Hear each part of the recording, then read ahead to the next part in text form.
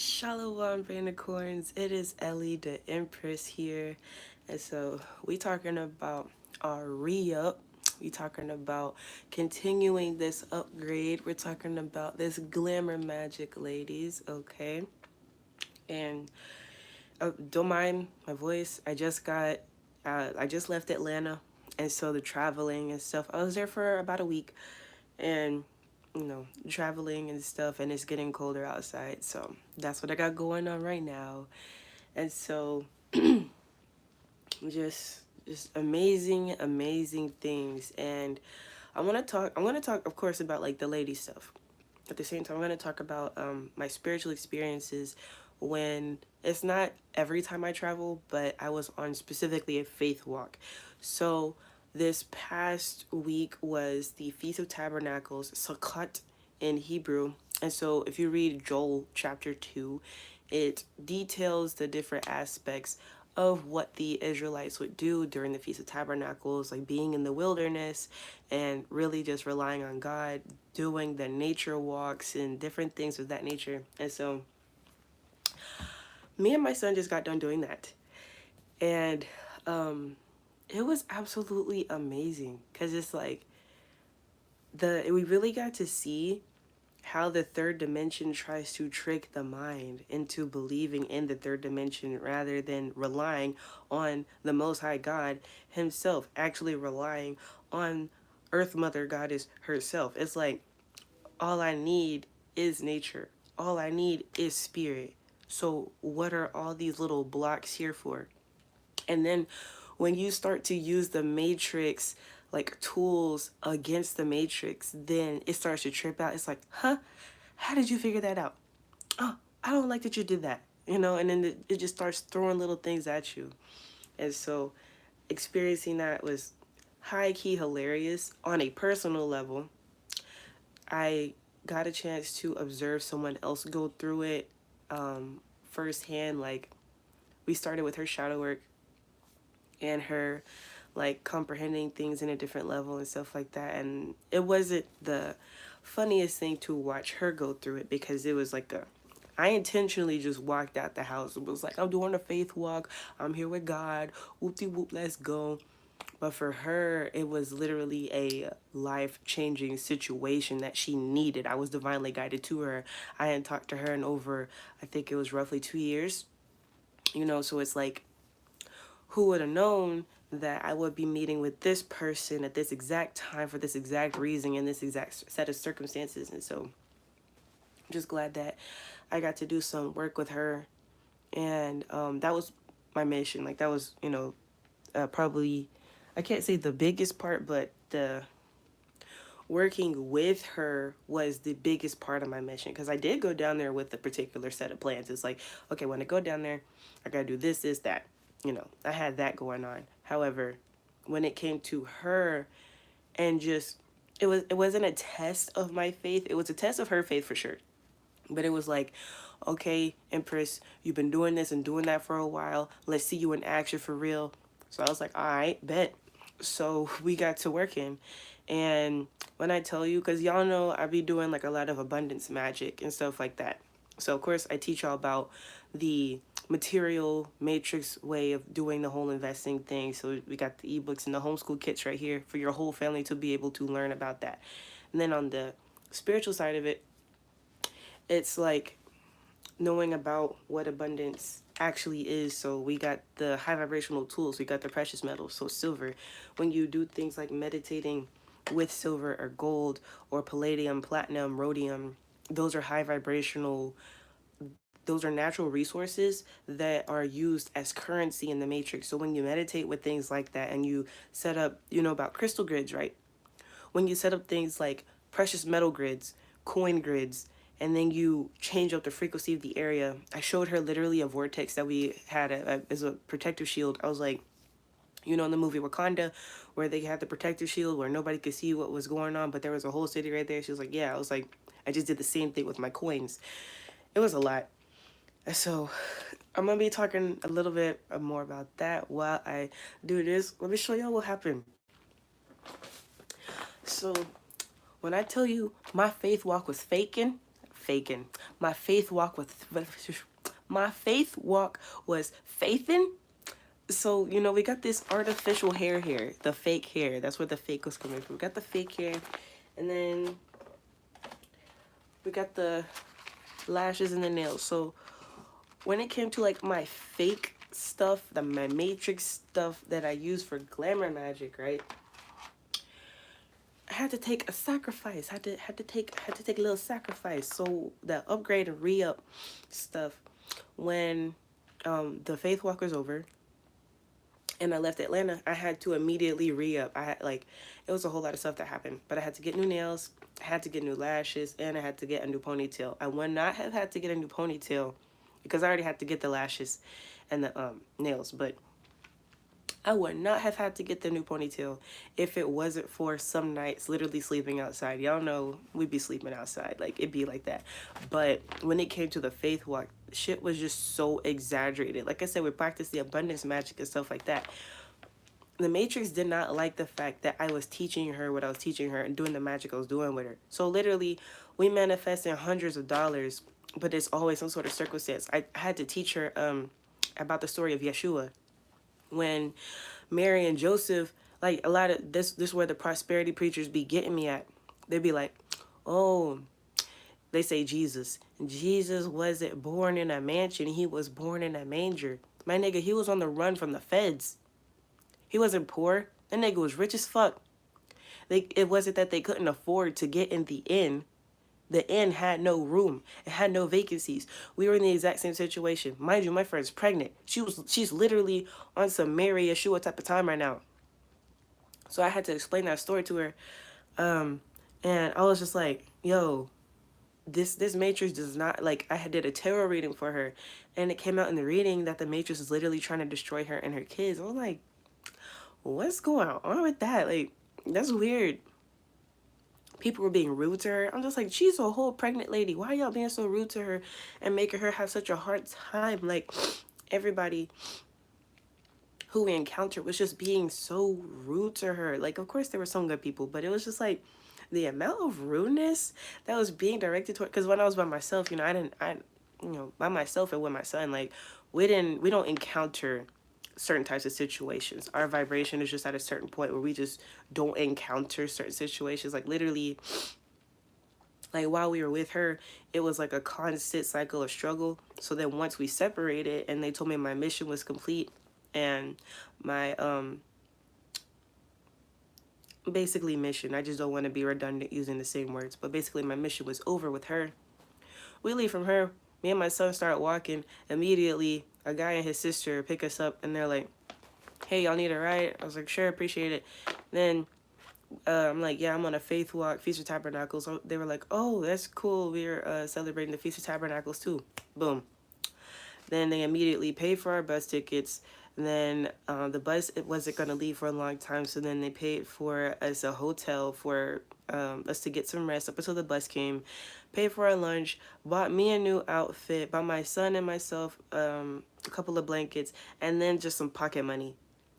Like, that's the type of life that I live. Like, I'm just able to manifest immediately whatever it is I desire, what I want. My son is too. Whatever I desire and I want at that time, I just get it. And so, like, being in her presence and letting her observe that sort of lifestyle energetically versus thinking, I gotta hustle in order to get what I want. When you rely on your physical labor, that is the first block of the Matrix. So I'm gonna get more into that, but had to re-up. I told y'all, get you a little $30 life upgrade. You know, maybe different in different areas, but I spent $20, got a new ponytail,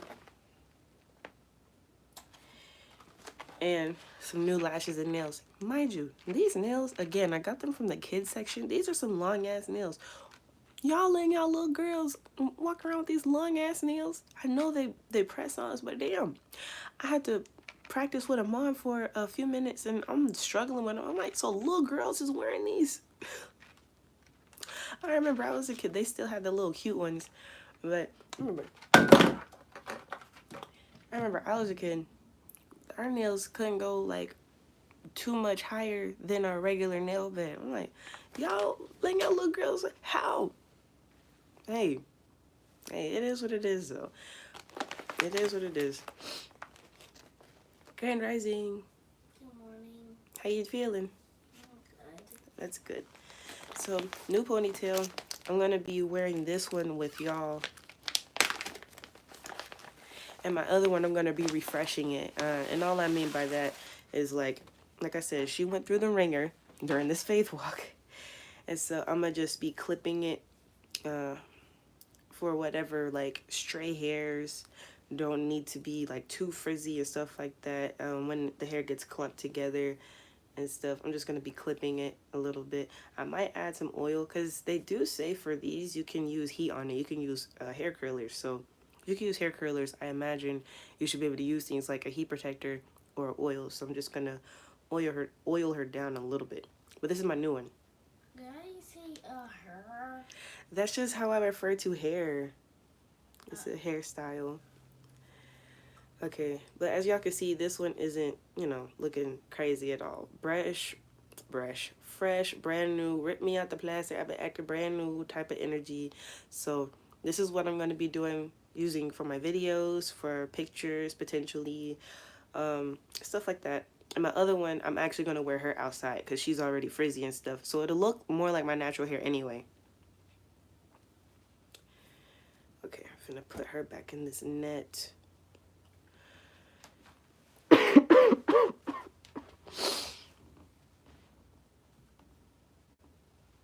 Coffee. I had tea all day yesterday.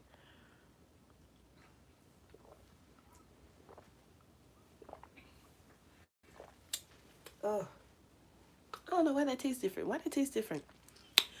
That just tastes good. Okay. So I just rinsed my hair out. I didn't like wash or anything like that. Just rinsed. Got it soaked. It's not soaking dripping. As you can tell by my voice, I'm not trying to just have a dripping ass head, okay? I'm not trying to do that. That sounds nasty. But I'm not trying to do that. I just need my hair wet enough so I can brush it to where it's flat on the top part, and I could get my ponytail easily into a ponytail holder. Where's my ponytail holder? Where is that? It's over here? Yeah, it's over here. Okay. Before I even do any of that, let me get everything spiritually right. So I went to this, MJ was like, we need to go to a spiritual store while we were in Atlanta, because I'm telling you, the energy work we were doing was insane. My son knows. When we go to the spiritual store, like, and we're, buying crystals or, certain tools and stuff, I let him pick it out. But this time I picked the stuff out because we were unfamiliar with that store and they didn't have everything. They had a lot of things like supplements, things you could ingest.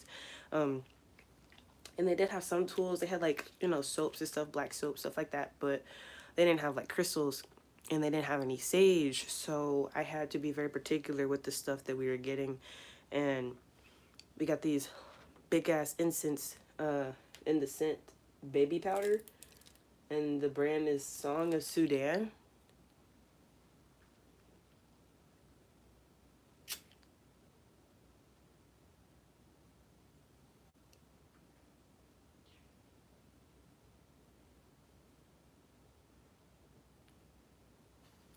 Okay. But yeah, like I said, this is baby powder, so that self-love, that inner child healing, that, like, if you're spiritually pregnant with anything, if you're financially or investing or entrepreneurially pregnant with ideas, if you're reinventing yourself and you're, rip me out the plastic, I add the brand new, like, use a baby to this whole bad and bougie, big baddie sort of energy to yourself. Like, you might have been cute your whole life, or you might have experienced being cute intentionally. You might have worked a corporate job where you had to have a certain dress code, but now you're just like intentionally being cute for yourself. It's a new level, a new area of being in life. Baby powder. Plus, like, my friend was pregnant, so it was perfect, like, that sort of thing. Okay.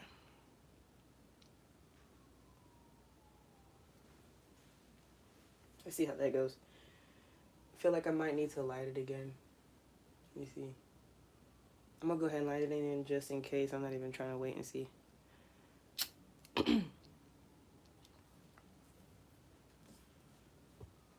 And this stream might be kind of long. I'm just letting y'all know. There we go. There we go. Now it's lit. Now we lit. Now it's perfect. Yeah.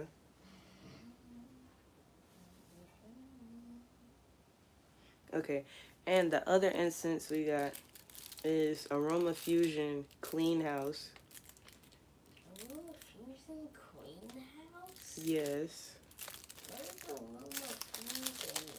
Aroma Fusion. So that's the name of their brand, but aroma means smell, and fusion means you're combining something. So you're combining this smell with the air. You got it? Well, what does that make? This smell is clean house. So it smells like, in general, like house cleaner, laundry, just things in general. But it spiritually means cleaning house. So also just like a new energy type of smell. New car smell sort of thing. Like it literally smells like Lysol without as many chemicals. It smells like a clean version, an eco-friendly version of Lysol. Like a eco-friendly version of Lysol? Yeah, Lysol. You see these wipes right here? Mm-hmm. This is Lysol. So these Lysol wipes, but it smells like that without the chemicals in it. Mm-hmm.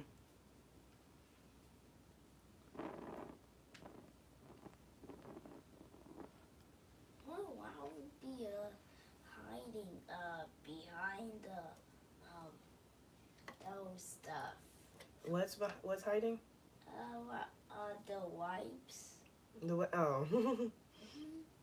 Yeah, it's not hiding. I just happen to have some stuff in front of it. Okay, so I'm finna comb these.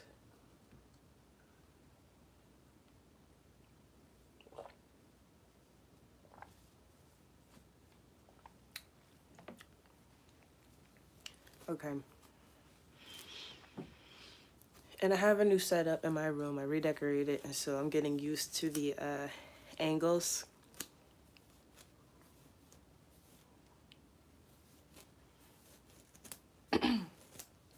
But yeah, like I was saying, I was teaching my friend about like using her energy more than using her physical labor. Because I'm not saying that using your energy isn't tiring. Using your energy can be very, very tiring.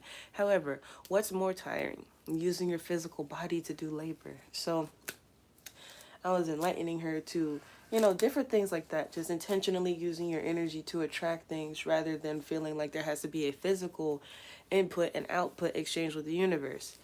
And so once we started interacting with the matrix more energetically, intentionally versus physical labor, that was when the abundance started to flow in. So for my own personal journey, I was told that my wealth was going to increase and I would basically unlock the wealth portal once I went down there. So my faith was just to get down there.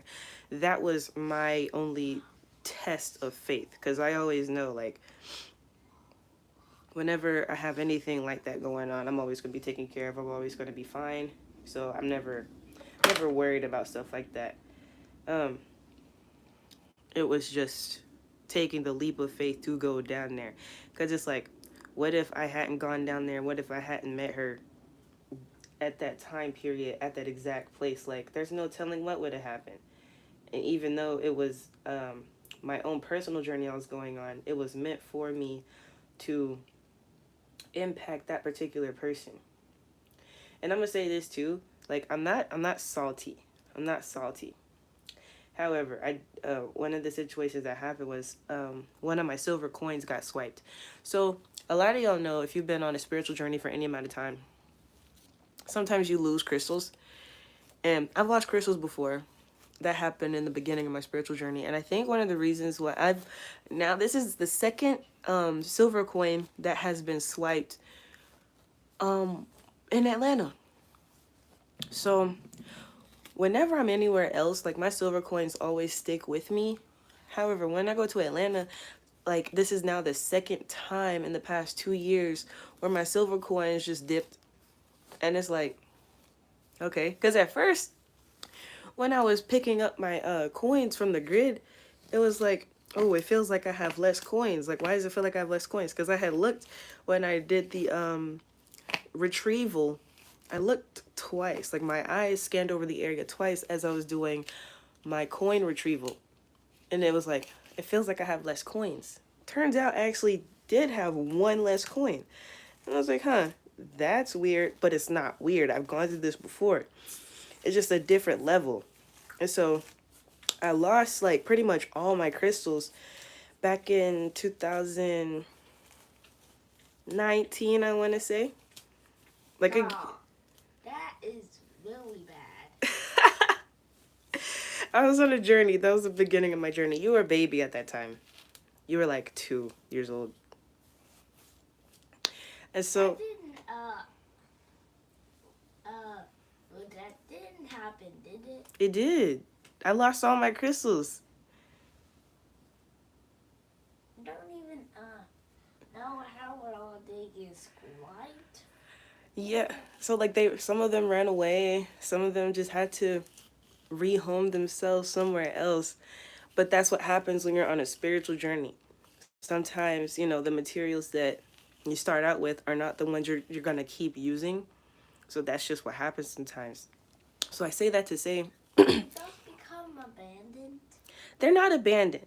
Now, if I was to abandon them, that'd be different. That means leave them somewhere without the intention of taking them with me. And that didn't happen. I just woke up some days and was like, where are my crystals? So that's different. That's not abandonment. So I say that to say this. It's the exact same thing now that I'm in my full-on manifestation, like abundance journey, like actual finance, material wealth sort of thing. Not just, my spiritual walk. Because when you got your crystals, you have your different crystals for different things. But when you're talking about silver coins, obviously you're talking about material wealth. Like, obviously, that's like, bank account prosperity, whatever type of assets you may own, how your business is going. Like, it's very, very specific. And so when I realized, because I just realized that today, because at first, like I said, it just felt like I was missing something, but I didn't see that I was missing anything. Now that I have left the city, I'm like, oh, okay, I know exactly which one I'm missing now. I know exactly what's going on now. And it's the exact same as when my spiritual journey had first started. I had reached a new level and I had lost all my crystals back then. And so now, I'm not saying I'm going to lose all my silver coins now. It's just, this is the second year in a row that I have lost a silver coin in some sort of way. So that just lets me know that there's going to be another upgrade. And I took the leap of faith. So it was like a sacrifice sort of thing. And, the regular person could hear that and be like, oh my God, not losing silver. That's a whole coin. Like, I'm not tripping because I know what that means spiritually. There's give and take to everything. And if you're not going to sacrifice something, like I sacrificed my energy, I sacrificed my security, I sacrificed literally everything in my situation because, like, y'all know I got the court case going on with my son. I realized what that was. That's energy control. That's physical control of a person. So instead of just treating the court case like what it is, a child abuse court case, the people, the defendants, we're trying to use that case as a custody battle. Okay, that situation is not a custody battle. And even if you were to try to use it that way, the people who are trying to make me seem like a bad person are the ones being sued by the state, not me. I'm not doing anything. The state is suing these people, and they're trying to make me seem like an inadequate parent and trying to make it seem like I am incapable of being a parent. Look like the square. You said what? Why does that do-rag thingy look like a square? I didn't know his name. Do-rag thing look like a square? What square? What you talking about? Oh, what are you talking about? That. I don't know what you're talking. You keep saying that. I don't know what you're pointing to. This. That's a ponytail. I thought the ponytail looked like a square. It's fresh out the package, so you know it still has a shape to it. And so instead of doing things, yeah, instead of doing things how they're supposed to, it was okay, well, let's put surveillance on her. Since they're saying this and that, let's put surveillance on her. So I had been under surveillance for nearly a year, not doing anything, like doing my best to not make any sort of moves at all. And that's a ritual. That's an entire ritual. So when you're like in a space like that, okay? And people are trying to make it seem as if, you're doing something wrong, you're doing something bad, this, that. And that's according to the Matrix. It's just like, okay, what are my intentions here and what are their intentions? Because obviously, I'm not doing the things that they're doing. And even if I wasn't doing the things that they're doing, I don't have any malicious intentions towards anybody. So why are people trying to attack me? So I had to break myself out of the mental prison that I was in, thinking that I couldn't do anything. Because now, even with that court case situation, nothing's making sense at all, even legally. Because it just seems like, I'm not saying things actually did get lost in files, but like no one's paying any attention to anything. I haven't been contacted for anything in months. So what's the problem now here? So if I'm not getting contacted, there's no updates, there's no nothing going on for months. I shouldn't be obligated to just stay in one spot and always be surveilled and watched all the time. That's not fair to me. That's not fair to my son, especially when I am not the one who did anything. My decisions were not the cause for my child being taken away by Child Protective Services. CPS did not have to take my child from me. That was not what happened. CPS took him from a different parent for serious reasons with physical proof. And so when you take things like that into consideration, and just when you realize the fact that the Matrix tries to play so many tricks, this is literally like the movie The Matrix. Like, they'll do anything, use anything to try to trap you in a reality that you know isn't even real or not real to you anymore. Like, according to The Matrix, I'm legally married to my ex-husband. We haven't been together in years. But the Matrix is trying to paint a picture to say otherwise. And he was also trying to use that fact, according to paperwork and documentation, in order to abuse that situation for government assistance and stuff. Huh? Can I get my house shoes? Are they over here? I don't see them over here. They must be over there. Look under the bed, because I don't see them over here. There you go.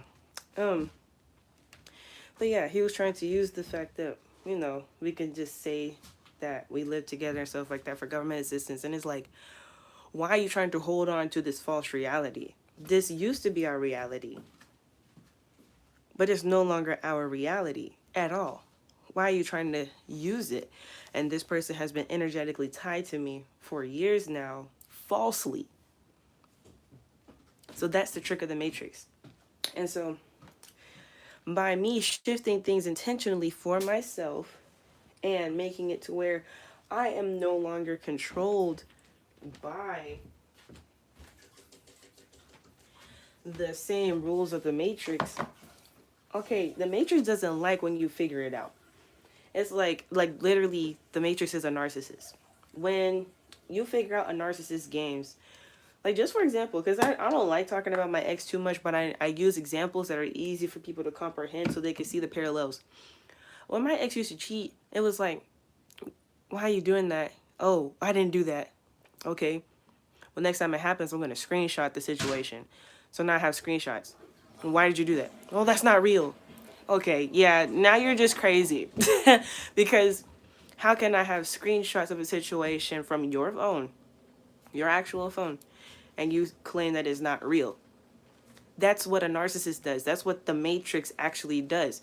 The Matrix will put you into situations that they know is bad for you and act like they didn't do it. Narcissistic type of behavior. Same thing with the system. Because y'all know, I'm not, it's never fuck white people. That's never what it is. However, it is fuck the colonization. And what I learned recently, like the mind trick, is to adopt the mindset of the colonizer. What you looking for? Not that for my tablet. Look under the blanket on the corner, because I had just seen it. It should be right there. Okay, look under your pillow. Because it should be right there. I just seen it. He did look under my pillow. No, because I had just seen it earlier. It was right here. Okay, clean off the bed and see if we can find it. Because it was literally right there. So you adopt the mindset of the colonizer while having righteous intentions. Because the colonizer walks up into a spot and be like, all right, cool, I'm taking over all this shit. And they don't mind raping and pillaging and making people forced to do things that they don't want to do at all. Whereas if you have a righteous mindset and you're a colonizer, it's like, okay, cool. Hey, yo, I want some of this over here. Y'all keep doing what y'all doing. I'm just letting you know, like, I'm finna do my own thing over here. And if y'all want to benefit from it, like, we could work something out. The Matrix don't like when you figure it out, bruh. And the colonizers don't like when you figure that type of stuff out. The other beings that manipulate the Matrix, because they don't control it, they manipulate the Matrix. They don't like when you figure out their mindset. So everybody's, oh, fuck white people, fuck the government. No, you just make the government work for you, and you make the oppressive mindset work for you. So when you adopt the mindset of a colonizer, basically I'm a white man in a black girl's body. Wait, you're both combined? Mindset wise, yes. Wait. So you're literally both. You're really both type of people. Mm-hmm. And so while I have my physical limitations, that is an illusion by the Matrix, I already have the mindset. So by me being already aware of the limitations that I'm going to face because of my physical appearance, I just maneuver and loop-de-loop around it, and then I just act like it doesn't exist. Once you figure it out, you're able to maneuver different. So, like I said, I've been in reset mode and like getting into a new space. I've done the spiritual work, I've done the shadow work, and I've been able to get. Maybe you moved the tablet somewhere else. Did you pick it up anywhere? Because all I did was unplug it and plug in my phone. It should have been still on the bed right there. Wait, don't know if you dropped it. I didn't know it didn't drop or anything earlier. Check and see if you took it in the kitchen by accident or something. Because it should have just stayed on the bed like it's a tablet. Like, you took it in the kitchen? It was. And that's what I thought. So, Sneaky tablet. talk about sneaky tablet. And so, when you figure it out, you're like, oh, okay. Because even with the ideas that I have now, at first, I was trying to work with the spiritual community. Fuck the spiritual community. Your phone's on 99% now. Okay.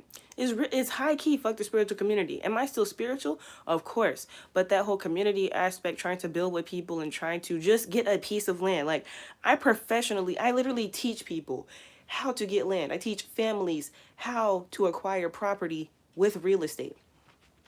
Trying to get a group of people together to do that that was the most unnecessary, most bogus, most retarded, most slow ass, that was the worst shit ever. And what's going on is not staying up again. It's not going to stay up. It's going to continue to lean. That's just because of gravity. That made no sense. That entire situation made no sense. And now all of a sudden, people just lost their minds and keep getting wrapped up. I'm literally having to sue people in the spiritual community. Fuck the spiritual community, bro. No, no. The whole thing, no. Just no. So, with that being said, not only is it a new mindset, it's like, okay, well, since the simple thing, like plenty of people own land, even people in the spiritual community that I was talking to, they already own the land. But are they doing what's necessary for the community? No, they're actually being a nuisance. They're part of the people that I have to sue. So realizing that, that strategy is never going to work, no matter what. Like, I don't know what the heck, but that strategy is never going to work. I'm like, okay, cool. Getting some land is not the thing anymore. People can still learn from me on how to acquire property and stuff like that, but getting land with people, no, that's not the move. Not the move. So the the whole thing of like having a mindset shift of believing whatever, okay, even though Elon Musk is an African American, you could take him for example. Then you got Jeff Bezos. They both have independent space programs. They have independent space programs. On top of the fact that they have futuristic businesses. So you have Amazon, you have uh, PayPal, you have Tesla. Okay, those are all futuristic type businesses on top of space. So while real estate is old, I am like educating people on a level that's more new age. So I'm helping people comprehend the concepts of blockchain technology intertwined with tangible assets like real estate, along with making the terminology bird dog more common because when I first got started, not many people knew what that was at all. Not many people knew that you could get into real estate investing without having a license and not doing your own contracts. So the bird dog doesn't have to do contracts. They just get paid for doing labor or for finding deals. And so my purpose of making that a more well-known terminology, how people can get started in real estate, I pretty much accomplished that already. And now the next part of things is educating people who are bird dogs or who are beginners in real estate, who don't necessarily have the funds to purchase a property for passive income. So it's like, a person wants to invest in real estate, but they don't have $10,000 collateral or for a down payment or cash or, for purchasing a property or like even having 100,000 in cash or financing to purchase property for passive income. Not everybody has that. Everybody got $100 though. Everybody has $100 or less. So I'm teaching people about the concept of investing in real estate on the stock market. So when you just change the game up, okay? When you change the game up, because it's not about, like, I'm still in my purpose. I'm still doing, everything that's necessary. I have the books out. I have the e-course. Like, I have all this stuff. So now, as far as content creation wise, that is reinventing the identity. So once you reinvent the identity and you revamp the information that, you don't necessarily have to be a content creator, but when you reinvent and revamp your appearance to the public, that is how you get to the next level. Okay? So, physical appearance does play a part in that. It's not necessary to have a different physical appearance for certain things. However, it's an energy boost. It's glamour magic. So while I was in the cave for about a year, I was studying in the cave for a year. And now here I am, 2023, busting out with all this information. Got homeschool kits, got ebooks, got all that out to the public. Now it's just like, oh, who is this? Sort of thing. Hold on. MJ, turn your volume down a little bit. So now it's this whole new identity type. 4 viewers or 4 likes. Appreciate y'all. Whole new identity archetype sort of situation going on. It's like, okay, so new people who come across my content will be like, oh, snap. And then people who had known me before are able to grow with me. That's what I really like. I don't like people who like you know, want me to stay the same. Cause it's like, okay, if you want a content creator in this space specifically, like we're talking about spirituality and high value individual, like high finance, like doing things for the community with a lot of money and making it to where things are easier for everybody else. When you're talking about things like that, obviously you can't stay stagnant. Like that don't make sense. Cause I'm really at the point where I'm just finna like cut people off when they're trying to talk to me. Be like, I don't speak broke. I don't speak broke. Like I don't, I don't comprehend what you're saying. Like even I can perfectly know what they're talking about, what they're saying. But I'm like, no, I'm not, allowing you to pour into my mind, into my ears, into my spirit, your brokenness. No thanks, because it doesn't matter how much money I have in my bank account. I know what I'm putting my investments toward. So if you're not speaking on a level of having investments, having passive income, having business strategies and ideas that can benefit the collective, don't talk to me. Because even like, when you're talking about building an empire, okay, a vast majority, the reason I coined the term woke broke niggas is because a vast majority of spiritual guys don't know what it even is to be a father, let alone a husband. Okay? So if you're building an empire and you want to talk about things like polygyny and you want to talk about things like leaving a legacy, sir, if you don't have a generational wealth plan, none of that exists. None of that exists. If you have baby mom issues, and if your poly situation is polyamorous and it's not polygamous, like actual polygyny, having multiple wives, if you're just fucking on females, like, dude, get the fuck. If you're talking about going 50-50 financially with your lady, get the fuck. Get the fuck. That's broke behavior. That doesn't make sense. That's not a legacy. You need to have a generational wealth plan. Because literally, I was traveling and one of the gentlemen sitting close to me, he sees me. Firefly said, Grand Rising Ellie, Grand Rising Firefly, how you doing?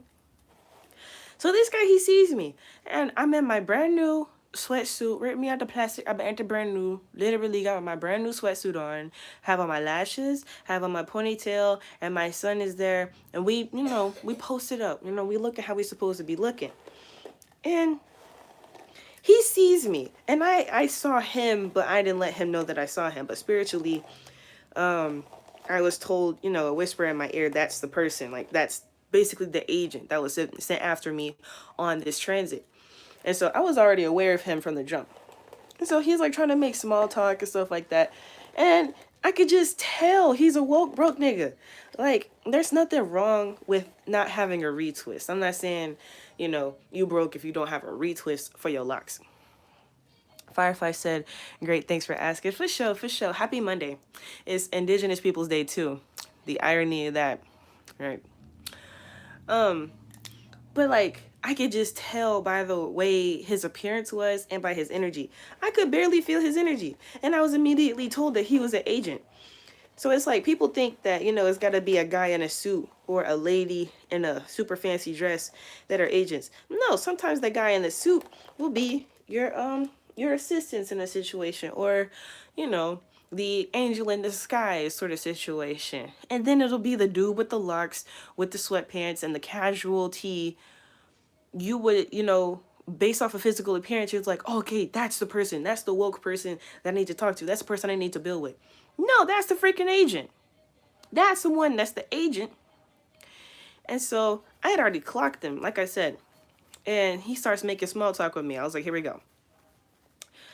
And so he trying to like talk to me or whatever. I don't eat my food, right? Like, and y'all know. I mean, some of y'all might know, but when I'm eating my food, it's a thing for me. Like, I'm eating my food. So he's making jokes like, oh, so you're just not gonna share? And I'm just like, ha ha ha, just continue eating my food. And then it's like, he could have just left it there. Then it was like, oh, you stingy and stuff, blah blah blah. Smash said peanut butter. Okay. Then I was just like, okay, there's not this guy. And then I had a whole bag of food. So I'm eating throughout the trip. And I gave my son his food. It's like, oh, so you still just not gonna share? You so stingy and stuff like that. I was like, you can keep your word curses. And then he tries to like, like that woke broke nigga mansplaining shit. He was like, oh, I'm not doing this, blah blah blah. I'm trying not to cuss. I know you got your son with you and this and that. I'm just talking to him. I'm like, stop with your word curses. Respect my energy. And then he stopped talking to me. And so he had also asked me like how old I was and stuff, and he asked me for my Instagram. I was just like, here we go. Like, then he sees my Instagram. It's like you already know what it's like when you get a person's Instagram, and you're able to just like see what they, because all he saw was my physical appearance, and he saw that I was with my son. So you see this pretty ass girl that's just chilling, doing her own thing, traveling with her son. You ask for an Instagram so you can see what she looks like and you can see what she's about. That's what Instagram is. So even after getting my Instagram, that dude's 42 years old, mind you. Even after getting my Instagram, knowing that I am 25 years old, he still was like trying to act a fool type of thing. Like, bro, you see my page. Why are you still acting? But it doesn't matter when it comes to agents like that. So then the other guy was like, hey, do you have an iPhone charger? I was like, yes. He was like, can I use it? I said yes, and I know how it is with iPhone chargers. Any type of charger in general, but iPhone chargers, I let him use it, but I still had it in my possession. So he was still like using his phone. He had to have the cord stretched. Luckily, thankfully, my cord was long enough to reach his seat. While it was still in my possession, he was able to use it. So then the older dude, that dude was like probably in his 20s or something. Then the older dude, the 42-year-old, was like, oh, you know, she go by the laws of the land. She this, she that, she letting you use her charger. That's a blessing and this and that. So, you might want to do this. You want to turn your phone off and like trying to just interject himself into a situation that he had nothing to do with our situation. But because he had been talking to me, he's trying to interject himself into my situation with a totally different person. So he's like, oh, you want to turn your phone off and your phone's going to get really charged and just let her hold it and stuff like that. I'm like, yo, first of all, it's my charger. Okay, I could do what I want with my charger. Second of all, it's his phone. He could do what he want to do with his phone. All he asked for was a charge. And then he's like trying to explain to him, he's like, you appreciate it, like back up, like, it's money moving around right now. So I'm not trying to be nosy, but we're in close proximity. Like our seats are right across like the little walking aisle, so I could hear what's going on. He has some business stuff going on. So like this dude trying to interject himself into our situation, trying to obstruct like what we have going on. Like he has his own personal life thing going on. All he needs is a charge. I'm chilling. I don't have nothing going on besides let him borrow my charger. But you have this other irrelevant ass person trying to interject themselves into our situation. So that's what I mean by agent. Not everybody is literally a paid agent by the government. And that's, again, why I had to really separate from the spiritual stuff with people. Because it's like, oh, you're a paid agent. No, these niggas don't even be paid. They just get their body snatched. Firefly said, wow, the nerve of him, no respect. At all.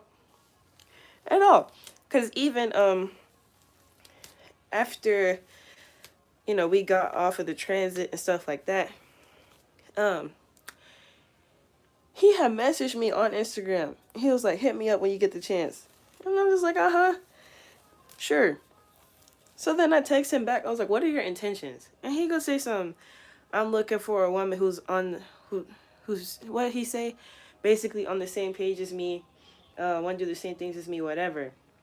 And mind you, we didn't arrive to our destination until almost midnight. And this dude's on the phone trying to set himself up for something, right? So it's like, hey, calling his relatives, like, oh, I'm finna do this, I'm finna do that, blah, blah, blah.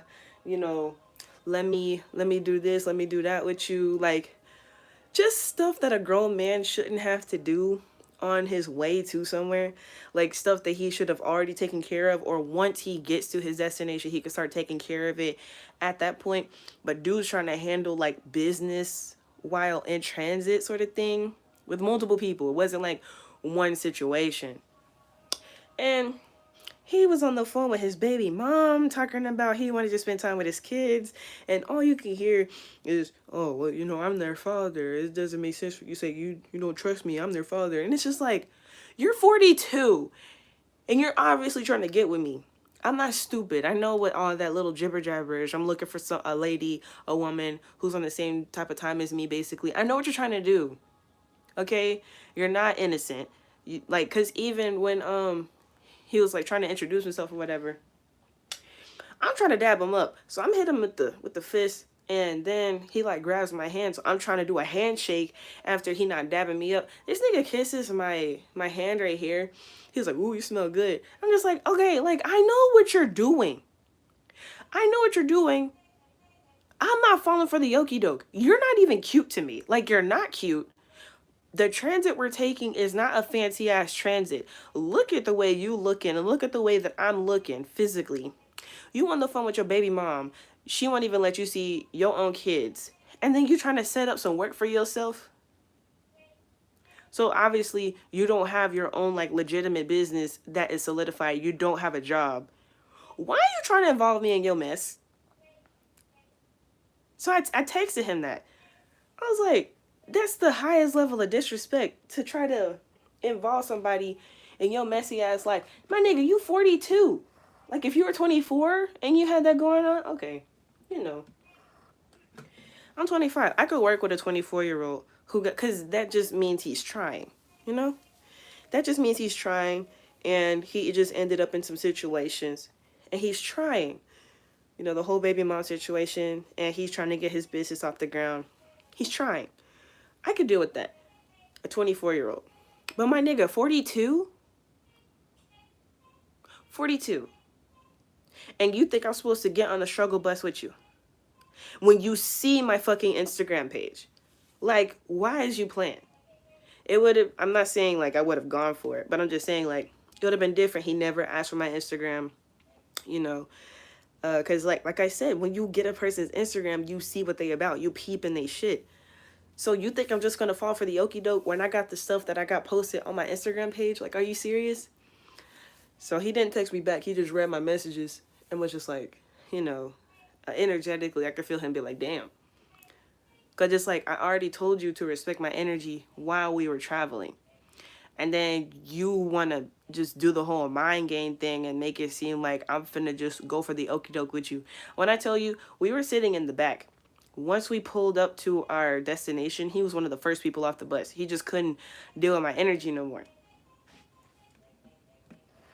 But still, had the nerve to text me talking about I'm looking for a woman to da-da-da-da-da. It's like, I can get you out of your situation. You know for a fact I can get you out of your situation. You can't do shit for me. Your dick probably not even good. Like, I'm just saying, like, you're 42. And so this is what I mean by adopting the mindset of the colonizer. Once you can just see and peep certain shit, because I could have seen his appearance and been like, oh, he has locks. Oh, he this, he that. He's woke, and, I can deal with, I'm not dealing with that shit. I'm not dealing with that broke, woke nigga shit. Why do I have to deal with a woke, broke nigga? No, I'd much rather, because, like, my dude doesn't have to be super, super spiritual. Like, if that's just not part of his calling, for him to be super duper spiritual, then it's not part of his calling, and that's okay. Because that's what I'm for. I'm there for the balance. Now, I would prefer for my dude to be really, really spiritual, so he won't, have those moments where he's like, she's going off the deep end. Like, I would prefer not to have that energy, but it is what it is, though.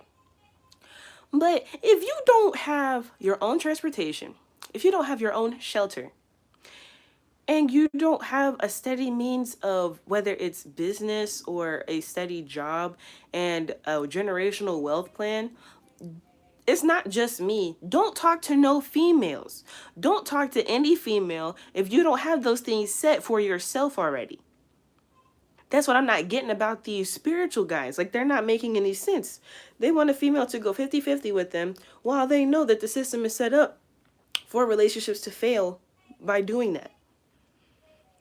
So it's like, literally just take care of yourself and do what you need to do for yourself by yourself. And then you can attract a person to build more with, to expand your empire,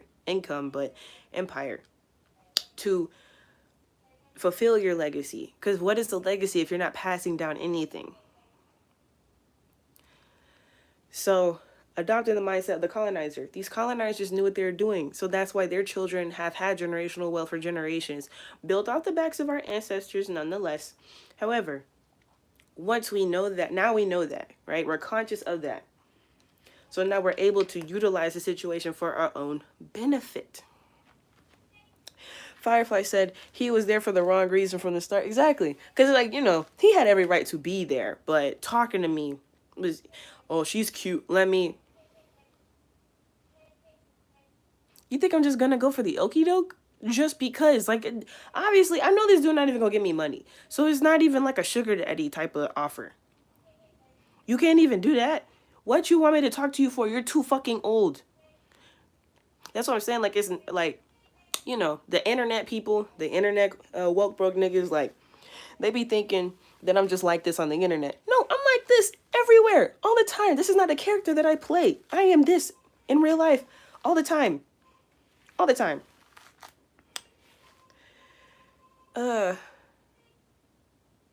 Black Alien says she's broke and pretty. She was on Ghetto Gaggers. Cut your split ends, baby. Come increase your family savings. Business, nothing personal, no relationship. What are you talking about? What are you talking? Yo, this is what I was, like, I know I touched on the whole relationship topic for a little bit. I was using it as an example, but as soon as I start speaking like that, it doesn't, like, again, the title of this video is Refresh and Restart Ladies, Upgrading and Re-Up on Materials for Glamour, Magic, and Manifestation. Somehow these guys still end up finding my channel, especially when I start talking about topics like that. Like, this whole thing of me being a hoe and doing porn and just, I don't know where this shit's coming from. I have no idea. And then trying to, like, trying to degrade me and then get with me through a comment section.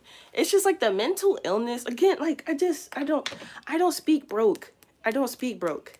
I don't speak broke. I don't speak broke. Bro, Black Alien says she doesn't cook breakfast. You're not alone. You have roaches. Like, just weird. Just weird. Because I was using that as an example of how to transmute the colonizer mindset in order to utilize it for yourself in the Matrix. And by me using that interaction I had with that one particular individual, then this weird stuff starts happening. It's like, how do y'all even, like, it's like you had to sit through my live stream just to jump on a topic. Like, you had to sit there for a while to find something to start talking about. Firefly said, at 42, Naga, your light bulb should have been turned on. He was an NPC looking for a young lady he can get over on. Just darn ignorant. No manhood at all. At all. At all. At all. Bro, Black Alien, like, you can really just go talking about how's your childhood. That is a weird question. Considering all the other comments you have made. That is just, you're just weird. And you, bro, what time is it? And you're in your time zone. Like, it's the AM. You just woke up. And now he's saying she's a cool girl. I'm just going to take you out of the comment section because, like, y'all be waking up on bullshit. How do y'all wake up on bullshit? Okay, Kim said hi. Hey there. Like, I don't get it. I don't get it. Niggas just wake up on bullshit. How do you wake up on bullshit? I'm over here telling y'all a story about an experience I had, and they just start spamming the comment section just on weird stuff. and then speaking as if, you know, it's in third person, she this, she that. Nigga, I'm right here. I'm talking to y'all in the comment section. Firefly said, they must be bitches. They see your title. I know. It's like you can see the title. What? This is why I refrain from talking about things like relationships, because just weird stuff like that starts happening where the whole video has nothing to do with relationships. Um, like again, I was talking about the manifestation magic, the glamour magic, in order to attract the life that you desire. I happen to use that example for an attack from the Matrix, utilizing someone that looks like us, who appears to be conscious like us, to use against me. I'm using that as an example because all that dude would want to do is put me in some sort of situation and, you know, make it to where I'm constantly having to help him out with stuff and I can't build for myself. That's all that would have happened. But he would have had, you know, the dick, and then it would have been like conscious conversations. It's like, oh, spiritual this, spiritual that. When he's probably not even on my level. Because I'm finna give y'all the example of me being on the mindset of Jeff Bezos and Elon Musk. Now that I'm getting back to that. Reality is unique with the hearts. Greatly appreciate you. I only got one hand right now, so I'm gonna do that. I'm gonna finish the heart in a second. And so, ladies, with the community that I'm now starting, we're learning about the concept of marine liquidity, fiduciary flow, and so I'm gonna be talking more and more about that concept and the celestial beings and how we can fulfill, you know, underwater communities. Because like I said, the whole buying land thing with the spiritual community, no, not at all. But with ladies, I know for a fact that we can get the downloads necessary because I'm already seeing it. I'm already seeing it from different conversations I'm having and the different content I'm coming across from goddesses that we already know what's up. So by starting these underwater communities and these private islands, okay, we use the same things such as space research and technology for the seas, for the depths of the seas and for the waters. And I'm charging the guys $11,000 to participate. No less than $11,000. Because while a lot of masculines have had the resources to be able to help us for the years that I've been active doing this work, and they just refuse to. They just refuse to. It's not like a thing of they can't, there's limitations or anything like that. No, they just refuse to. They refuse to assist and help out even when we have, you know, dire situations going on. And I just refuse to continue being held back by trying to wait for masculines to get their heads on straight. They don't mind trying to get into a relationship. They will try their hardest with that. However, when it comes to actually building the way that they say that they want to build, they're just not serious. So ladies get in for free and guys have to pay $11,000. So when you have figures who are doing their own space travel experiments, basically, they're basically experiments. Okay, well, we can do our own experiments. We can develop our own private islands, which I have information on. So if you go to the community tab, you can see the post artificial private islands, and you can read the details on that, and you can join my website. That's a free forum that you could follow, where I'm going to be sharing more information on how we can actually do that logically. Like, this is not a far-fetched thing. We already have people going into space and creating, you know, these space programs. So if we just do it in the water, like, we're already here on the planet. We don't got to go to space. We can meditate with our celestial brothers and sisters in the waters, as above, so below. It's the same thing. And so now that I am getting that game plan together, along with the material stuff here on the surface, you know, ladies, we're up. You know, we got it. You know what I'm saying? Because this is like a 10-year, 20-year sort of thing. And a lot of progress can happen in the next, 5 years. You know? Okay. So reality is unique. Here's your full heart. And Firefly said, why are y'all over here being disrespectful? You know. Savvy Goddess said, love what you're doing, sister. Appreciate you so much. Rashad Raw, Grand Rising Queen, Free Rashad, do not come over here speaking about all that stuff because y'all don't even watch his videos for getting him free. Like, y'all don't watch his court case videos at all. Don't, just shut up, shut up, shut up, shut up, shut up. A lady literally DM'd me on Instagram and was like, why don't you talk about the case anymore? I sent her the information on why I don't talk about the case anymore, and she didn't even open the message. Y'all shut up. Y'all weird. All of y'all weird. This video has nothing to do with that. Get your own mind straight. Get your own life straight. Shut up talking about another nigga. Get his dick out of your mouth. Get your fingers off of his dick on your keyboard. Just leave it alone, because you're not doing anything to help. That comment will do nothing. Savvy Goddess said, right, thought that was a little off. Just be normal and go with the flow. Period. Weirdos. Look, y'all see the title of the video?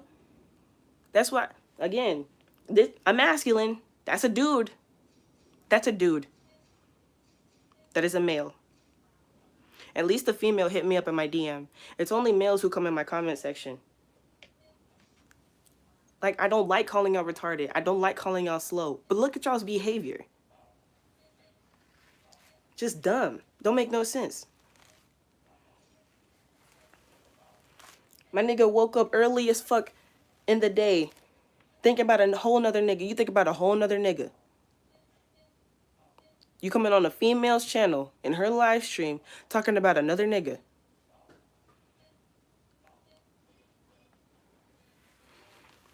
So like I said, ladies, guys have to pay $11,000 to be part of what we're doing, because since they don't want to provide their resources and finances directly in projects when we're all in groups and stuff like that, they're just going to have to pay to get in. They're just going to have to pay to get in. Hefty prices. You know, not $100, not $500, not $1,000. No, $11,000. I mean that. I mean that 100%. Absolutely. Like every time they make the example that I'm giving clear. You see that? They'll do that all day, but when it comes to actually building in the community, they don't want to do anything. They want to talk about niggas, and they want to fuck. That's all they want to do. Something's actually very, very wrong with them. So I just rather not deal with it unless they're going to pay some money, because I feel like $11,000, you have to have a certain amount of discipline to be able to save that amount to be part of a community where we're connecting with the celestial bodies, you know, underwater. I feel like somebody who's paying $11,000 kind of deserves to be in our space, you know, where we do talk about things like female nudity and, you know, expressing ourselves in our most feminine and authentic ways. Because if we're going to be in the water, we're not going to be wearing fucking clothes. We're going to be naked a lot. We're going to be having on bikinis and like our swimsuits, bathing suits and stuff like that. We're going to be in our most natural state all the time. So, you know, guys have to be used to seeing titties and ass just kind of jiggling around everywhere. These guys that are in the spiritual community, the woke conscious community, they're not ready for that. They're not ready for that. Like, you just got to look at titties all day.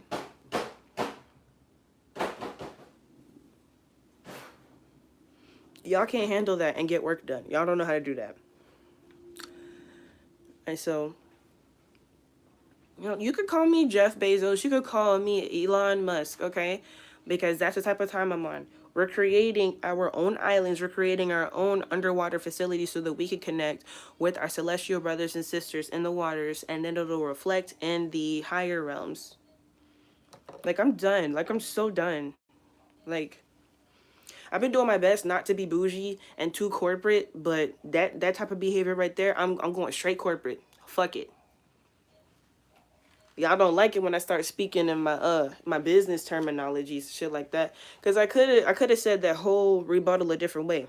I could have been like, this is what I do in public. I'd greatly appreciate if you would remove yourself from my vicinity simply based off of the facts of the matter that you expressed to me in such a way that unfortunately, my space does not allow for that type of behavior. Like, I could keep doing that and make you feel stupid. I could do that. I could do that all day.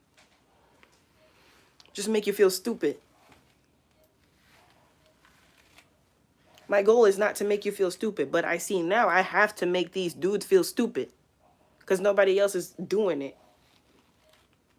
Like, you stupid for doing that. I don't care what you think your intentions are. That's stupid. This man got a whole, like, I'm not even trying to go off on that, but y'all keep bringing it up. That man got a whole sentence. You commenting in a comment section is like the dumbest shit ever.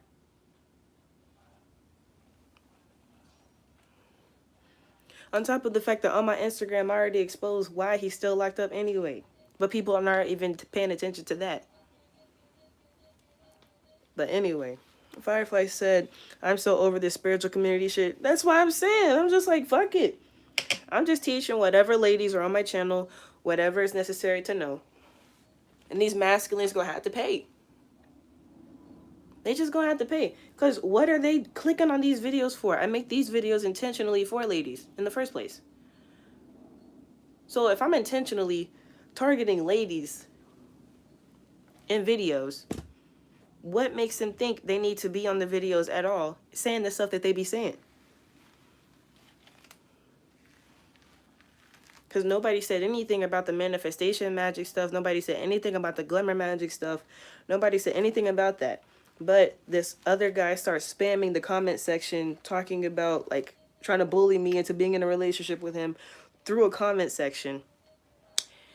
And then this other dude comes up talking about another dude.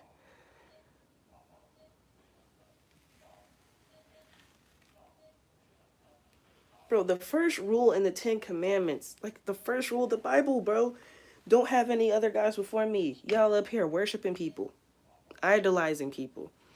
Weird. Then you want to say things like, oh, the Bible's not real, the Bible's fake, it's full of lies. You keep falling for the Matrix trap. You use the stuff in the Matrix for your own benefit. Damn. Damn. That's why I made my video back to spiritual basics. And I literally read the 10 Commandments. I did more than that, but that was one of the things that I did do. I read the 10 Commandments to people because I'm just like, y'all don't forgot what the basics of life is. Fuck being spiritual. The basics of life, my nigga. Oh, that's not gonna work. No, that's not gonna work. Okay. Savvy Goddess said they do it the unnatural way when these are our people and our ancestors, so why not? Mm-hmm. Mm-hmm.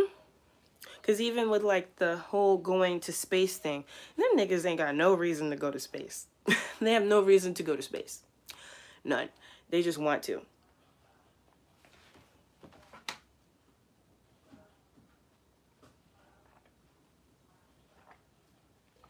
However, we have every reason in the world to go underwater. Our brothers and sisters are down there. Our sirens, our mermaids and mermen, brothers and sisters are down there. We got the Kraken. We got Atlantis. We have the Titanic. Because, you know, the workers on there, a lot of them were slaves. So there's a lot of black people down there. That's what nobody talks about. Like, nobody's going to talk about the fact that a lot of the servants on the Titanic were black people. They just, you know, when they made the movie, it was just like a bunch of white people in it. But, like, when you realistically think about the times, most of the servants were just black people. Even today, most servant positions are had by black people.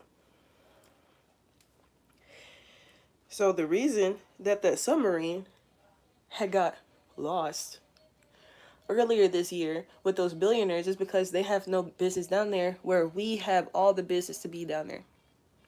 So this whole concept of flying cars, okay, when you're talking about having a personal submarine, that's a flying car.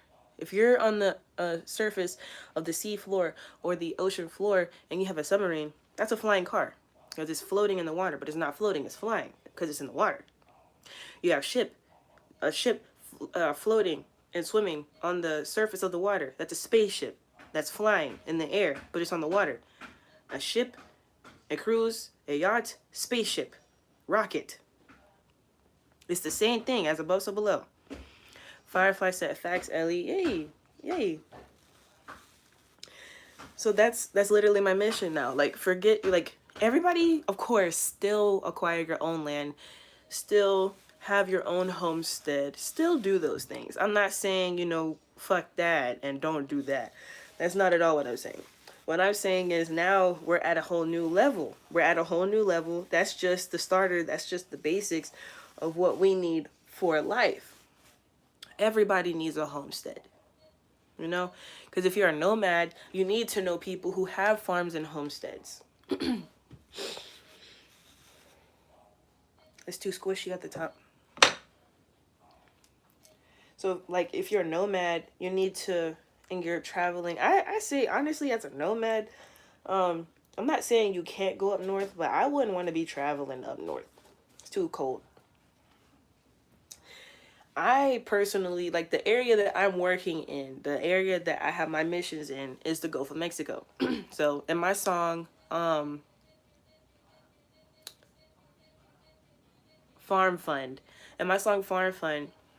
it's Texas, Arkansas, Tennessee, Alabama, Georgia, Mississippi, North and South Carolina, and we skip around Louisiana and Florida. We gonna move around those because those aren't necessarily agricultural states. Like, of course, Florida oranges and stuff, and Louisiana has its things, but the other states have a different type of soil for certain types of agriculture, and it's not as swampy.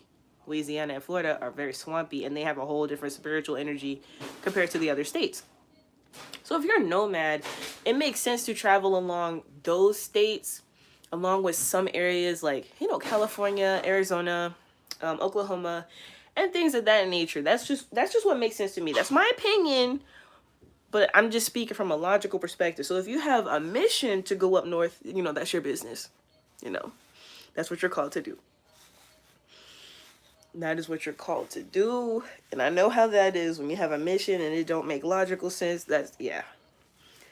But if I can provide any direction, you know, is stick with the Gulf of Mexico. That's where a lot of our energy work needs to be done anyway. When you're talking about the Mississippi River and the, you know, going into the Gulf of Mexico, you have the Great Lakes at the top, and then you have the Mississippi River in the middle. Then you got the Gulf of Mexico at the bottom. That's a whole energy channel. So you got the goddess Oshun, the river goddess, you know, dealing with that.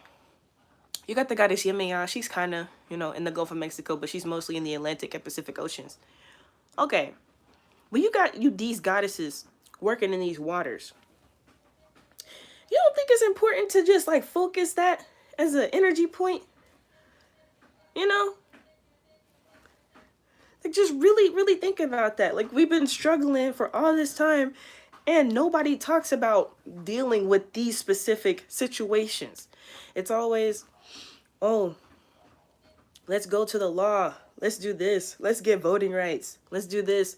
Trying to participate when the matrix is literally built against us.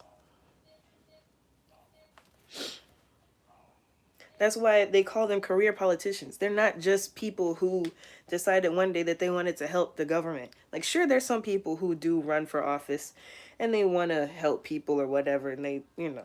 But the reason that they're called career politicians is because it's a bloodline. Most of the people you see in government office have bloodlines of people who are involved in politics.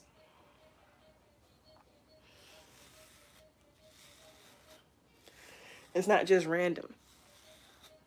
That's why you see, like, a lot of seniors and juniors who get into office in different spaces and areas.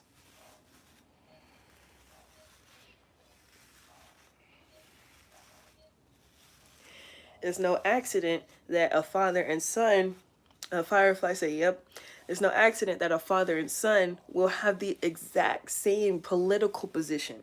It's no accident. No accident. Even with their campaigning, You know, some of them have to campaign, some of them don't even have to campaign. They just talk to the different lobbyists. They talk to the different other politicians who are, you know, already in contact and in their network and stuff like that to do favors for them. So fuck that shit. Don't even bother with it. It's a lost cause at that point. Because even those who look like us are even for us. I will never forget when I was working at a politician's office, since people want to judge me. Okay. I remember when I was working at a politician's office when I was 18 years old. If you didn't know. That particular politician had left from a meeting where they were voting on budgeting. You know, they always want to, you know, do some budgeting and cut down on expenses and stuff like that so they can line up their own individual pockets. One of the black politicians, was voting to cut um firefighter health insurance. They wanted to cut the cancer funding. So you're telling me that you want firefighters to stay being firefighters and you cut their cancer health insurance, a government job where they're the most likely to acquire cancer. You want to cut their health insurance. One of us, yes, Firefly, straight crooks. One of us, one of our people. Because you know what would happen if they cut the budget for them? He knows he will be one of the first people to get a pay raise.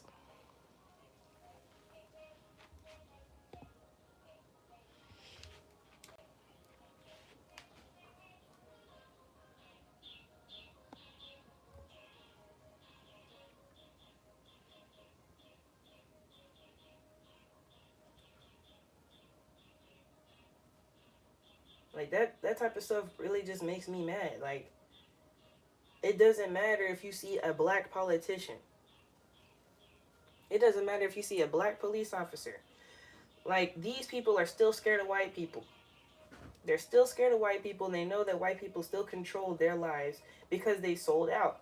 That is selling out. Knowing that you have a job that's quote unquote secure financially, but you don't have the freedom. Like, you just don't have the freedom necessary to do what you truly want to do in life. And you're still scared of white people. Fuck a government job then. If it's gonna make me go against my people, that defeats the whole purpose. Because if I was to be in politics, I would not be a Democrat. I'd be a Republican or independent. Because I know what that is. I know what the whole system is. You see a black girl, that's because people, you know, Candace Owens, she gets a lot of hate. She got some coonish ways, I'm not gonna lie, and say that I love her every single thing that she says. I do love her. I think she's great. But am I gonna sit up here and agree with everything that she says and does? Absolutely not. But just like people like her, a black female Republican, that's a statement. Like, that's more of a statement than anything, despite whatever views she may have. Just the fact that she is a black female Republican says a lot. Y'all know I'm cute. Nah, this is the new one. This is a new one right here. So I'm going to actually refresh my older one. Like I said, this might be a longer stream. I'm going to refresh my older one before I do my makeup and my nails, okay? And so just having a different mindset with everything versus trying to fit in, because I could easily get elected. Black female Democrat, that's an easy election. I'm not trying to get easily elected. I would make a statement. So same thing with Kanye West, right? Remember when Ye ran for president? He got votes, right? Okay, he would have been the second black president according to historic narratives, right? That's a statement. And he ran in his own party. I think he called it the birthday party. That was a statement. He didn't care about winning. He said what he needed to say during his campaign, and he let it be known exactly the type of time he was on. Then in the midst of that, he became a billionaire, and he did what he did. It's a statement. He knew he wasn't gonna win. Even the people who voted for him knew he wasn't gonna win. Appreciate you, Firefly. Love the little heart faces. But it's a statement piece. It is. These are because when you run for president, you have a platform. You have a different type of platform versus he's just a rapper. He had a clothing line. So that's a certain type of platform. But when you run for president, you're given a different type of platform. Had he made it to a certain level, he would have been in the debates. Like, people don't.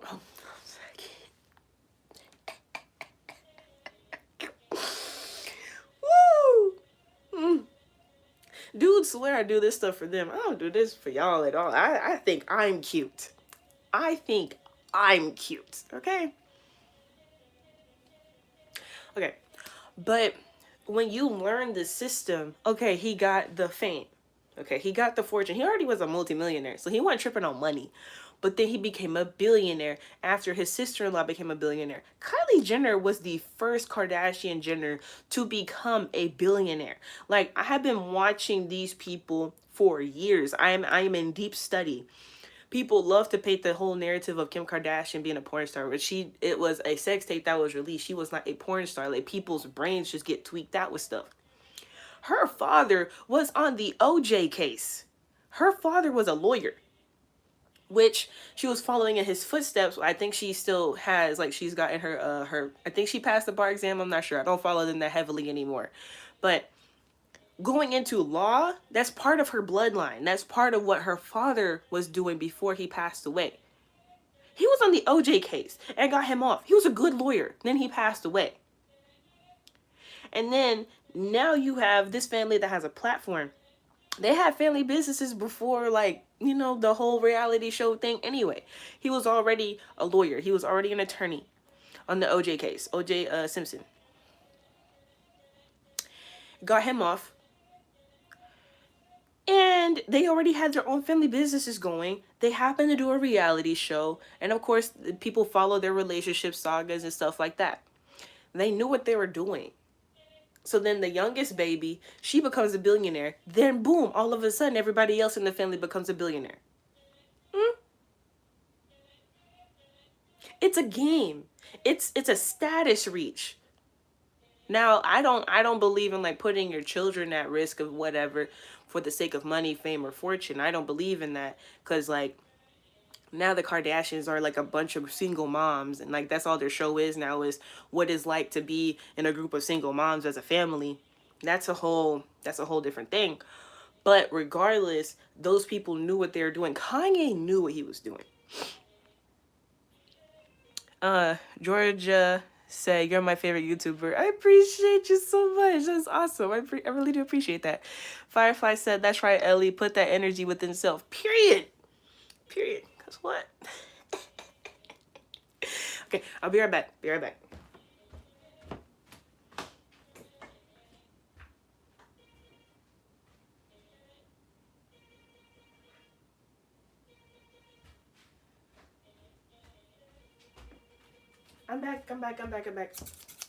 Have to get some scissors. Sean Harris said, "Peace, Empress. Grand Rising." Sean, how are you? Peace to you as well. Shalom. Couple scissors. So, like I said, I'm gonna refresh my other ponytail. She went through the ringer during this faith walk. Let me put this back in here. So the ponytail I got, this is not sponsored, I'm just letting y'all know. If you have a similar texture to my hair, I don't like how this frizzed up. I don't know how that happened. But if you have a similar texture to mine and you like this curl pattern, you like how this looks, you can apply heat. They said this is curling iron safe up to 400 degrees Fahrenheit. This is Made Beauty. And I got Spicy Doll, that's the style, and my color is 2.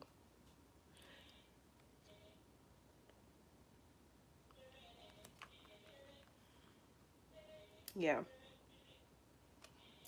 So, I know once I get some gel, then it'll slick down more. I'm just working with what I got for right now. It's still cute. It's just, I have my preferences for how I want things to look specifically.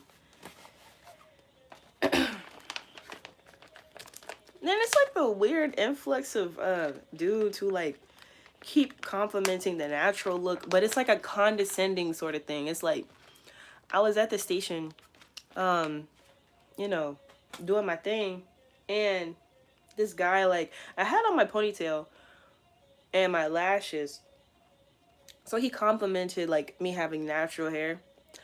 And then he was like, you don't have on no fake fingernails or nothing. But I just happened to not have on my fingernails. And so he was complimenting my natural style while basically insulting girls who do the artificial stuff. And it's like, sir, I also do the artificial stuff. I'm just in transit right now. So I'm not trying to have all that going on. I still accepted the compliment. I was like, yeah, thanks, whatever. But it's like, even like, guys are just in this space. It's the woke broke nigga thing too, because it's like that guy, he obviously was one of those too. He was also one of those. The way he appeared, like the whole I think he had locks and like a sweatsuit sort of vibe, like not a corporate looking person. And so, I'm minding my business, and all of a sudden it's, oh, I love how you got your natural look going. The only thing I can really thank him for was because I had put some water in my head, and usually my hair like just absorbs water, but for some reason, it was just sitting on my head. So he was like, "Hey, real quick for me, like do this." So I had to wipe the hair water down.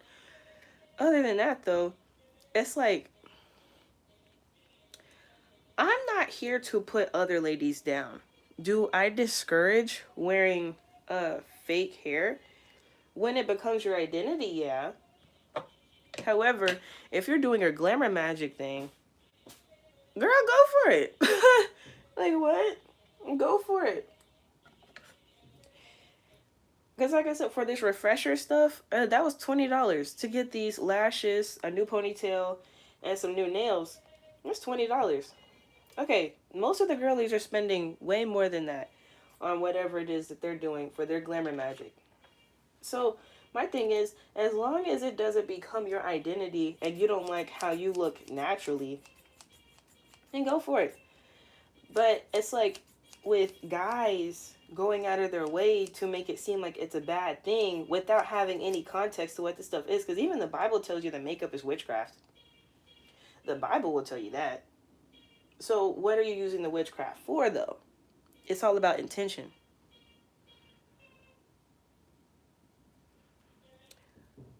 Avni Alajeb.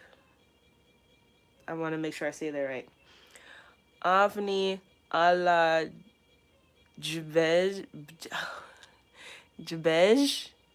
Alajbej. Please, skincare routine. I would love to get a shout out.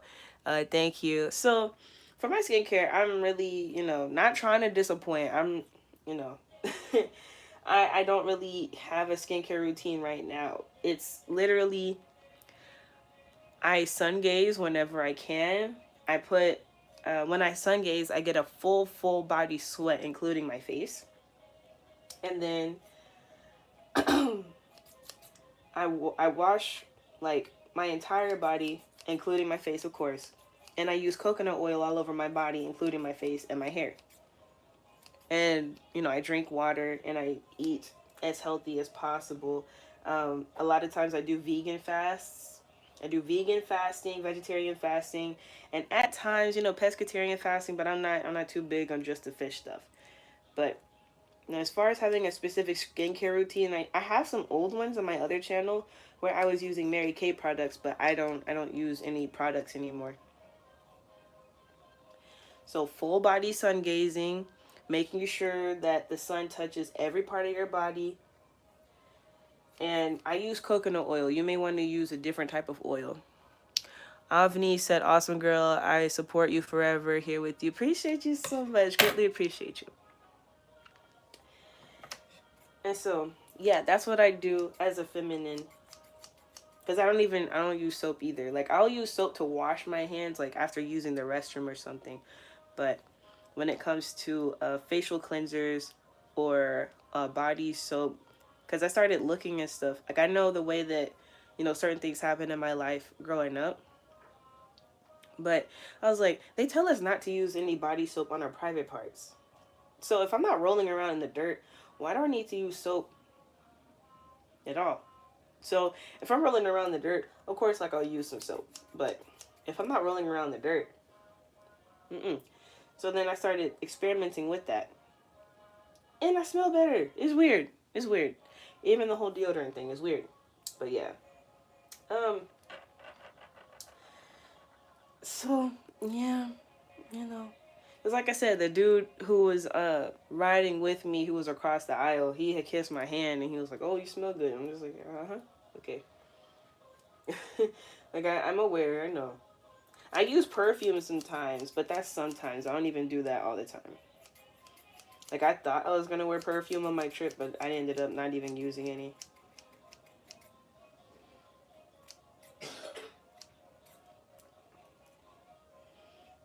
Okay.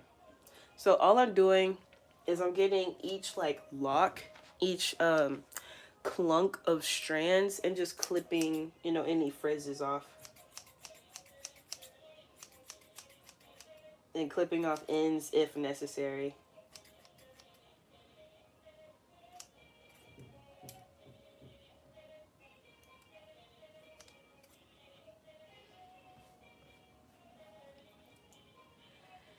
And so, you know, um, change your whole life. $30. And it's like a confidence thing within self. Of course, you practice your self-love first. Like, it's not like, okay, you're gonna spend this money and get this stuff and change your appearance and you're automatically gonna feel better about yourself. No. You start feeling better about yourself intentionally first. And then that's how you attract how you want to look. Because this ponytail here is a manifestation of my future self. This is similar to my actual natural texture. And once my ether gets to a certain length, I'm actually going to look like this. This is a projection of what I am manifesting. So once we get down to this length, this is what my actual hair is going to look like. I get the right products, I get it slicked down, and then I can get, like, the super, super tight curls sort of thing, put it in a ponytail. This is how I'm actually going to look in the future. So I'm not saying you have to do it like that. What I'm saying is that's what I chose to do. That is how my higher self aligned for me to upgrade my current appearance. How can I invest in myself to fulfill who I'm intending to be? So by me living in my future, I already have the confidence. So by me living in my future physically, I'm able to manifest all that quicker. Because I already have, like, the business stuff going. I have the ebooks available. I now have the homeschool kits available. I have a book now that's coming out in physical copy that people can pre-order, that's coming out later this year. Like, the business stuff, I already have fulfilled the ideas and the plans. So now we're talking about marketing, networking, getting to know new people, expanding network. Okay, this one got a knot in it, so I'm gonna clip this off. Expanding networks. Of course, traveling more, because that was a faith walk, but I have to travel more in general anyway.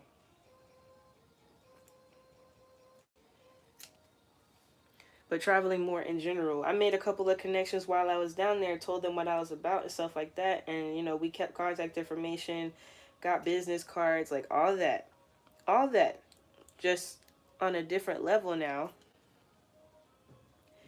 And could I have done that without changing my appearance? No. However, could I have done that without changing my appearance? Yes. What I'm saying is, however, that happened with my appearance being different. It happened with my appearance being different. It would have gone a different way had I not changed my appearance. Is it still possible? Yes. It may have been more difficult though. Yeah, this one's really frizzy. I might clip this whole part off. Go ahead and just clip that whole part off. There you go.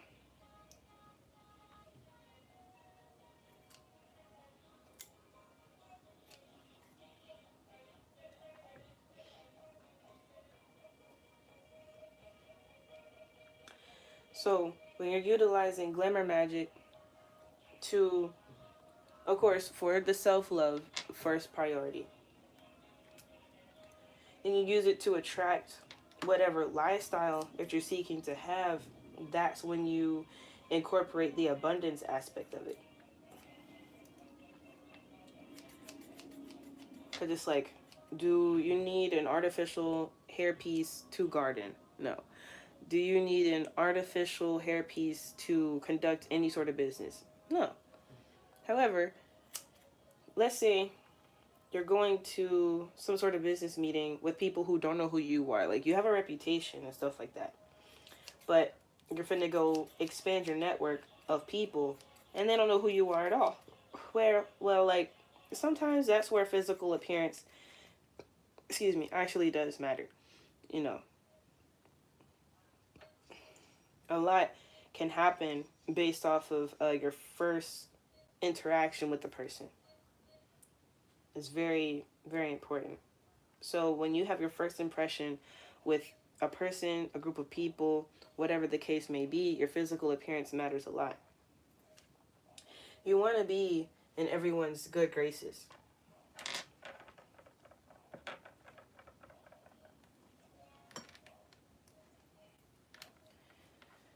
Okay, here we go with the tangles.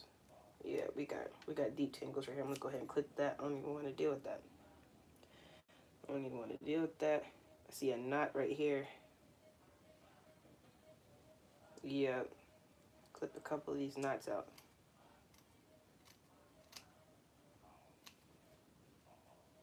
Okay. There you go. And so, all we're doing is just refreshing what we've been doing. Because this has been going on for a good month now. A good month. Um, I've already seen drastic results with, like, I'll say this audience specifically, and then, my spiritual channel. And then in my third dimensional life. So with my actual business, as far as teaching people about real estate, stuff like that, it hasn't been too much of a difference. But I'm not complaining on it, because whatever needs to happen is going to happen, sort of thing. So I've seen an increase of things happening here on this channel, along with in my third dimensional life. So if it's meant for my online business to blow up or do different types of numbers or whatever, then it's meant to happen at that particular time, versus I just needed for things to change, my frequency to change here on this channel, and I'm taking a break from my Instagram and my third dimensional life. So those were the things that have been, basically my upgrades priority. That's what I'm noticing more now. CC Forever said, "What's up with Jamal? Y'all always be focused on the wrong stuff. Y'all be focused on the wrong stuff."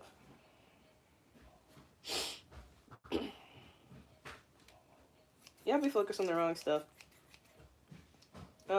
I'd like to see what that has to do with this video. Because the thing is, I have spoken on it. I have spoken on it. What does that have to do with this video?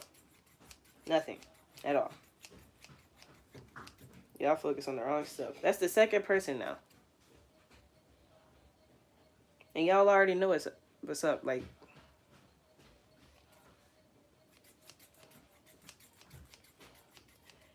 that has nothing to do with this stream. Plus, it's already been spoken on. So just go. Get out of here with that. Goodbye. Anyway. So, when you intentionally change the frequency of your environment, you start attracting a different sort of atmosphere. So, like, we have the incense going and stuff like that, where Dang, that clean house one already burnt up. That was quick. This bigger one's almost halfway done. Um, it changes the way that you interact with yourself. Because me, I don't usually wake up too early because I don't have the garden right now. So if I had the garden, I would have a different reason for waking up early. But before, I had to wake up to put myself together, you know, put in my hair on, put in my lashes on, put in my nails on. Before I had to wake up and do that, I didn't have to wake up early to do those things. So now that that's a priority of mine, I have to wake up earlier in the day to make sure that I have enough time to do everything I want to do, along with take care of my physical appearance. I'm gonna click that. Where's the knot?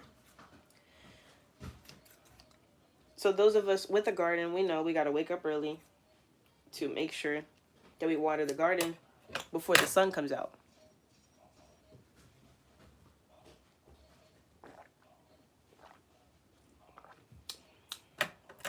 Excuse me. Man, that tastes good. My coffee not hot no more, but it tastes good cold. I put some oat milk in it. Yeah. Great investment. Get some oat milk. I've tried goat milk. It's okay. It's good, but oat milk, I haven't gotten the unsweetened oat milk yet. But I feel like if I use that, I'm gonna cook with it, sort of thing, because I got the regular sweetened one with the vanilla flavor. Okay. Okay.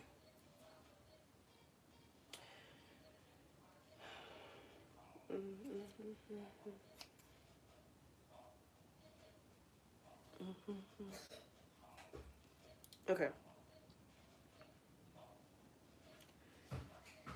So once you're able to see what it is that you are intending to manifest in life, then you're able to make those decisions financially. So like I said, this is me in the future. This is exactly what I'm going to look like. I say when I'm 30, I'm just guessing, either right when I turn 30 or right before I turn 30, this is what I'm going to look like. My physical appearance won't be changing too much because, I'm already 25. There's only so much my physical appearance can change unless I have more kids. But even then, you can only change so much. If anything, I might get darker from sun gazing a lot. That's what I would like to do, is just keep sun gazing so I could get darker. Other than that, though, my physical appearance isn't gonna change that much. So what else can I do to change my physical appearance? Okay, I'm already growing my ether out. That's already a journey I'm on, my hair journey. It's not just me growing it out just because it's an entire situation. I noticed that people with shorter hair get treated differently. I don't know what that's about, but people don't really pay attention to what happens, and I feel like that's another reason why a lot of our ladies get super long ass weaves. It don't even be regular. This is regular, even though it's curly, it looks regular length, right? I'm trying to make sure that this ponytail part is on correctly. Okay, because it looks like it's a little jumbled right here.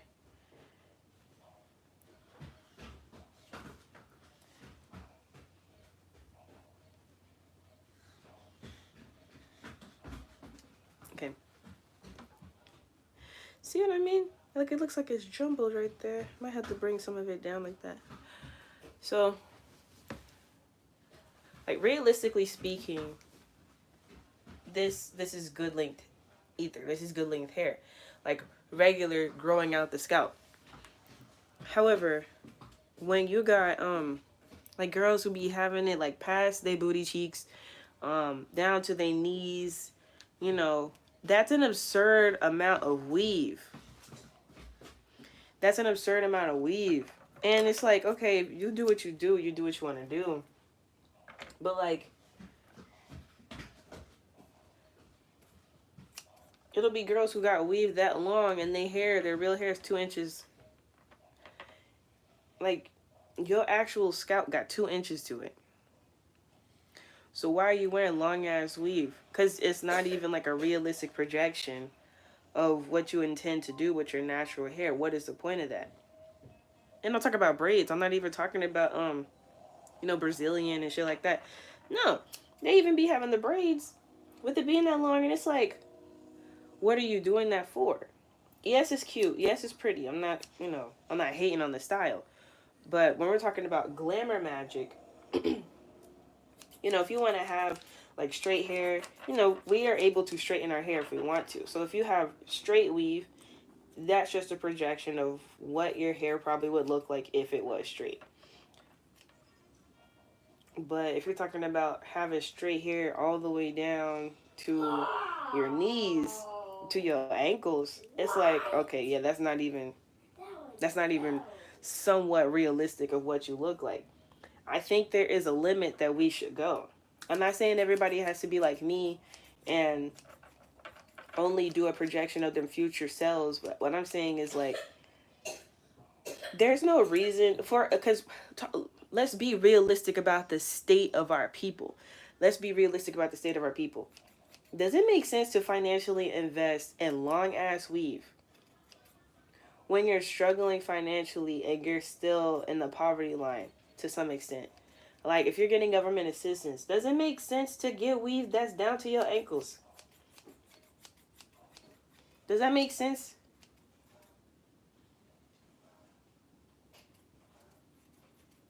Somebody didn't like when I said that. Somebody did not like that one. Because again, you can do what you want to do, but like, we still have priorities out here. So if you're prioritizing your physical appearance in a way that's not logical, then you really got to question yourself. Like, what are you doing that for? Because even if it's like, oh, it's cute and I want to do it for me. Priorities, ma'am. Priorities. I'm not saying you got to do everything for business. Yeah, sure, you can enjoy yourself and be cute because you want to be cute. But what's the cost of being cute? Junia Carcamo. Junia Carcamo said, hello, sugar. What's good? I'll give you some dap through the camera. What's good, my nigga? So, like, I will sit up here and talk about glamour magic with y'all and, like, having artificial materials in order to enhance your beauty, enhance the way you look, enhance whatever, this, that. At the same time, I'm not going to let you get lost in the sauce. So, if you're an exotic dancer, if you're a working girl or something like that, and you have an exaggerated appearance, then it's like, okay, that's part of your character. That's part of what you do for your finances, for your money. Okay, that makes sense. But if you're a cashier at Target and you don't have anything going on outside of that, what is the point? Like, what is the point of doing that? If you're being intentional about your life. Again, there's nothing wrong with being cute, but think about how much you have to invest in yourself to have certain types of artificial hair. If you're spending $1,000 on your artificial hair,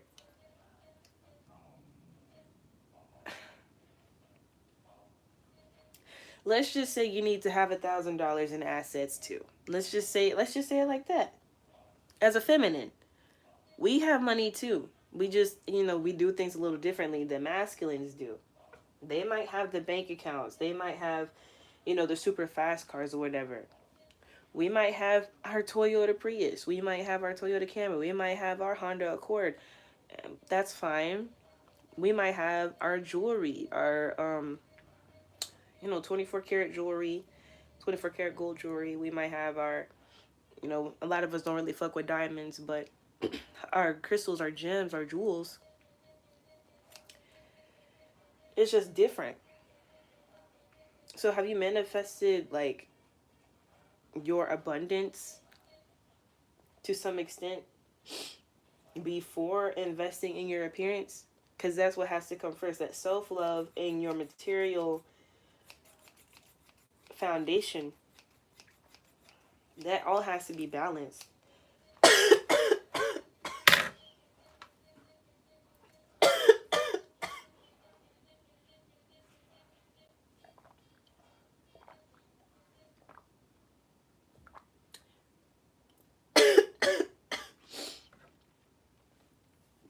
I started smoking a lot all of a sudden.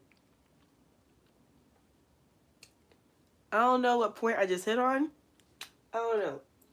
But I guess somebody needed to hear it.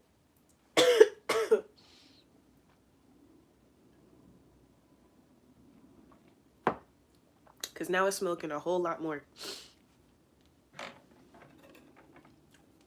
And so, yeah. It's all out of love, though, ladies. You know. I love seeing the cute girlies. But I don't like seeing cute broke girlies. It's one thing to be low on finances and you have something going on.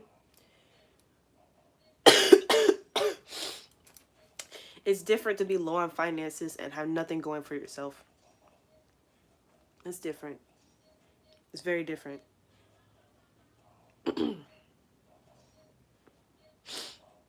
Okay.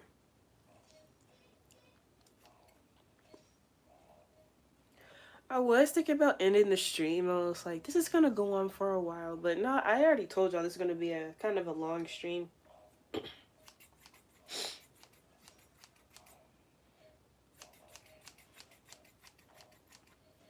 But I started coughing and I was like, I don't want that to be an issue.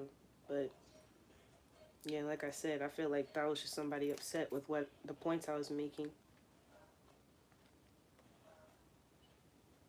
Yeah, because it stopped smoking as much now. The smoke went down.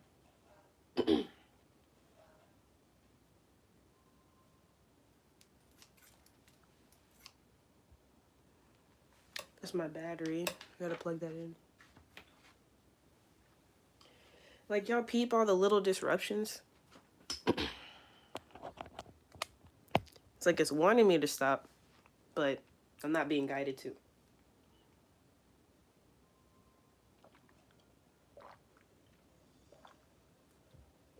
What's going on?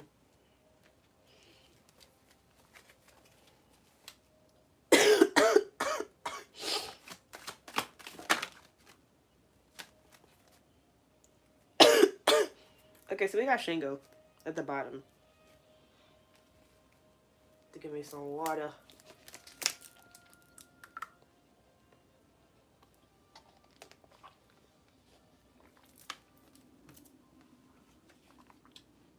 Oh. Got justice to the world and the three chalices. So, justice for the world, celebration. Hey, we're here for a good time. And that's interesting because I was trying to see what the throat chakra disruption was, but it's liberating. What I'm saying is liberating mentally. Like, it again, it's the stuff I talk about has nothing to do with white people, nothing to do with the government. I am getting our people to think about things on a logical level for ourselves. Y'all see that? Everything was fine for almost 2 hours. Like, it's been nearly 2 hours and I didn't have all that going on. All I had was a stuffy nose. That's oil on my nose.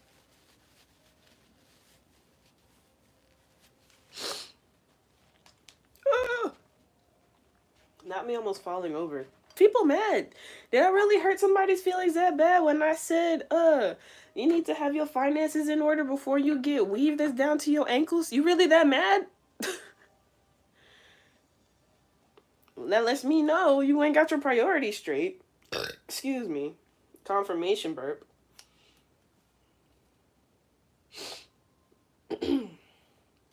Mad at me because I'm telling you to make sure you got your finances straight before you just go outside looking cute. That's the problem with us now. We got all these babies because we want to look cute. And we ain't taking care of them as a collective. You know, a good amount of us, we do take care of our children. And we're not out here just looking cute to get attention from guys. But I'm talking about, you know, the vast majority. The vast majority. So again, like, we need to stop doing all that for just attention's sake. It's continuing to get us into bad situations. You know, it's one thing to have a baby father. You can have a baby dad. That's one thing. But you talking about you got 2, 3, 4 baby dads plus, ma'am.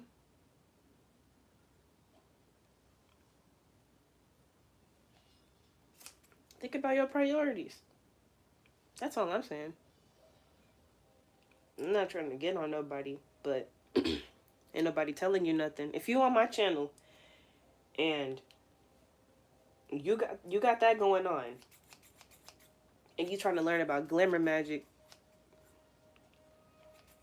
you make sure you're using it for the right reasons. We do not use glamour magic to attract niggas. We don't do that. No. No. Your dude is supposed to love you for who you are, not who you put forth to be. Because even though who you put forth to be is a part of you, he should love the natural you. So, you know, I'm out in public and guys are complimenting my natural appearance while being condescending. That's not what I'm talking about. That's not what I'm talking about. Your guy is supposed to love you in your natural state. Of course. Of course he's supposed to love you in your natural state. So if you're intending to use glamour magic to attract a guy, you're attracting a guy based off of that. So no, that's why I don't talk about the relationship stuff when it comes to glamour magic. No. Mm-mm. Now, if you are intending, because like even with like the working girls, okay, with the working girls, they're not intending to find a relationship that is like steady. They might do the whole sugar daddy thing. They may have, you know, escort clientele, you know, stuff like that. That's different. That's money. That's business. So, you know, you would have to use it for those reasons, but that's not a romantic relationship. That's not a steady, like, I want to have my children and build a legacy with you type of relationship. It's different. Strictly business relationship. Even though there's intimacy involved.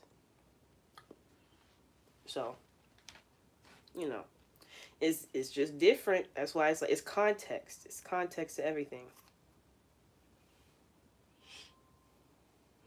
Gotta cut this again. Gotta cut it enough. There we go. There you go. Now it's smooth at the end. Told y'all she went through the ringer. This trip to Atlanta was something wild. It was something wild.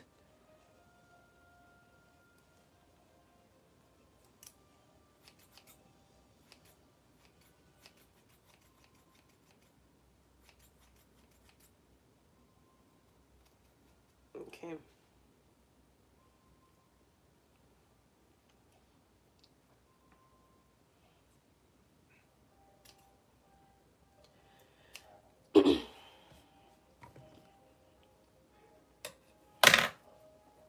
So, like I said, it's taken a while. I have this much done, and I have this much to go. So I imagine I might be here for another hour. I don't know. I've never done this before. This is new for me. However, like taking care of artificial hair maintenance is not new to me. So like my mom started wearing wigs like a couple of years ago, and she's just like the type to like just get new wigs. Um, I really like refreshing and restoring things, and so I'm not gonna wear my stuff into the dirt and then get a new one. I like to just keep up with my stuff and refresh things. So I would just get her old wigs and like wash them, chop them up if the ends were too bad and stuff like that.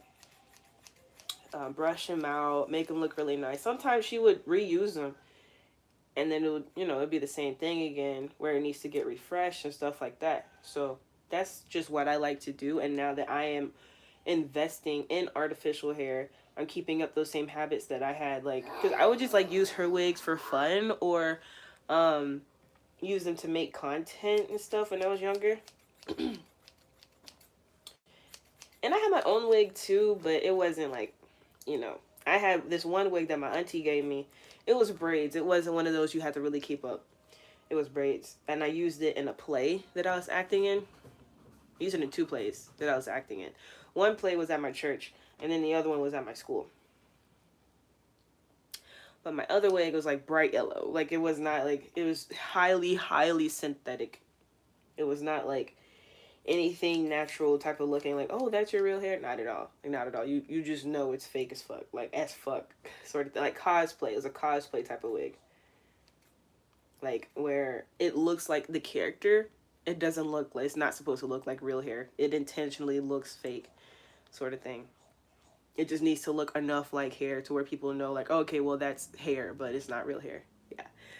But when it comes to actual genuine maintenance of everyday wear hair, I'm used to refreshing wigs, full wigs. I've never had a ponytail before.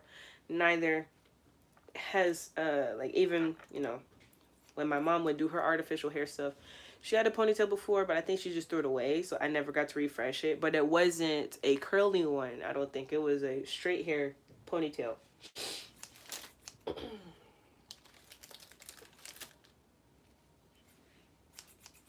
So I didn't get to refresh that one.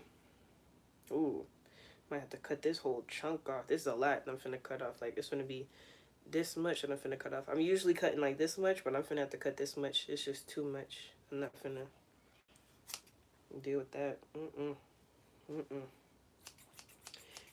Again, it's curly, so you can't tell with the length.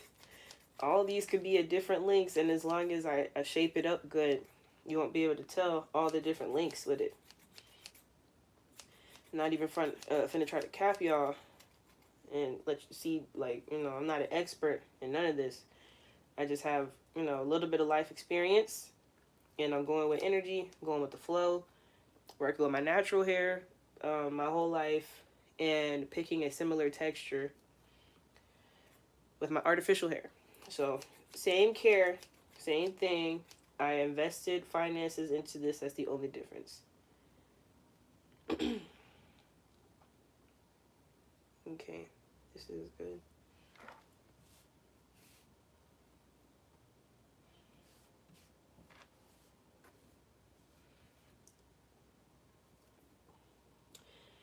And so, the other aspect of a lot of things too is not quitting once you get your quote unquote manifestations. And I'm not saying you have to keep wearing artificial hair, you have to keep wearing fake nails and stuff like that. That's not what I'm saying. What I'm saying is the self-love aspect. Okay, like it's gonna be hard to revert back anyway, but it's possible. Intentionally keeping your mindset on growth, intentionally keeping your mindset on, okay, this is who I want to be tomorrow, Always having that in mind. You never want to be comfortable with who you are. Like, of course, having comfort in who you are as a person in general. But you always want to make sure you're doing better. Like, it's okay to get comfortable with certain things, but you need to always keep your goals in mind. You know, you don't want to get stagnant anywhere. You never want to get stagnant. Because a stagnant mindset causes stagnant behavior. Once you start involving yourself in stagnant behavior, you just become a little more reckless. Where if you have something that you're working on or working towards, then you just move a little different. You make decisions that are growth based rather than comfort based. I started thinking about Southern comfort when I said that. I did a reading for this one goddess yesterday, and she said that her great grandma asked her for some eggnog on her altar. I was like, you go get her some eggnog. You better go get that.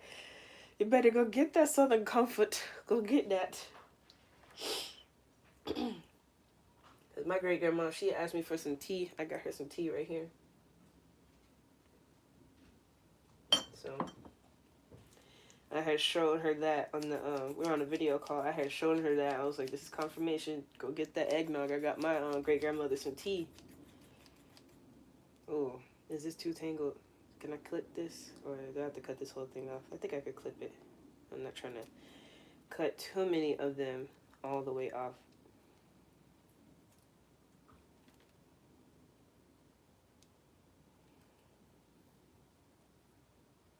To clip this one again.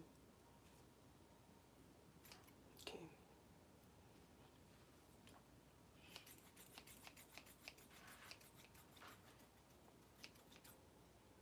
Okay.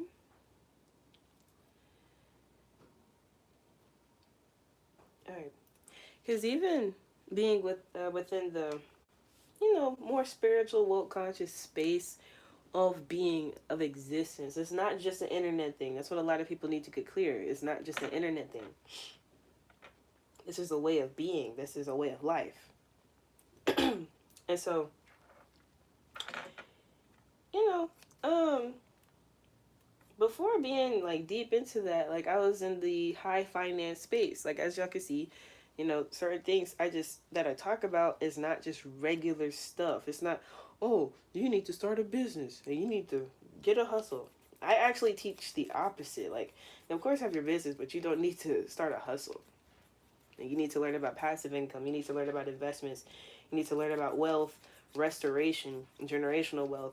How is it that you're passing down your generational wealth to your children? How are you teaching them about whatever family business you may have, whatever investments you may have, and how are they going to inherit it?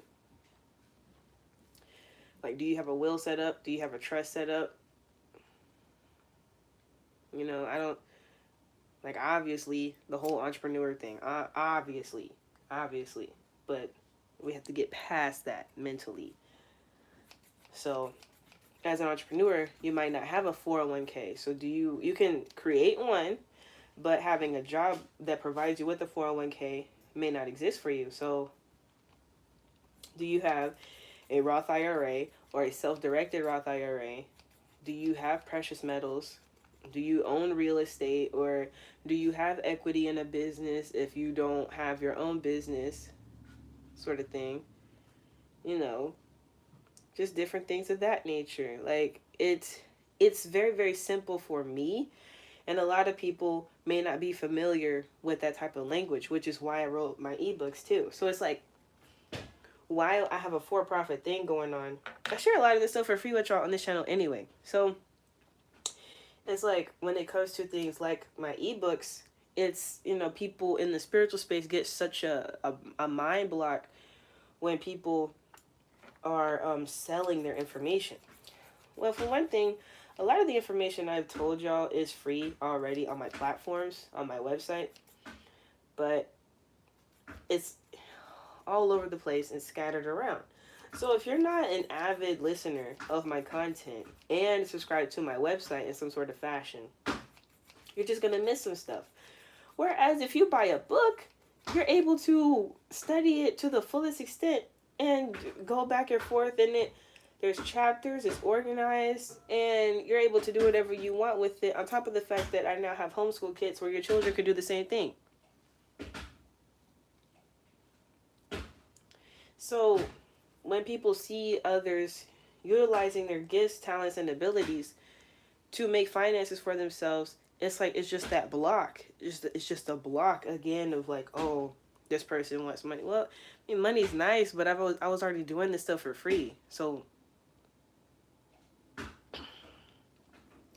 the book's just there to help y'all out in an organized way. The homeschool kit is there to help you and your children out in an organized way.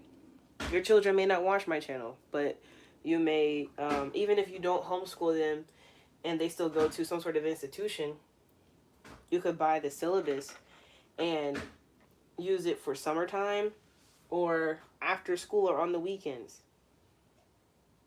where you're still learning, your spiritual stuff, your woke stuff, while upgrading their mindsets to, okay, well, you know, we are amassing wealth as a family while we're staying high vibrational as people, as beings. And so we're using this homeschool kit to make sure that we, stay on top of everything, stay ahead of the game. We learn about astrology because, again, if you don't believe in astrology as far as like the energy and stuff, it's a calendar. You need to learn the calendar in order to keep up with how the world is moving.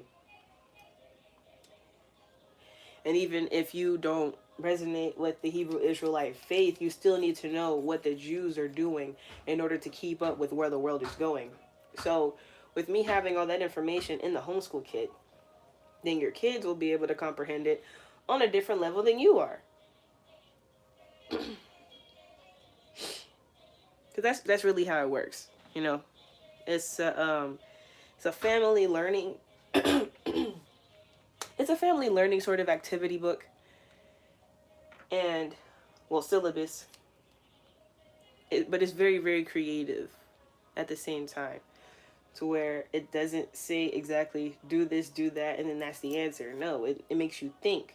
It's helping you to be able to think for yourself while being spiritual, while being educated.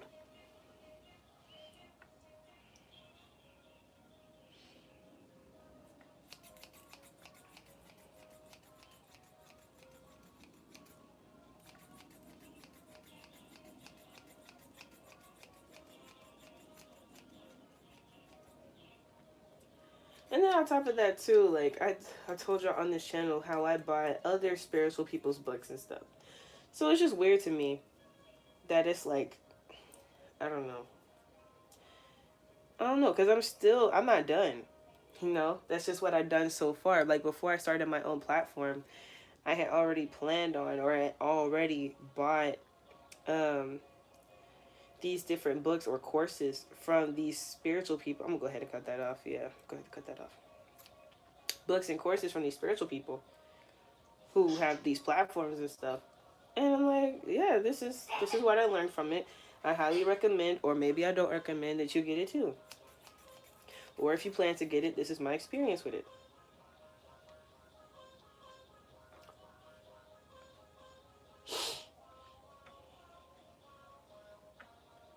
And then it's just a recycled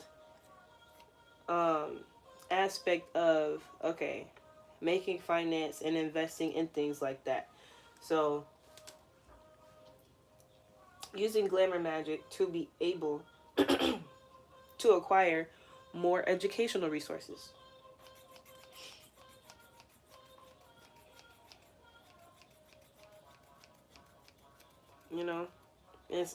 It's not just about money, especially not about these relationship things. Like, no, that's not what we use the glamour magic for. Like, just by your appearance alone, somebody could see you and invite you to somewhere that you wouldn't have known of before unless they had seen you in your state of being. Like, you got your self-confidence up, you got your energy up. That person sees that and they say, hey, I would like to invite you to this place. We're doing this, we're doing that, we have these type of people there. I think you'd enjoy it, because they see your energy, they see your confidence. Okay, now you're in an entirely new network and space of people. That's what glamour magic is. right? It's not, I when I first started learning about glamour magic, you know, I'm just being honest. Like the people who teach about stuff like that on the regular, they do use it for low vibrational stuff.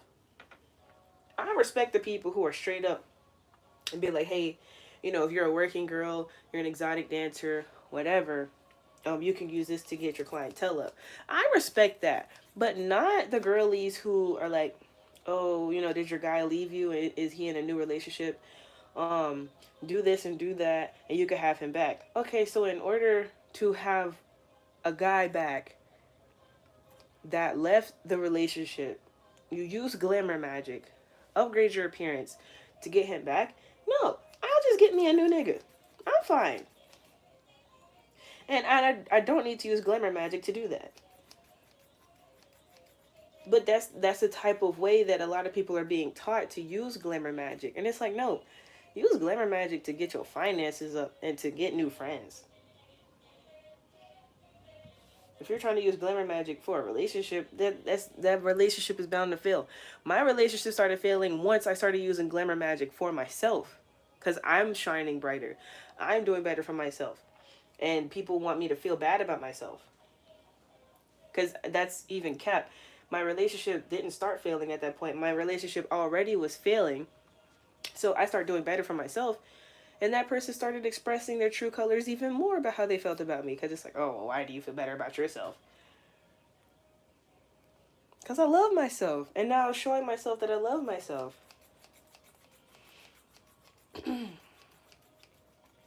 So once you start showing yourself that you love yourself, people start seeing that you're showing yourself that you love yourself. And then it's just, their reactions after that is their reactions. It's none of your business. Now, if you're in close proximity to them and it starts affecting you negatively because they're saying stuff, and it's like, people could easily be like, oh, just ignore them if they are being negative. Like, no, that still gets into your subconscious. So you either have to set boundaries and be like, I'd appreciate if you stop making comments about my physical appearance, or you literally get up and leave the room. Um, some people might be in tight spots. So if you share a room and you just put on your headphones, you got to do what you got to do. Go outside, do what you got to do. Do what you got to do. Do what you got to do to get away from the negativity. Because what does anybody have to say about you doing better for yourself, your physical appearance? Because I know what I said about the whole, you need to have your finances in order before you start buying crazy stuff. Okay, if we're talking about, $30, like I've been telling y'all, the ponytail, the nails, and the lashes, $30. Okay, ain't nobody tripping. If you don't have another $30, you're using that $30 investment in order to attract having more finances anyway. I was talking about the absurd amounts of money, like $1,000 on hair, spending like $200 on nails when you don't have. That's $1,200. If you don't have $1,200 saved up somewhere or invested in something, you don't need to be spending $1,200 on your appearance unless that's for your occupation. If you're a working girl, if you're an exotic dancer, if you're an escort, cool, fine. But cashier at Target, you're a postal lady, there ain't no reason for you to be doing all that. But, if you in a household and you want to spend a little $30, $40 on something cute for yourself and upgrade your appearance, and somebody in your house got something to say about it, let alone your boyfriend or your husband, that you already feel a way about, or who already feels a way about you, you got to get away from that negativity, because you're doing it to upgrade yourself. Even your maintenance, you're gonna have to invest. Like I told you, like I had to replace my nails and my lashes. This is my first replacement lashes. Where did I get my first lashes from? Got them first ones from the dollar store, I think. I got them first ones from the dollar store. So if you buying cheap items and you're not buying in bulk, like, I got these lashes from the beauty supply store. It's the big ones. I got the big fluffies. If you're not buying in bulk from places like the beauty supply store, then, um, you're going to have to go back and like re-up. You're going to have to go back and upgrade. You're going to have to go back and refresh your inventory for your stuff. So it's not too expensive though. You just have a steady budget that you're working with and things of that nature. Okay, if somebody has something to say about you going to the beauty supply store or even going to the dollar store if that's what you can get at the moment,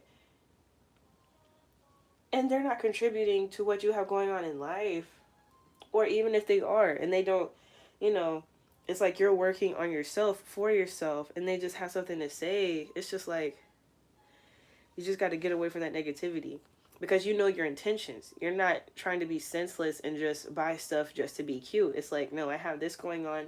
I'm on my self-love journey, and part of my self-love is making myself feel and look prettier. That's all it is. And if that person, like, if you already feel like you can't explain that to them, you know, you got to switch up your environment. You got to switch up who is in your environment. So you might spend a whole lot more time away from the house. You might spend a whole lot more time working on your craft instead of talking to people and interacting with those people if they're at that level of toxicity, you know, things of that nature.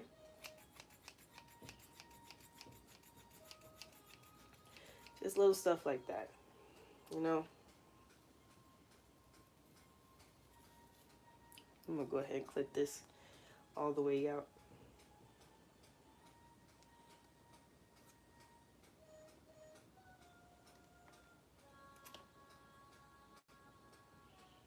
That whole little piece got clipped out.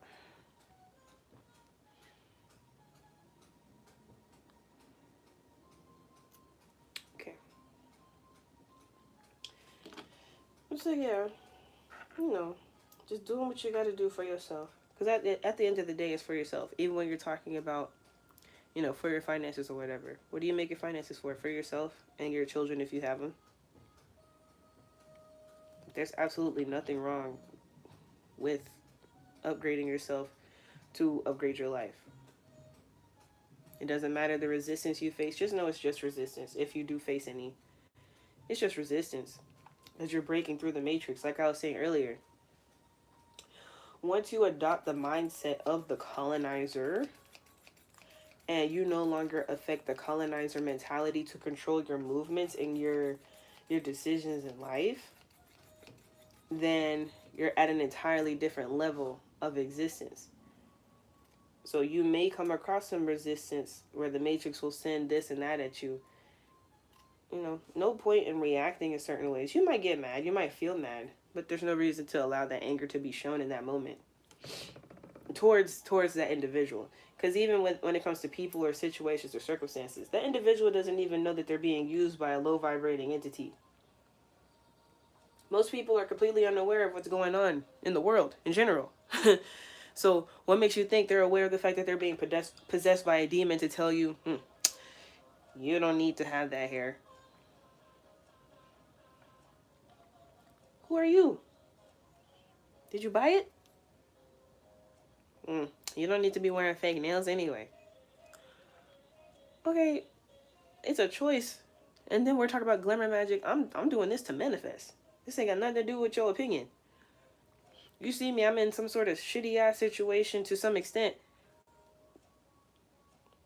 Like, let me do what I want to do with my time, my money, and my energy so I can get to my next level in life. What are you talking about? But they don't know. They don't know that that's their shadow side coming out. They don't know that. Well, some do. Some do. And they do it on purpose. But some people really, they genuinely don't know. So that's why it's not for you to get angry with them in that moment, because they could be just an ignorant vessel being used by the matrix to try to deter you from your path of self-love. And it's up to you to not get discouraged and to continue your path of self-love.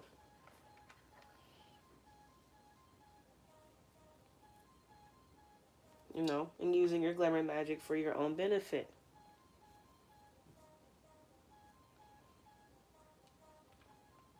Like I said, I was able to manifest some pocket money, a hotel stay, and the rest of my ticket money. within a few hours.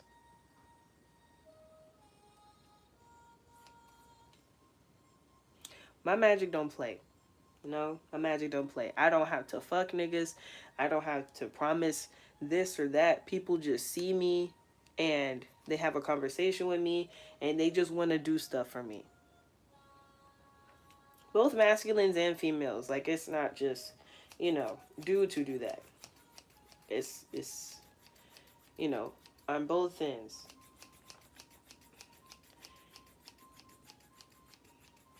Those of the light can see others of the light. Okay. Football game said hi. Hello. I'm gonna go ahead and cut this off.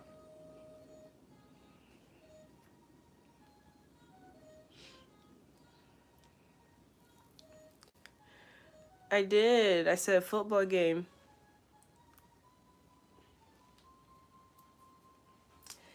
Okay.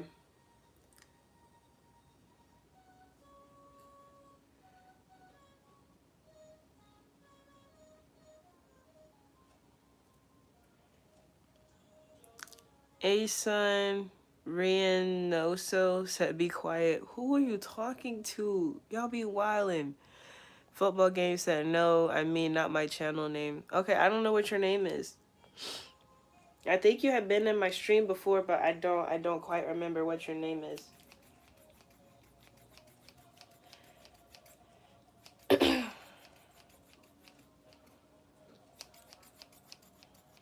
Okay. So, I'm just about a quarter way done. You know, like I said, again, it's gonna be a longer stream. All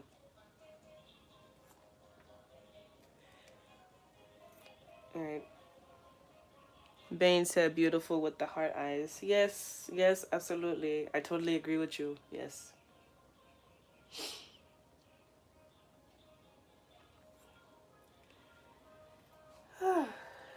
Okay. So, you know, maintenance, right? Of course, you learn your body, how you maintain yourself. Like right now, I'm on my cycle. And so I'm in a relationship with my body to where I know when I'm menstruating and I no longer have to use tampons or pads anymore. You know, that was developed way before I even got the idea to buy any artificial hair. You need to be in a relationship with your soul, mind, spirit, and body before you start doing things like buying stuff to enhance your appearance. Like, appearance is not going to do anything if you don't feel good on the inside. So, I'm not saying you have to have that type of control over your menstrual cycle before you can buy artificial hair and nails. That's not what I'm saying. Like, you could go ahead and buy your lashes and stuff if you still use pads and tampons. I would recommend trying to do things like using menstrual cups or even I think it's Thinks panties. I would recommend doing that.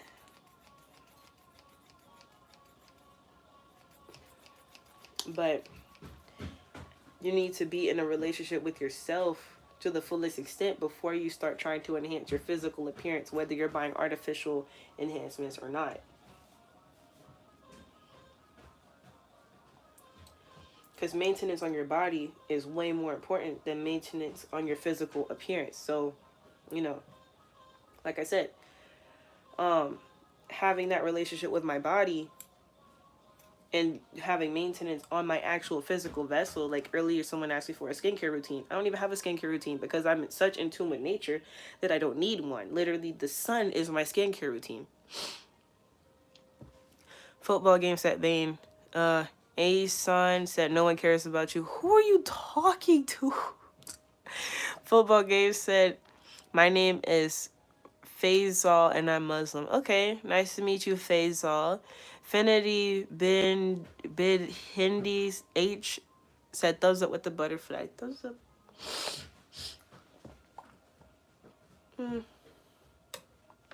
Be right back.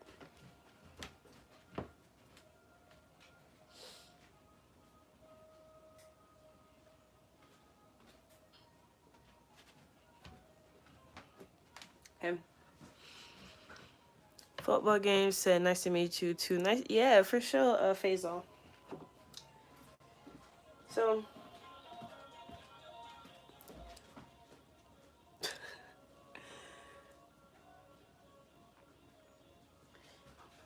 have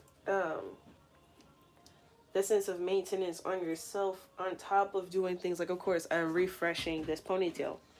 Mommy, So, huh? gotta say something cool. Okay, clear out your throat and go spit out your spit first. My house, man. All right.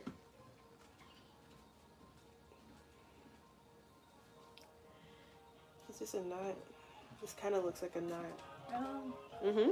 So, on Composer Island, Composer. Composer Island, Mm-hmm. on Composer Island, I did get a bunch of monsters. Like, see these two little glow guys? Mm-hmm. So, do you see that? What that is? What is it? What, are those aliens?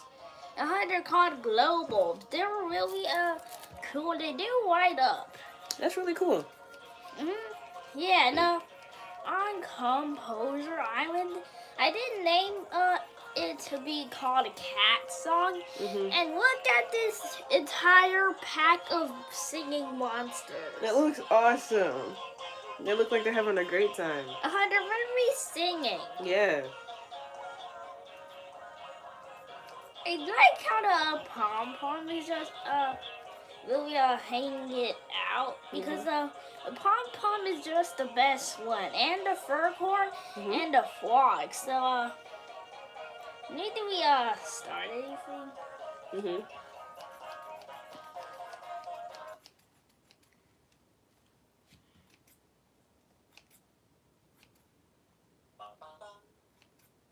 There we go.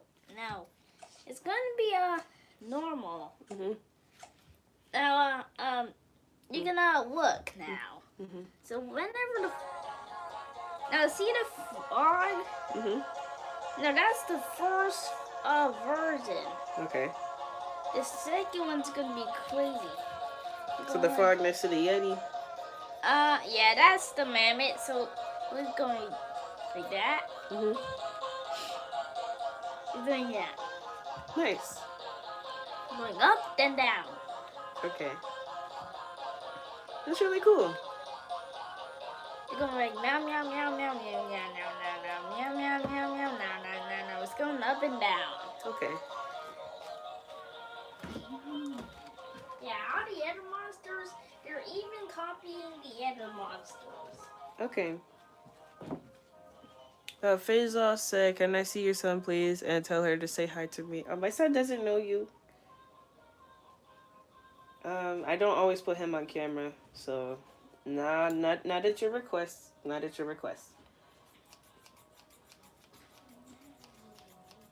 You know, my OG subscribers, they can ask that stuff, but I do not know you. Asen said, why can't you stop talking? Do you have a party mouth? Why can't you stop talking? Do you have a party? I don't speak broke. Like I don't speak broke. Like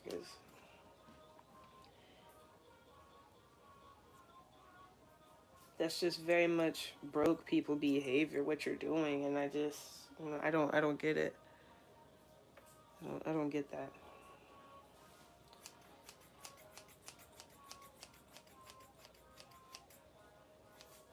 And so, when you're homeschooling your kids too, cause like, people have this stigma about homeschool parents. It's like, oh well, the stay-at-home mom, she doesn't do this or that or that or that, and it's like you can still look nice and be a homeschool mom. You don't always have to like live in sweatpants and pajamas and stuff like that all the time.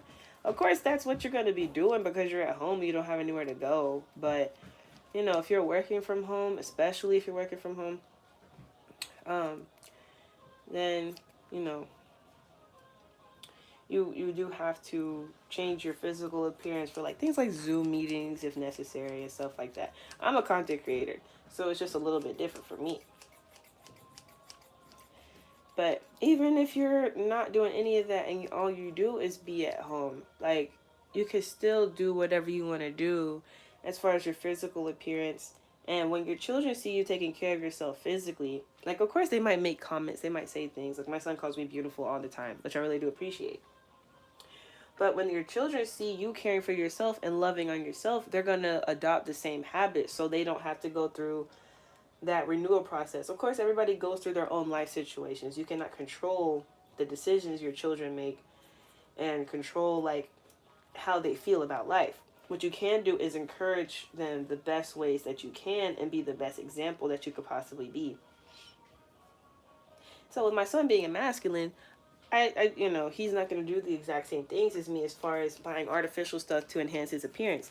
I could teach him how to, what I do teach him is, of course, how to bathe himself and stuff like that, putting on his oil on his skin, stuff like that. But I teach him how to do his own hair. So he knows how to wet his hair up and comb it out by himself. So, that's what I teach him to do. He's 6 years old. He's able to do that. I started teaching him to do that at 4. And so now he's been on his hair journey because his father had cut his hair off. He cut his ether off last year. So now it's almost back to where it was when he was 4 years old. And so I've been teaching him, hey, this is how you wash your hair. This is how you comb it and stuff like that. So now he's learning about his own form of self-care. So when you are teaching your children things about that, that doesn't require being homeschooled. That does not require being homeschooled. I just use that as an example because that's what I resonate with. That is, who I am as a mother. But when you are a homeschooler, you do work from home. You have a lot of time to focus on yourself and your children.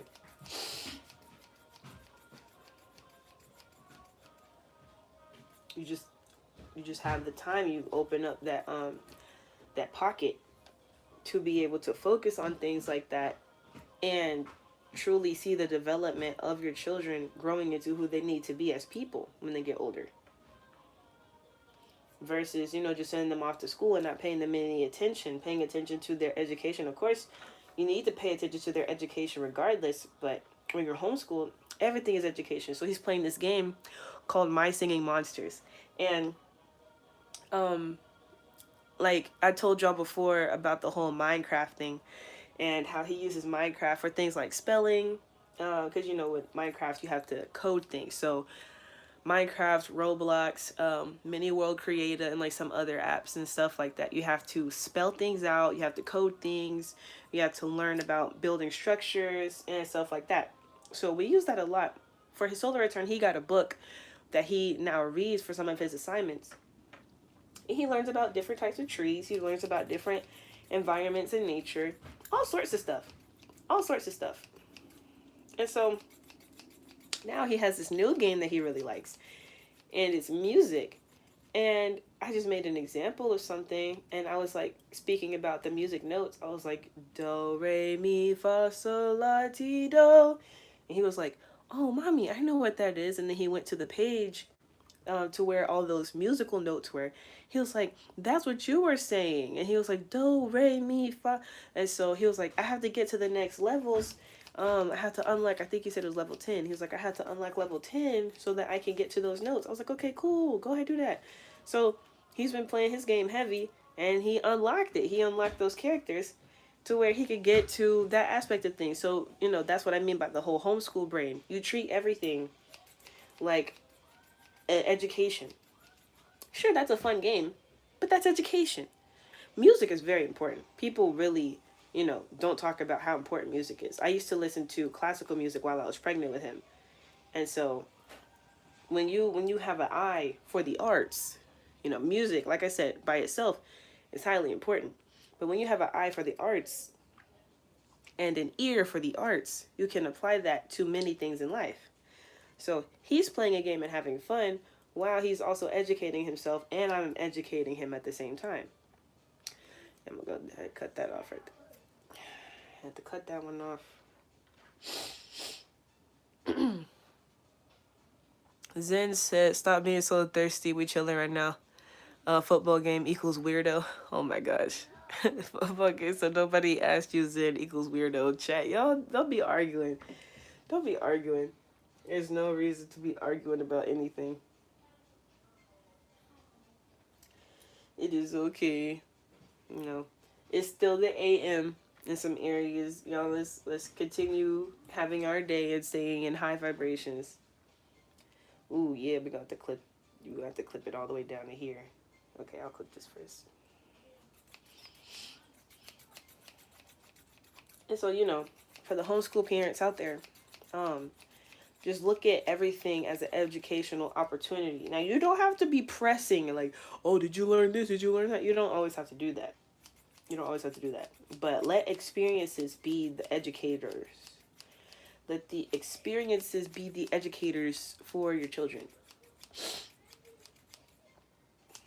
Read with your children, do math with your children, of course. But make sure they're participating in things that are fun, that are also educational. Whoop. Whoops. Well, it was meant to happen. If it happened like that. Oh, geez. There's a whole knot right there. I didn't even see that. Let me clip that.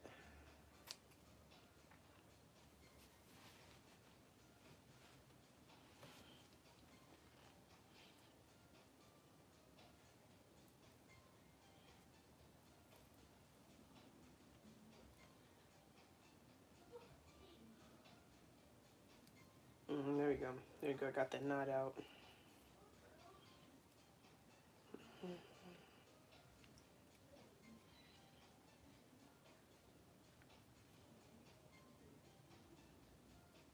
There you go. Okay.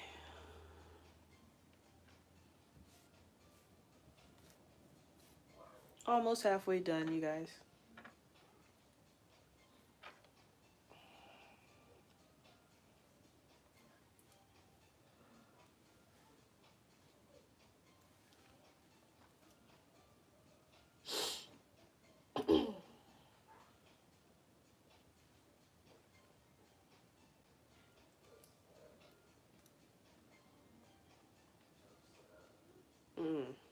This one's kind of frizzy. This little lock right here kind of frizzy.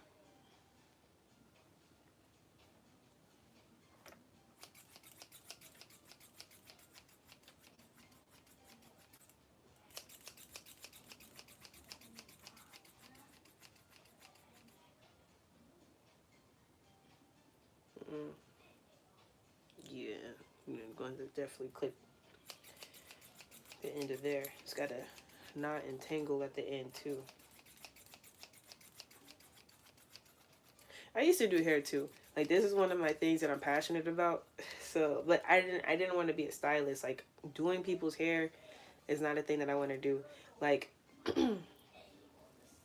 making hair growth oils and stuff like that. I could do that. I could do that. And it's like doing that on a regular basis. Manufacturing, you know, different things of that nature. I enjoy doing that.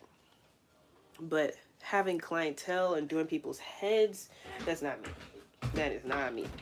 I like doing my family members' hair, but not so much like gathering clientele and doing strangers' heads. That is not for me. But I really love ether. I really love hair. That's one of my passions in life because we as a community we don't have that. We don't have an appreciation of our hair. Not really. Like, oh, black people hair is cool. Yeah, it's cool. But like, how many people do you see actually wearing their natural hair out? Did I clip the ends? I should have. I had to make sure I actually clipped the end.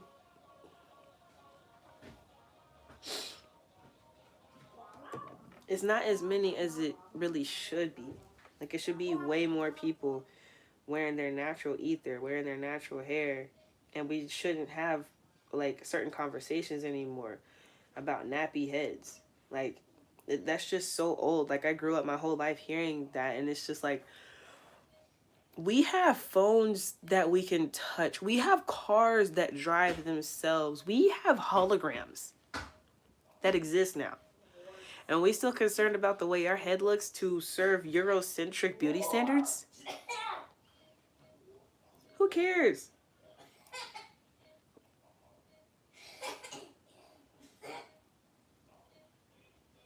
Like a lot of the stuff that we deal with as black people is just so old and we shouldn't even be dealing with it anymore. And that's what I'm saying.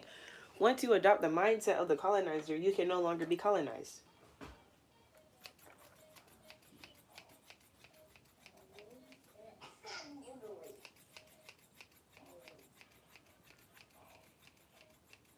Okay. This one had two knots, so I'm gonna have to go ahead and clip these out.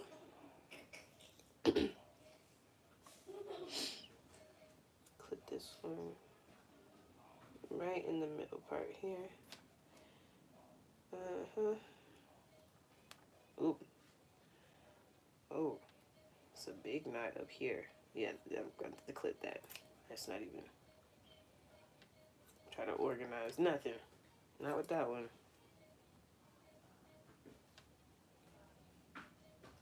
Here we go.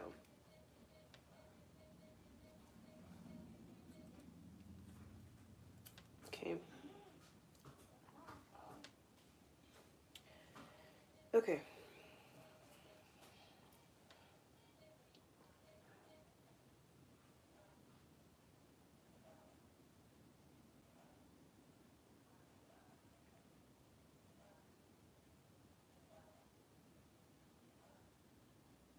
This one has a knot right here. I'll just go ahead and clip that. I ain't got time.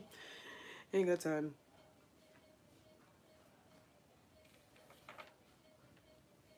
Okay. Zen said her son is 6. That's weird. Yeah, don't even worry about it. Don't even worry about it. Don't even worry about it. That's why I said no.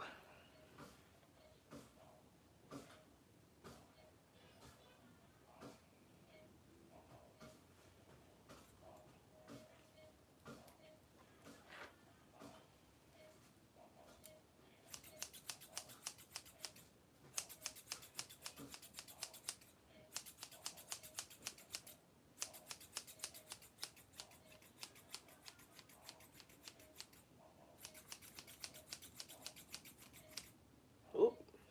Accidentally clipped that one. That's okay. If it's meant to be, it's meant to be. Be free, lock, be free. Okay. Don't get tangled.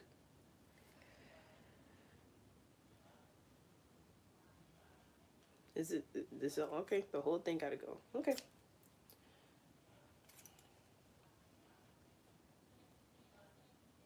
There we go. I think this is the back of the ponytail with like the kitchen area. Then Zen said, "I'm glad you got your head on straight, because some women will force their son daughters to come for views or something." Yeah, you know. Like using your kids for clout is really weird. The only reason I even have my son like on camera is to show the example of homeschooling stuff, or if I genuinely am just like vlogging on some regular type of energy. But yeah, some people really do go crazy for people that they don't know. For people that they don't know, because I may have been like, "Hey MJ, you want to say hi?" for one of the OG subs, but that's a whole stranger. I'm like, I don't owe you anything, especially my child. That even goes with you know, some of the stuff that I talk about here. It's like, what are you doing stuff for? What are you doing stuff for? You know, Zen said facts. It's like, what is your purpose? What are you doing stuff for? What is your intention behind doing things? A lot of people, you know, I'm not saying like this is all about being a content creator. I'm just saying I'm using my area of experience and expertise and what I do as an example. Because people do the exact same thing. You could be a regular mom on Facebook. You know, you don't have to have a platform, but you go into family events and you posting on Facebook, first day of school type of stuff, Christmas pictures, birthday party pictures, and stuff like that to impress people. It's like it could have been a terrible ass Christmas party, a terrible ass birthday party, but you got, you know, a couple of good pictures in, and you want to post it all over Facebook to prove to whoever that your kids are good, your kids love you, all this and that. I've seen it. Like moms will do whole birthday shout outs and everything on Facebook and make everybody else think that they love their child when their child is literally beefing with them in real life time. And it's like, you don't have to be a big content creator to experience just weird stuff like that from parents. Like, you don't have to be a family vlog channel or nothing like that. A lot of these parents are just weird and they do stuff for attention. Even bringing them to family functions. Okay, remove the social media stuff. Bringing them to the family function, acting like everything's great. Whole time you at home getting physically abused. The dad or the boyfriend physically abusing everybody, but everybody is at the Christmas party or at the graduation or whatever, acting like everything's cool. It's just a front. It's just a front. I'm not saying you gotta wear it out loud that you not having a good situation, but I'm not finna pretend like everything's peaches and cream for nobody. I ain't gotta do that. I remember my son was at his cousin's birthday party. I would just let him be with his cousins. I wasn't tripping on that. And my cousin had asked me how everything's going. I'm like, me personally, I'm fine. It's just I'm concerned about my son. He going through this with his dad, and she didn't know that was going on. She was like, "What?" And no, I'm not finna lie and pretend like, "Oh, everything's great. Everything's great." No, no, no. I'm here letting my son see his cousin and all the babies around, and I let him have a good time. He could play with everybody. I'm not finna sit up here and pretend like my life is perfect, though. That's what I'm not finna do. So it's the social media stuff and it's the in-person stuff. Like, social media just has exaggerated the way that people behave. I don't have to prove anything to anybody at all. And recently, I ain't even go to my family reunion because I knew who was going to be there. And I'm just like, no, I'm not dealing with that person. Forget all of y'all. I'm not dealing with that person in particular. Like, you can't do it. If it's going to affect my peace in such a way, I know how this person acts. I know they're going to try to embarrass me. I know they're going to try to cause a scene. And they're going to try to make it seem like I was the one trying to cause a scene. No thanks. No thank you. I know how this person behaves.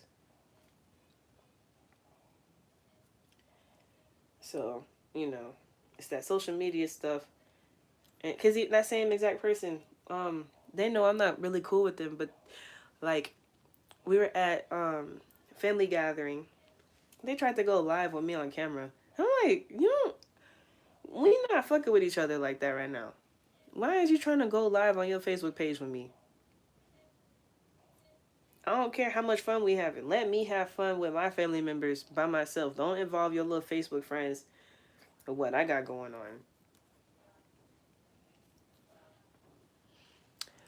Jeffrey Dahmer said, "Hello, I'm Jeffrey Dahmer. Nice to meet you." That's too funny. That's too funny.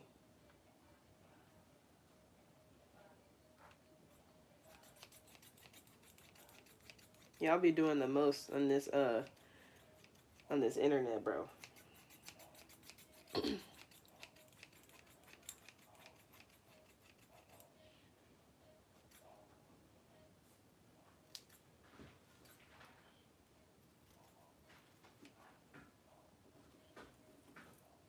This internet stuff to let y'all do whatever y'all want to do, huh? But that's the beauty in it too. Even though you got weirdos, you don't have to be a weirdo. You can use these platforms for what they're meant to be used for. Of course, everything is a free server, a free platform for you to do whatever you want to do. At the same time,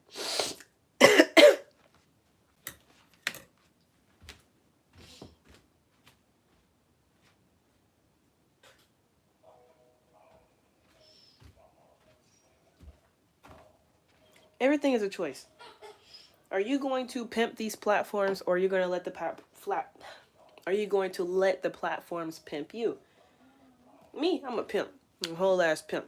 I'm gonna make this stuff work for me in whatever ways necessary. I'm not gonna get used by energy. It's just technology. So I provide something of service, something of value that attracts people in whatever way. And then I use that energy for my own benefit. My intentions are to serve the collective. So my own benefit is to help other people as well. So it's not just my own benefit, it's for other people too. At the same time, even if it's on some personal type of time, um, it is what it is. And it's on some personal type of time. And that's okay too. It's just the glamour magic stuff. It's the same exact thing.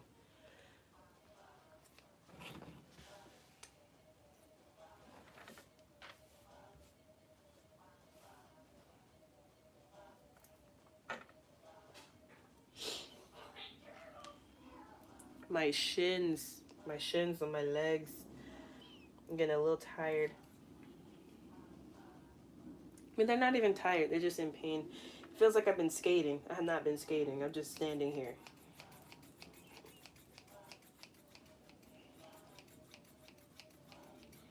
I don't know how hairstylists just be standing all day. I'm like, yeah, no. I have to sit down. Like standing in one spot. No.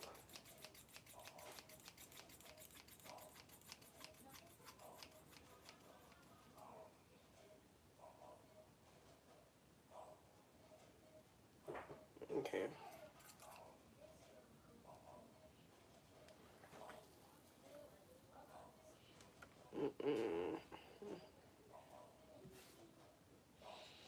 That's done. Making good progress. Like I said, just about halfway done.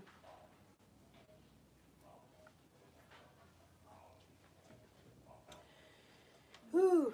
And I can't even say this is more work than I thought it would be. Like, this is just about the amount of work I thought it would be. Which is why I wanted to do it live with y'all. And just like, ladies, this is a lot of work. It's not just, you just buy a little something and then poof, magic, everything starts changing in your life. Yes, it can work that way. Yes, but there's still maintenance, right? Because I got the new ponytail. I could just leave it at getting a new ponytail and just getting a new one every month. I could do that. But that doesn't make sense to me. I am very resourceful and I'm not wasteful. So even though I have refreshed my ponytail and gotten a new one, I still believe that I should physically refresh my old one and still use it when I can. So I know I'm usually at home and I make content. So my best, quote unquote, my best appearance needs to be on the internet. While I'm in person, it's okay for me not to, it's not looking raggedy and scraggly. It's, oh, this looks fresh, this looks nice, and stuff like that. So somebody in person, they still would probably have that reaction even when it's not just super nice, brand new hair. Then they don't have to. Because the whole point is for it to look as natural as possible anyway. I keep feeling like my clip is visible. Like, are y'all able to see my clip? Zin said, don't let them get you down, Ellie. You're doing what you're supposed to do and you're doing great. I appreciate that. I'm not tripping on nothing. Making sure y'all can't see this clip though. I can feel it. I'm not supposed to be able to feel it, so I'm making sure y'all can't see it. Because I'm gonna go live on my business page later. I do have a lot of work to do. Like, it's not so much catching up. It's just closing out the year is a really, really big deal for me. Like, I'm really big on having a really good closeout of the year. I'm really big on that. Because when you close out the year really strong, then you're able to have a great fresh start for the next year. So we're going by the Gregorian calendar year, of course. And this is the last quarter. We are now in October. So being in October, all you got is November and December left. Okay. How do you want your January to be?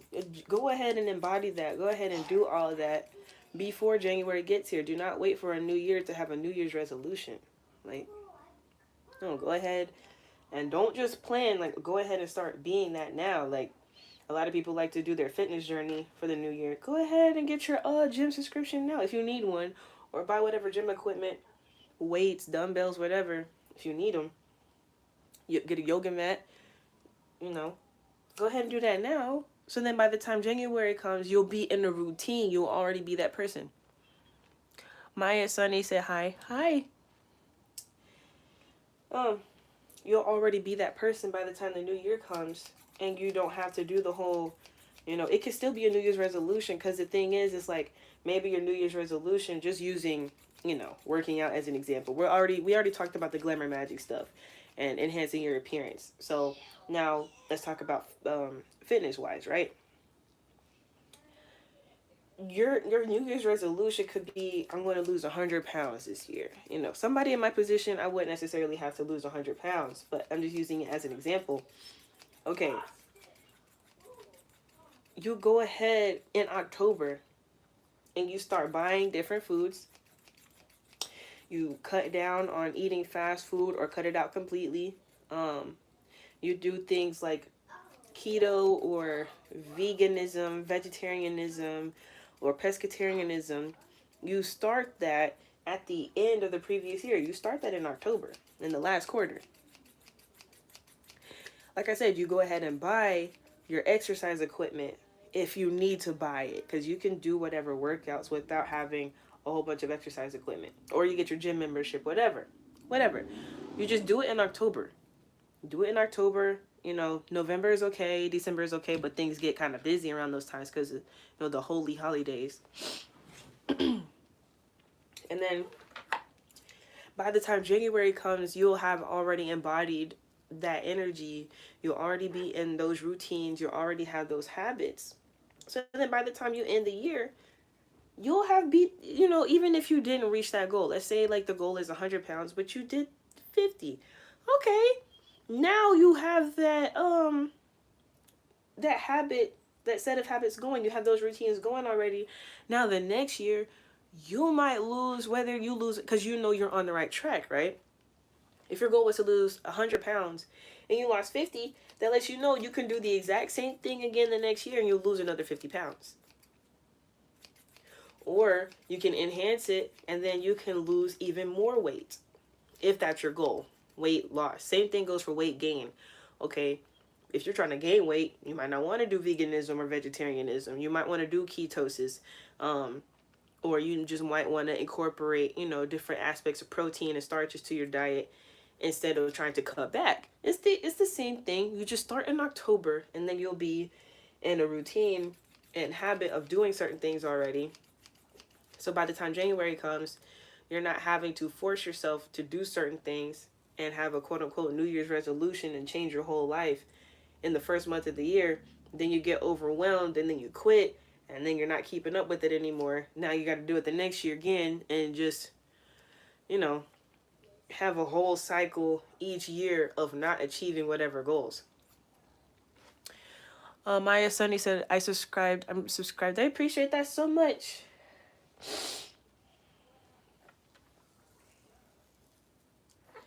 So, ladies, same thing with the glamour magic. Like, I started this last month. So my September, I do a lot of things early. I go by 4 different calendars. I go by, of course, the Gregorian calendar. I go by the astrology calendar. I go by the Hebrew calendar. And I go by the Chinese astrology calendar, the lunar calendar. Okay? So I go with the flow of the energy. I don't go with the flow of the collective. I've learned how to control my own narrative in my own personal life. And so a lot of things that happen with the Hebrew stuff, that is how I'm able to be so ahead of a lot of things. Now, I already have my intuition. My intuition tells me a lot of stuff. But having that calendar to be able to follow. Okay, it had paused for a second. Having that calendar to be able to follow assists me a lot. I don't get tripped up in whatever month it is according to the Gregorian calendar, because I know that the astrology calendar is different, or I know that the lunar calendar is different. So I'm not ever tripping about none of that. So pick a calendar or use multiple ones. See what you like the most, and see how you want to live your life. What type of energy flow do you desire to be in?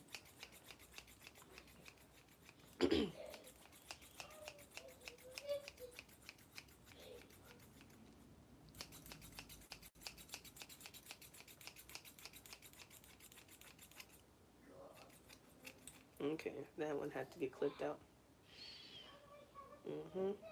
That had to get clipped out.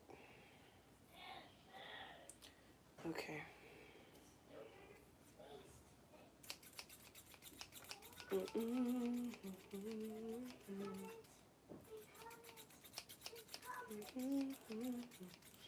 This one's big fluffy, so I gotta clip this one a whole lot. Okay.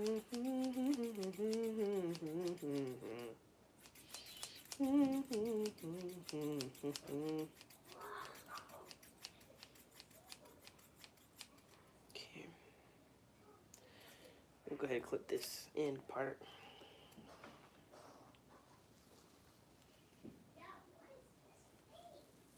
So I have to clip this knot right here too.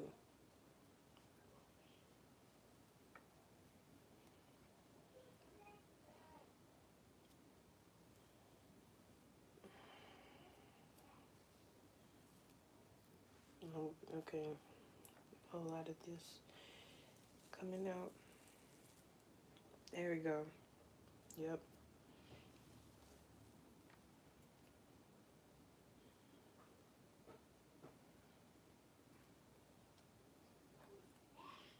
There we go. Okay, I didn't have to cut that knot. It just came out.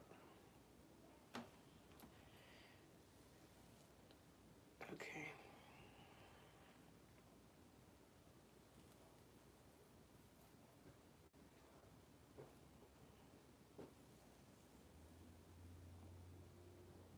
There you go. All right.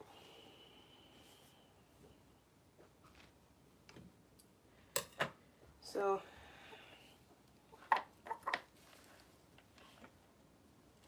as y'all can see,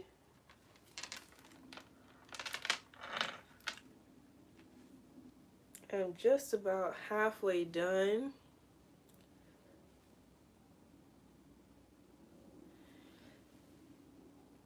This is the part that I haven't gotten to yet. As y'all might be able to notice, like it's still kind of crispy, chunky looking. This part has been refreshed. So if you could see, like if you could tell, it's more flowy. It's not as crisp looking. Doesn't have as much frizz, stuff like that. If you could see the difference on the camera. See how this is sticking together a whole lot more and it's not as flowy. Yeah, I haven't gotten to that part yet. I'm gonna go ahead and throw away this hair clump. Look, this is mixture of my hair and the artificial hair. So it's very, very similar texture, which again, why I chose it. Like, this is me embodying future me, which is higher self, which is me in general.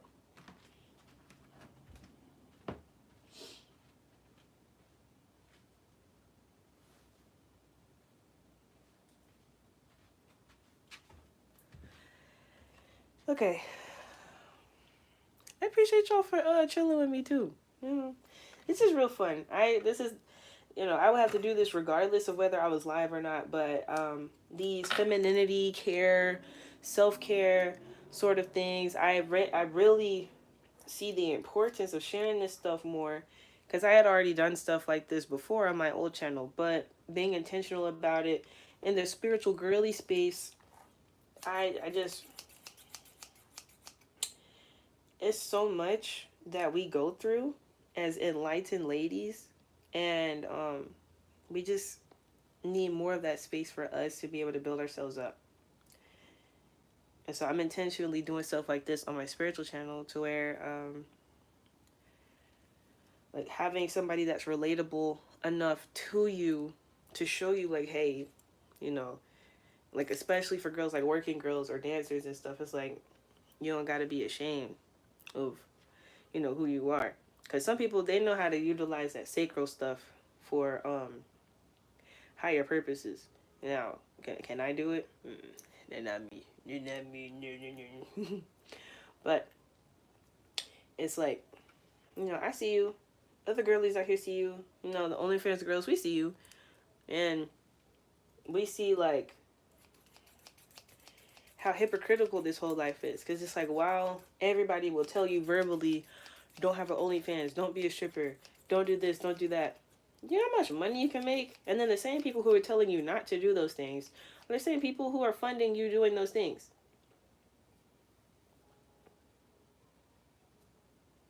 It's just so much hypocriticism, hypocritical behavior, hypocritical conversation points that float around. And it's like, if you're in that mindset of like, well, what's the point? Let me just do what I gotta do to get my money, and then I'm gonna change my life later.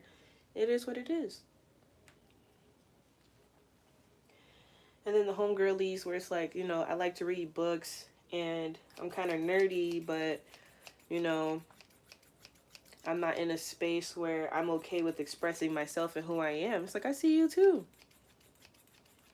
I see you. I see you. We see you. There is no judgment. You know, the girls that like to hide, all I can say is glamour magic it up so you can be seen. Because a lot of the nerdy girlies need to be seen. Because it's like, we exist. You know, we exist. We're smart. We're ladies. We exist. And then for the sacral workers, the working girls, okay. Instead of just like telling girls not to do something, I'm like, just make sure you're doing it for the right reasons. Like, don't be at these cheap ass clubs. Don't be at these ghetto ass clubs. Don't be a little cheap ass escort for you know, these hood niggas. Now if they paying good, it is what it is. But like, you don't need to be on no $4.99, $5.99, $10.99 type of pay grade scale. OnlyFans girls, y'all need to be at that $40, you know, $50 sort of thing. If you're working at a club, you need to go to these higher scale clubs. Glamour magic. Get your real money. You don't need to be making just enough to pay your rent.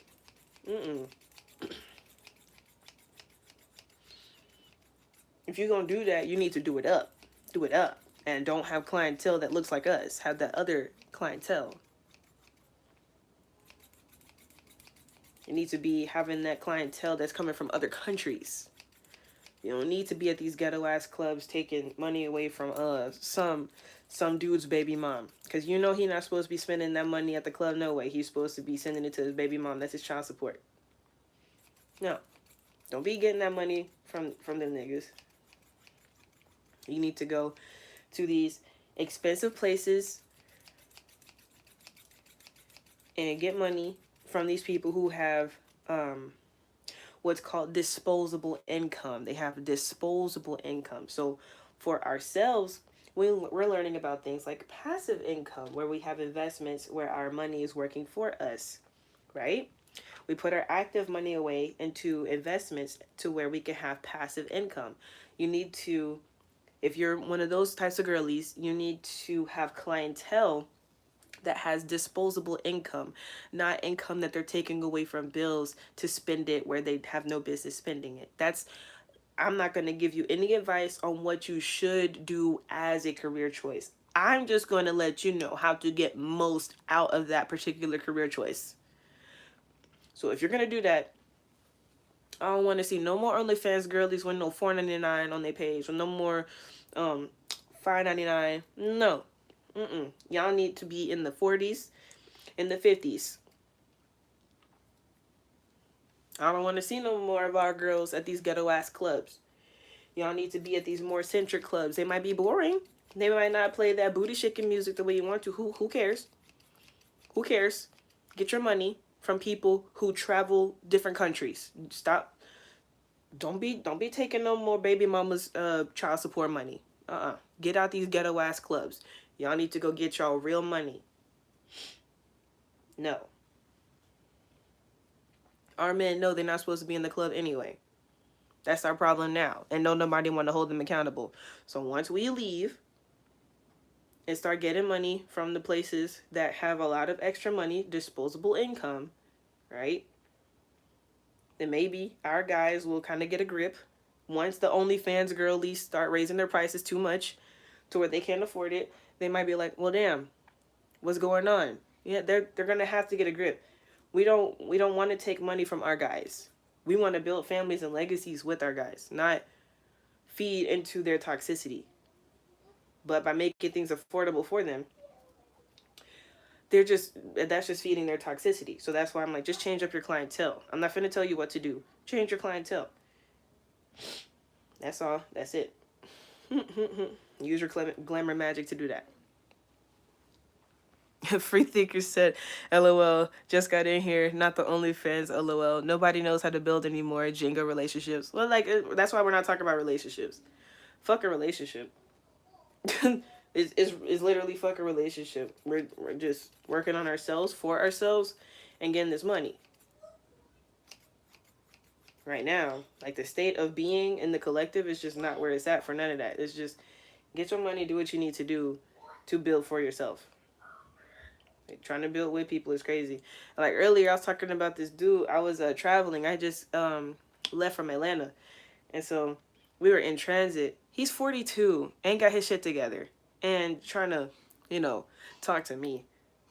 I'm like, what's the point? And that's, I had coined the term woke broke nigga and stuff like that. It's like, that was one in real life, not just one of these internet dudes.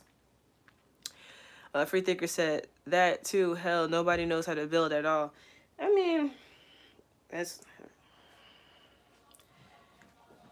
why I'm teaching the stuff I'm teaching. I don't care what nobody else got going on, really. It's just real simple to me.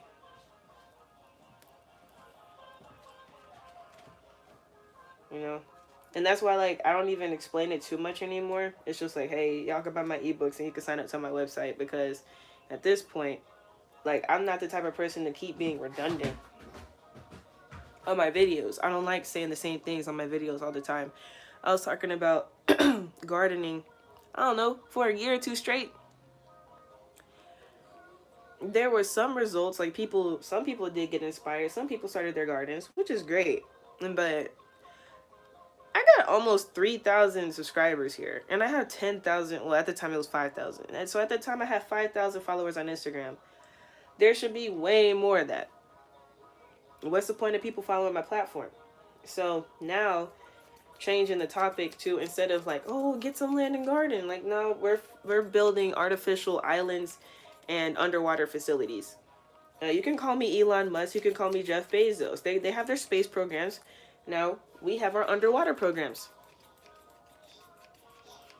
So ladies can help me build with that. Guys have to pay $11,000 to participate.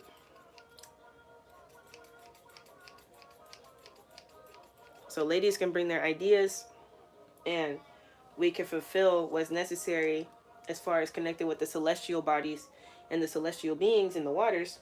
Whereas guys, once they get their head on straight, the majority of them, once the majority of them gets their head on straight, it's like, oh, well, okay, I can either take this $11,000 and go participate with what they got going on, or I could buy some land and, I could be more of a benefit in my own world, like something.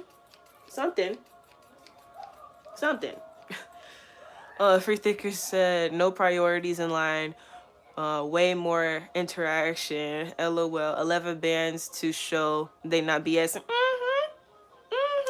Because I know dudes will spend $100 to be on BS. They'll even spend $1,000 to be on BS. $11,000, yeah, that's different. Most people not trying to spend over 10K to play around. Unless, like I was saying, ladies, if they have disposable income, they might have $11,000 to throw around to you. So if they have disposable income and they're doing that for you, get your glamour magic up and get that money. If that's the field you are in. Okay? I'm not telling anybody to go be a working girl. I'm not, no. I'm just saying for the ones who watch my channel and the ones who live that lifestyle, don't be messing around with these little niggas out here. No, you better get you some, get around them people who got disposable income who could just throw around $11,000. Get out these ratchet ass clubs. Especially if you in a situation where you could potentially go to jail. Don't be around no ratchet ass situations and go to jail over no couple of $1,000 or a few $100s. Fuck no. Get you around 5K type of niggas, like 5-figure type niggas. They could throw 5 figures at you. I don't want to hear nothing about no 100, nothing. No, 5 figures. Okay. Don't ask me how. Get your glamour magic up and you figure it out. You on my channel. I'm not finna. I'm a pimp. I'm not a bottom bitch. I'm a pimp. I'll show you exactly how to do these niggas. Like what?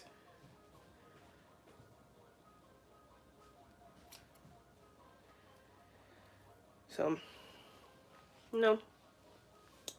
Otherwise, though, if you have something else going on for yourself, like you have your own, because even if you have a job, like I'm expressing now, like you don't necessarily have to have a business. Like your calling may not allow for you to have a business, and you have a job that you do enjoy. I'm not saying stick at your job if you don't like it, but if you have a job, your calling could be partnering with people, and whether it's being an angel investor or being a direct investor, having equity in someone's business that they're starting up. A free thinker say, "Yep." Being an investor and having equity in someone's startup business, you know, even partnering together to form a venture capital sort of agreement, a syndication of some sort. Make sure y'all look up these terminologies, okay?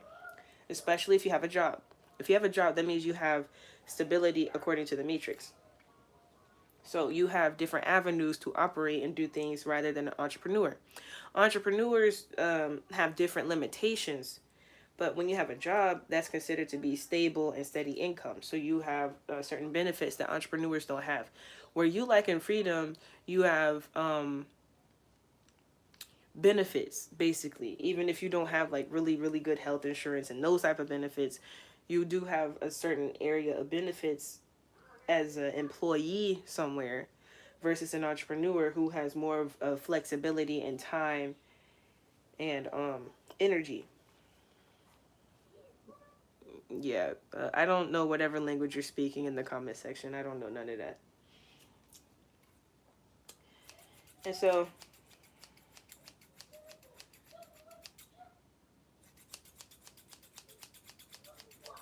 keeping up with your newfound lifestyle, like it becomes habit. Like I said, you know, this is the last quarter. Whatever you are intending for, go ahead and start now. Do not wait until January to try to change your life. That's the biggest way to fail.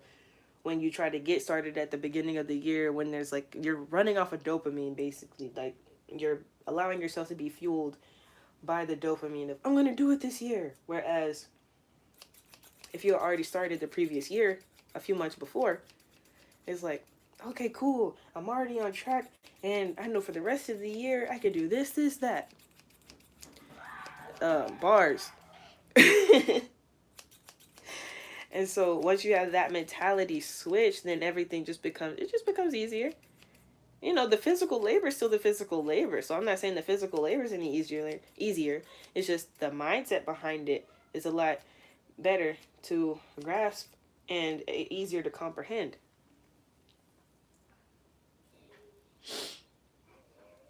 I used to work at a natural hair school too. I had a lot going on in my past life. Like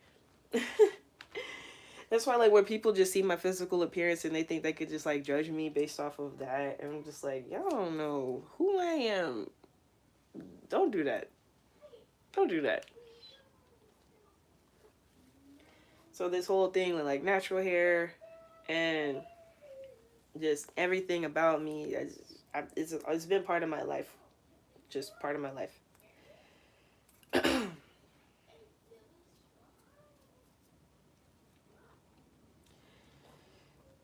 So I really like this. I wanted to practice on the mannequins. I was supposed to get my natural hair license.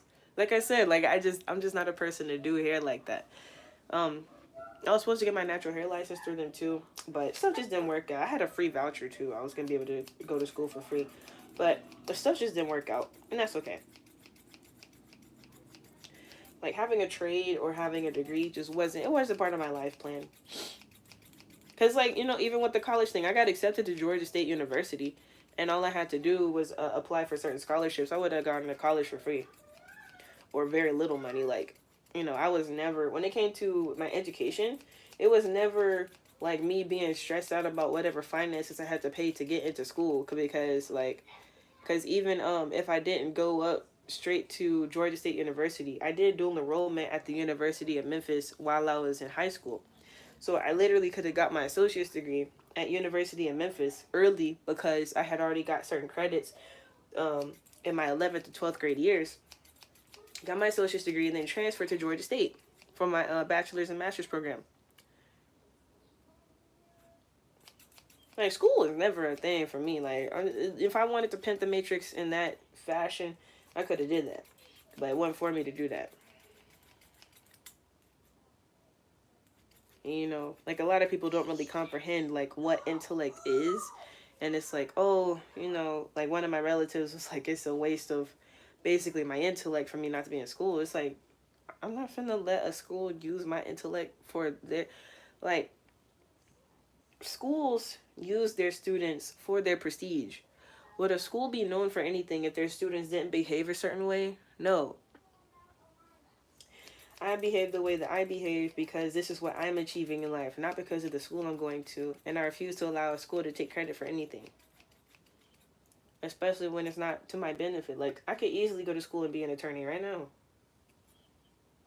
Do I want to be an attorney? No. I kind of did want to be a paralegal because I fucked with that shit. But as far as having clientele and going to court for them and having to defend people or represent a client that's a plaintiff, I'm not for that. No thanks. I'm good. I'll do the paperwork behind the scenes though. But I do that in real estate already. I don't have to get a degree for that. That's what I'm saying. Like you, depending on whatever it is, how much paperwork do you want to do? That's how you realize like what type of money you want to make. How much paperwork do you want to do? What type of paperwork do you want to do? What type of math do you want to do? Okay, then that's your career. That's what you are doing. That's what you're going to do. So I got the whole real estate thing figured out. The paperwork it's not that bad. It's really not that bad. But I have to incorporate certain aspects of math and, how the whole team would work and use creativity basically to figure out what the numbers would be. Do some paperwork, talk to some people, then money, boom. So it's literally when you pick your, I got to go back to talking to y'all about high income skills. Because you'll see, that topic in different areas, but nobody really hones in on what it is. That's why I use real estate as an example. It's like, look, if you don't know what a high income skill is, just study the real estate industry. Everybody needs to own real estate anyway. That's my belief, and that's my objective, to get everybody to own real estate in some capacity. Look at what the real estate people do and how they do it. Not agents. I'm talking about the investors. The brokers are okay. You can study the brokers if you want to. But when you study the investors, the investing aspect of it, and you are studying things like net worth, okay, now that's a high income skill. It's a high value skill. Versus just using these buzzwords. Like, people just like to say stuff. When I lived this already. I already did this. my business partners that we had employees and stuff like that. Like they had rented out an office space and everything. And those guys, they were six-figure earners. They were millionaires. So I was in the closest proximity that most people will ever be in their life to millionaires and six-figure earners. Like actually having a business with them.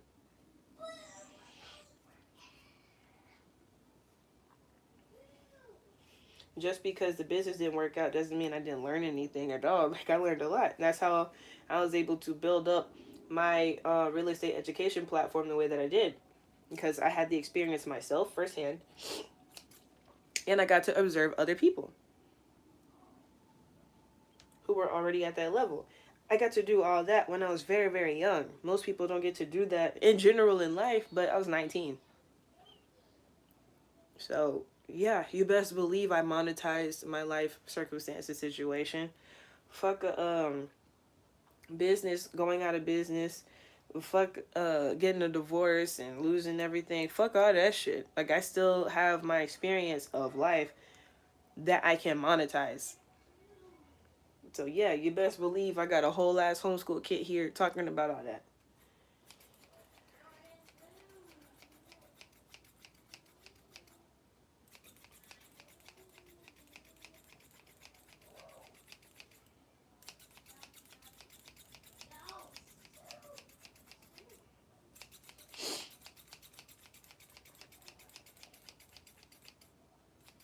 And that's when I wasn't using not too much glamour magic. Like when we had all that going on, I wasn't into magic at all, but especially the glamour magic stuff. You don't need glamour magic to do real estate stuff. That's what I'm saying. Like once you get the high income skill, the physical appearance part doesn't really matter too much.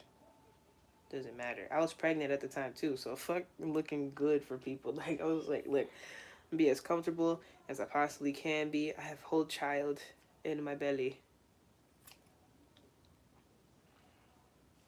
Football game said I'm back. What's good? And so, yeah.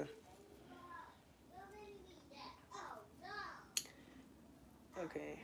I'm gonna clip on this again. When you acquire a high income skill, you know, yes, of course, the money, but it puts you in a different place mentally. It puts you in a different network of people. Football game said, what are you doing? You should know what I'm doing. I've been doing the same thing for a few hours now. I'm refreshing my ponytail.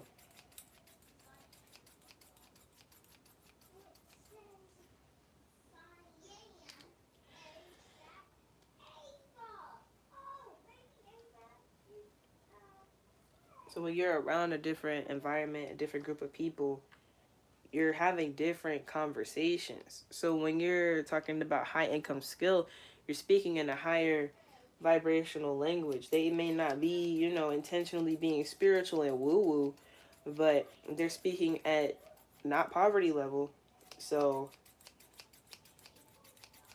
when you get out of conversations with people with a poverty mindset, you move different, you act different. After that situation happened with me, that was when I started using magic. Then I found glamour magic. I'm like, oh, okay, cool. This is cool. What's this about?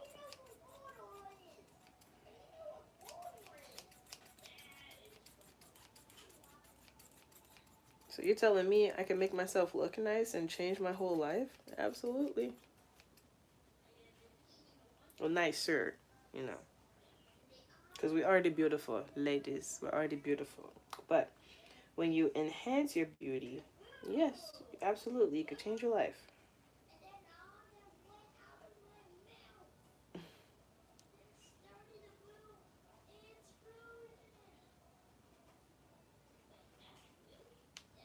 Is this not too much? This is not going to be too much. I'm going to go ahead and click that.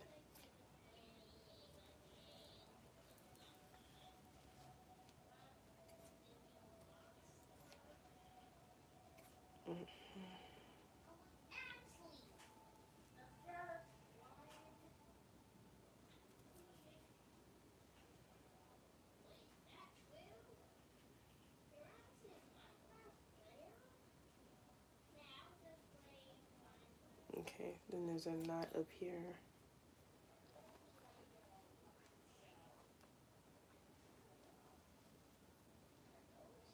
Okay. I'm gonna cut this knot right here. Okay.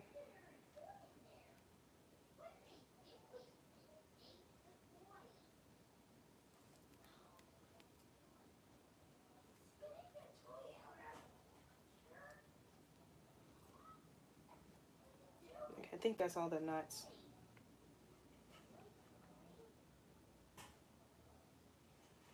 It's frizzy at the end though, so I'm gonna go ahead and clip that. All that frizz off. There we go. There you go. Okay.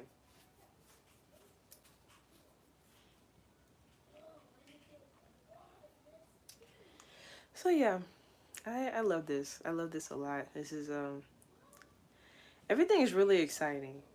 It's because like I said, I go by several different calendars, so I'm already in the New Year energy.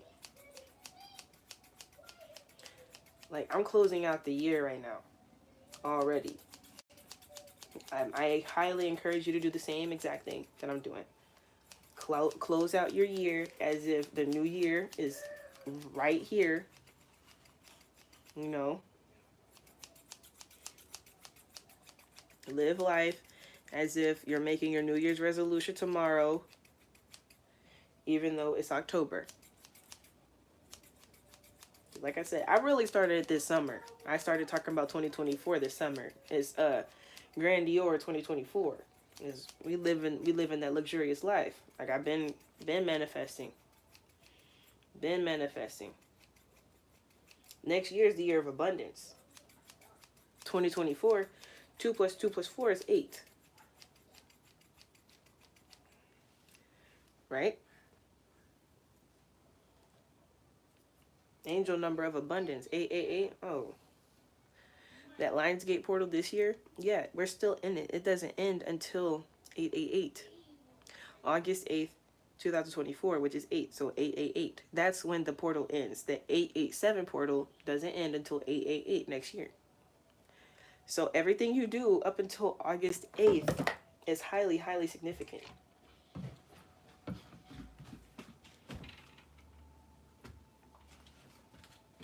And mommy, where's my phone? I don't know. Look by your pillow. I put it up here. Oh, we're gonna have to take your stuff down. Did you put the phone up there? No. Well, what did you put up there? It's not gonna be over this way. I don't know where it went. You need to put, oh, I meant your big pillow. Like, look under your big pillow. Look under your big pillow. Okay, you need to look in the blankets and make sure you didn't take it out the room or something, because it should been right there. It could be under my stuff. I don't know. It feels something. Wait, I found it. Okay. It was on the side. Okay. This is also being sneaky. Everything is just sneaky.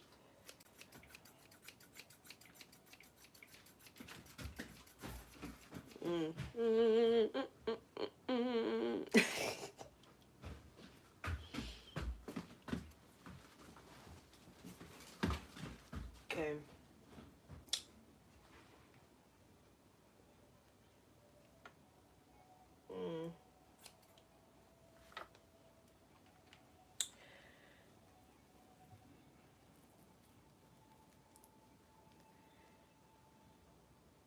It's a big knot right here. I'm gonna go ahead and clip this one. Some frizz too. I'll get to the frizz after.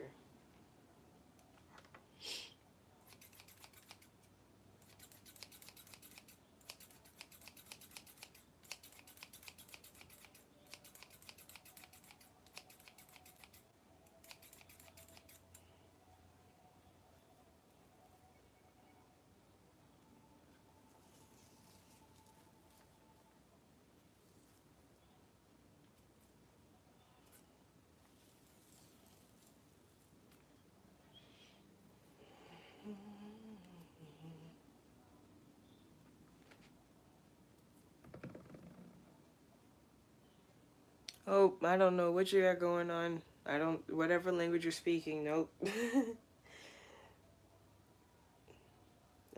Best I could do was a little bit of Spanish and just a little bit of Hangul. I need to brush up on my Korean, but whatever you're saying, no idea. Uzbekistan? That's cool. Welcome. I have no idea what you're saying, though.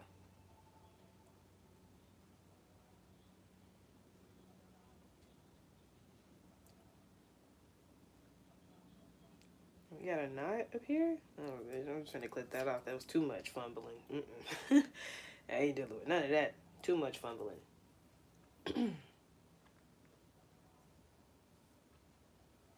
Now, I'm not trying to go too long being on live. Um, so what I'm gonna do is go ahead and what's it called? Do I'll just stop right here. Yeah, I'll just stop right here and finish this up with y'all another time with the hair part. The hair part. Now, I am gonna finish my makeup and my nails with y'all. But this has gone on for a little minute. I'm halfway done. So I'm finna show y'all again what we working with. It feels so soft. I didn't expect it to dramatically feel this much softer. Like, that's wild.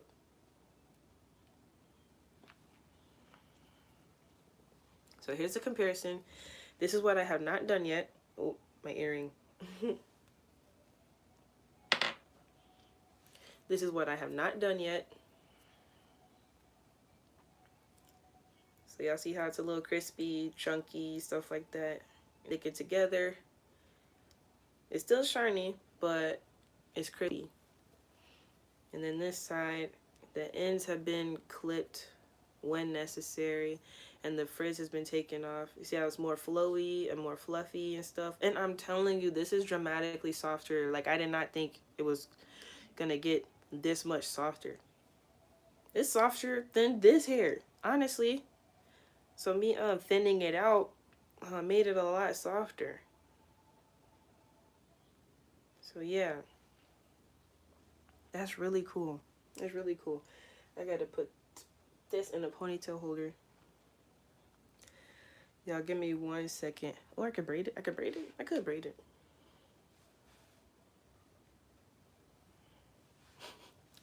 Do an ASMR experience.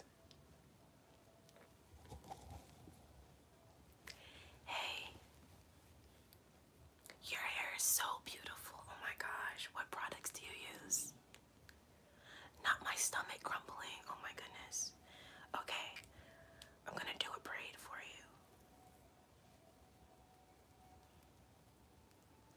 Uh-oh, your hair is a little tangled right here. You mind if I clip it? Okay, I'm just gonna clip it. It's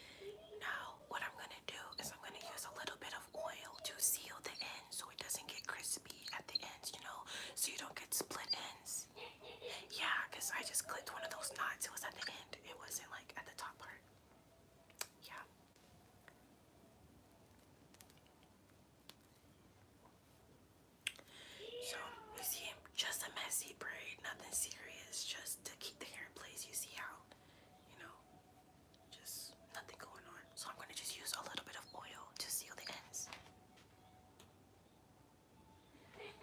Tiny, tiny little bit of oil, just a little bit.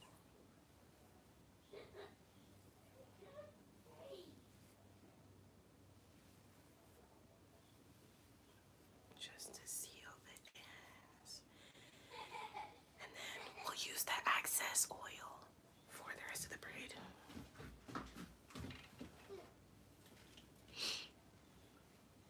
Okay, there you go.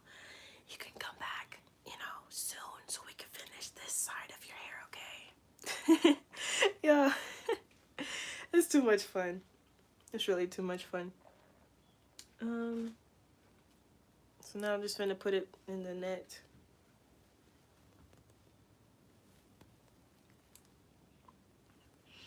That way, I'll catch up with it. Another day, another time. Woo. The work it takes to look like a nice lady.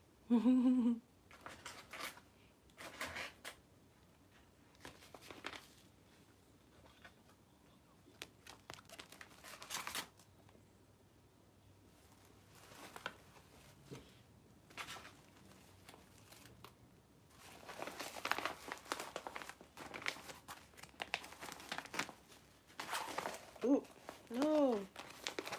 Left you trying to rip. Don't do that. Don't try to rip it.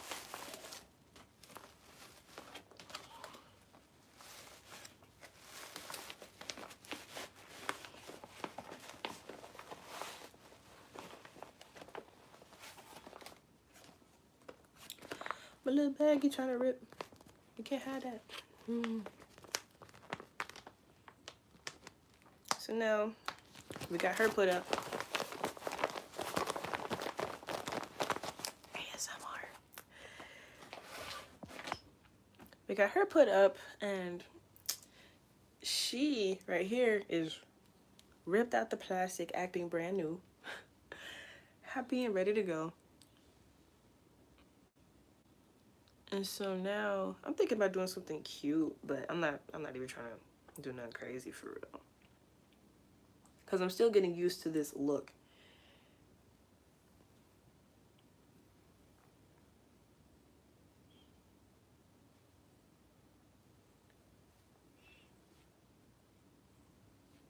Yep. Okay. I'm just seeing stuff. Still getting used to this look. I'm used to wearing ponytails from when I was younger, but like not fake ponytails. Especially with my hair being down my back when it's curly. Like my hair being straight down my back, yeah, I used to do that a lot. But having it curly down my back is a whole different vibe. It's a whole different feeling. I'm like, oh my goodness, manifesting into reality of me just, you know, just manifesting it.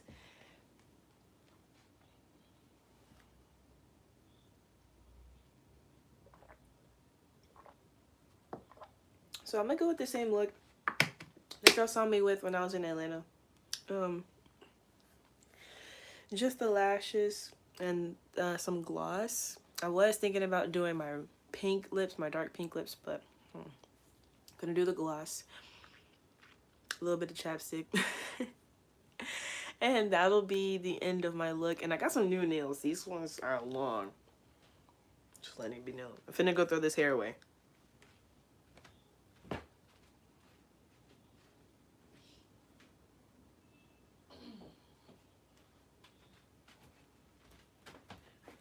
So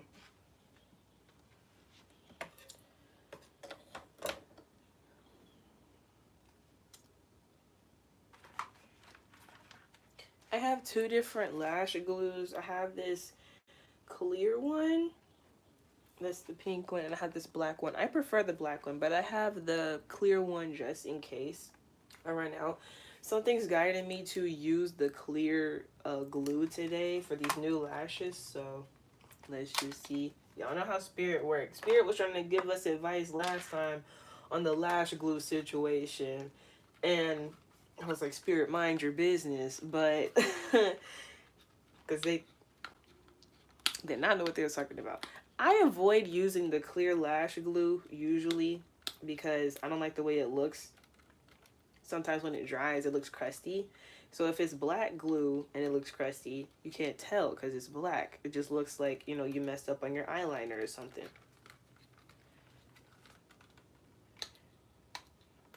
But I'm going to try it out today because I haven't used this specific brand of lash glue.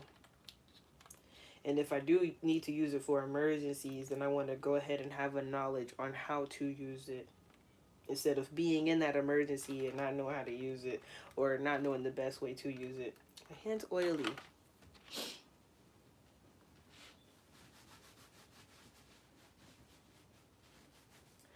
So that's what comes with the maintenance.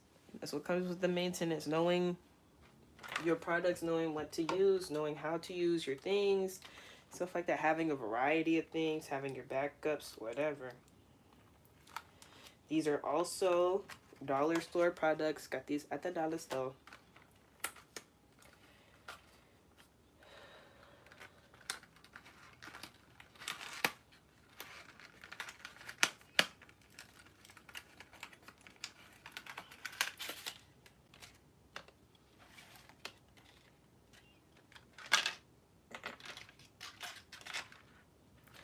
Look at these big fluffies. The other ones weren't as big, but I had to get back used to wearing lashes. So I wasn't trying to do nothing too crazy before, you know, investing in something that's more of an attention grabber.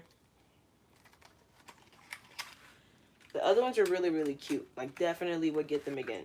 It's just, I'm being a little bit more bold. Little bit more bold now. A little bit more bold.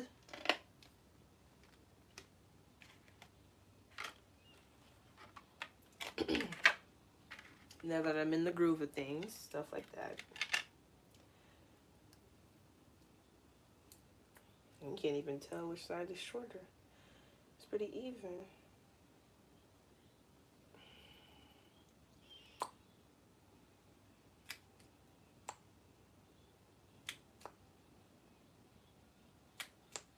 As you can see, it's a pink, is white.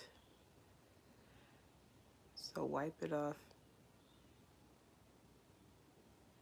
Pink brush. Then white glue.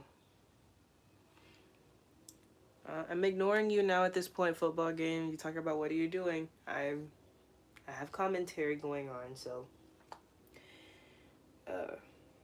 if you keep being weird, I will put you in timeout so you can stop commenting.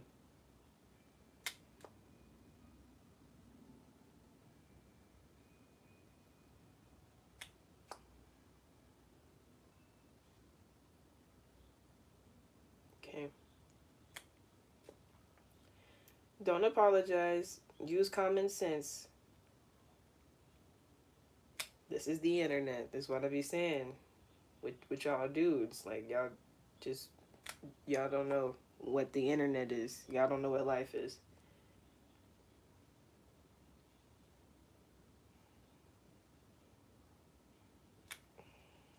Okay. So got lashes on. Y'all can see the glue and stuff. I usually don't like that. But gotta try it out. Gotta try it out.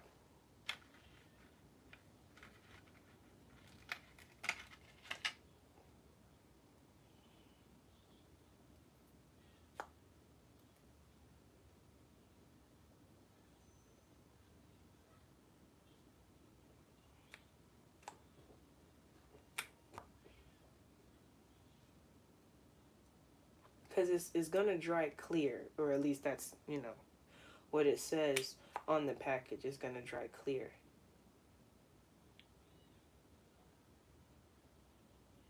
Okay.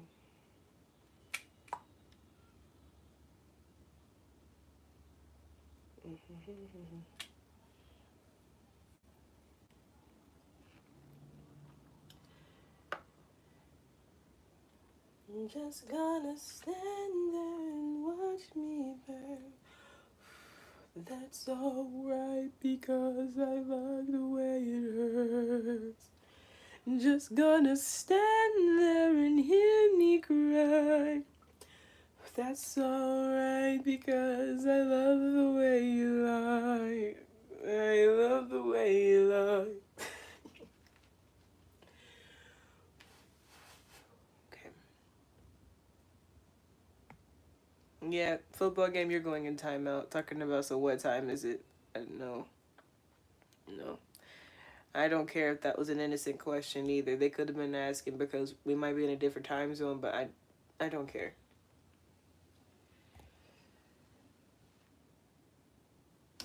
Like y'all that like a lot of y'all are the type that the teacher would just put the whole classroom on punishment because of that one class clown.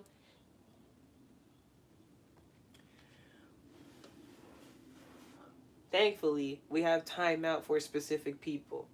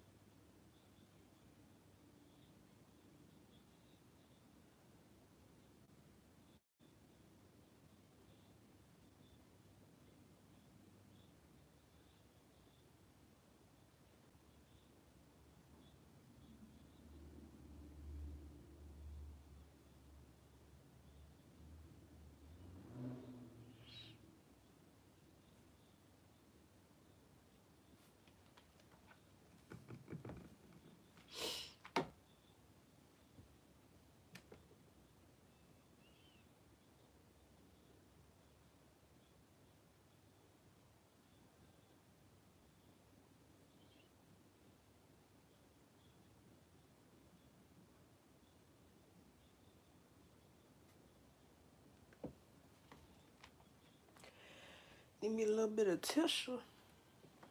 Yeah, I'm telling you, when my country accent be coming out, she just do what she want to do.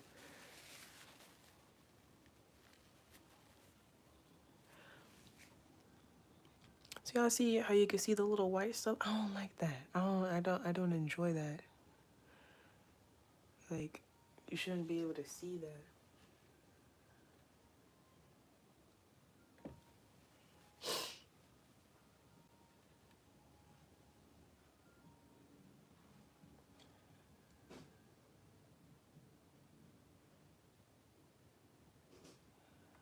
But, you know, it's a part of diversifying my materials, my usage.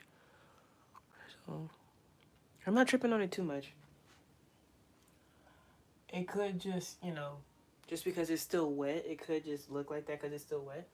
But look at the lash though. You don't see that? Yes, yes, yes. Okay, I'm gonna put on this other lash.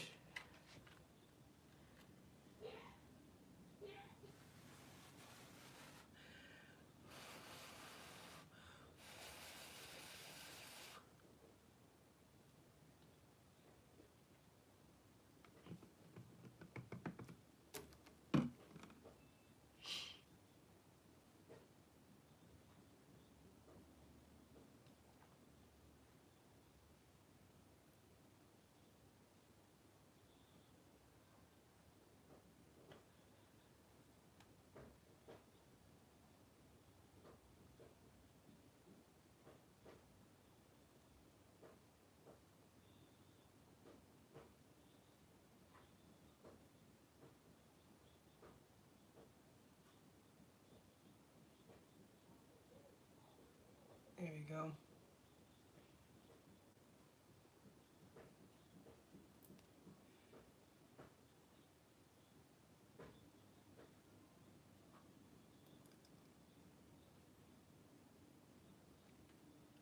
Okay.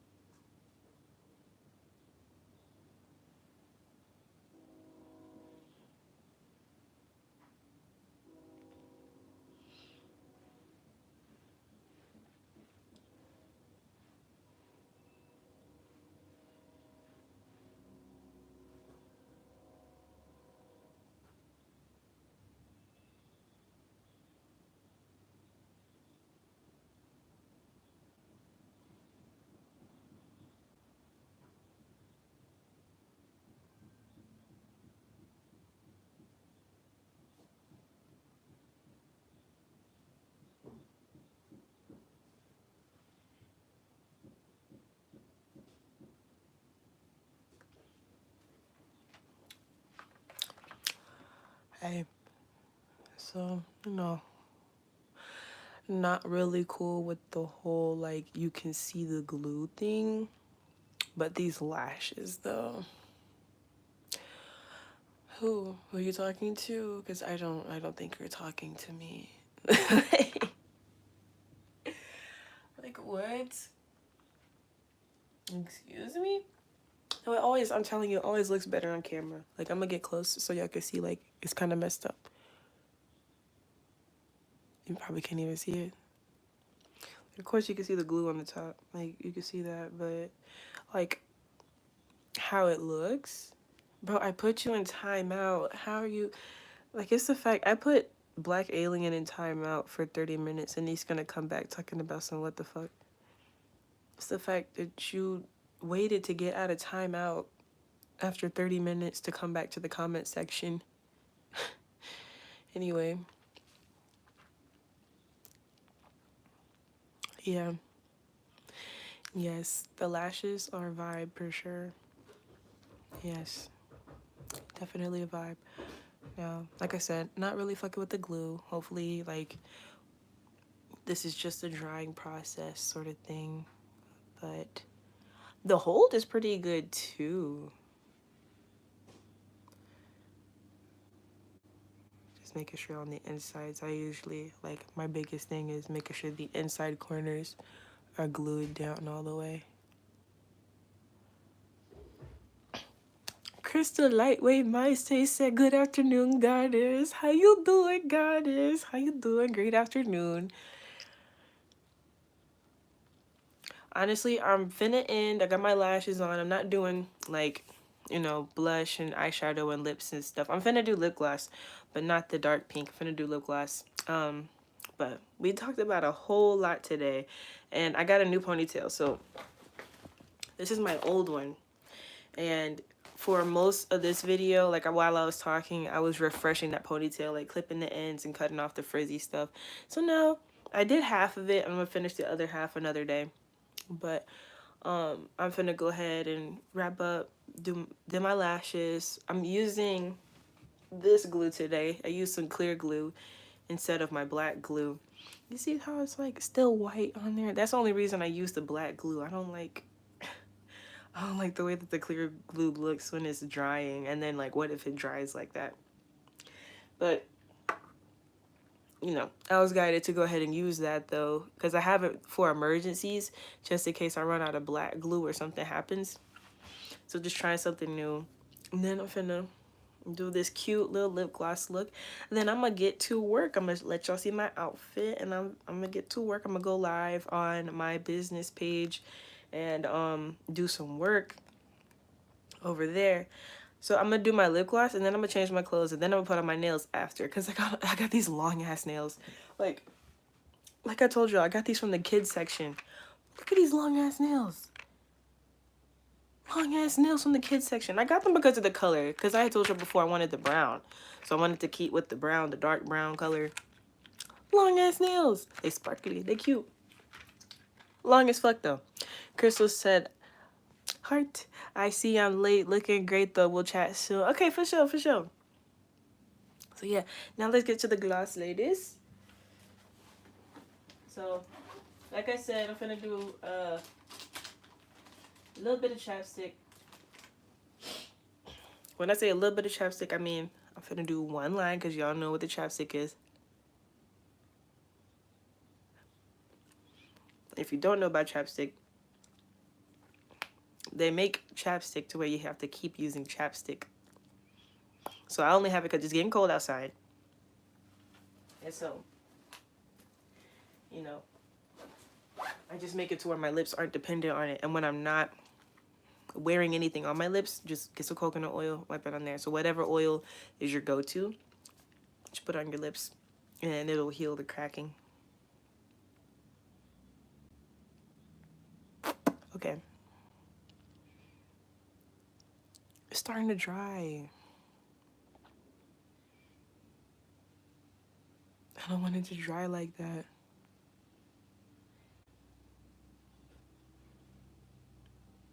That's the only thing about the clear glue. It's not clear.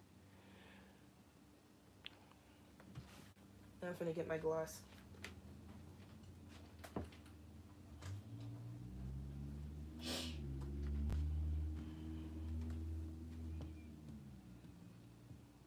See, now that's interesting.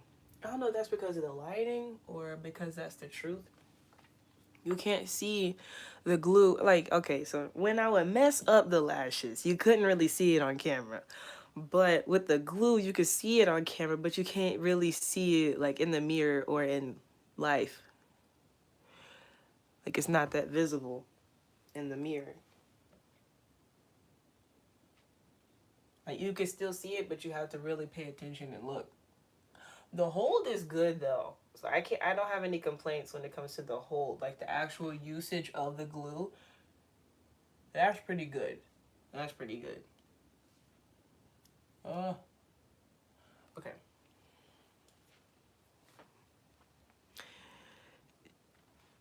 GNN with the mind blown emojis. Okay.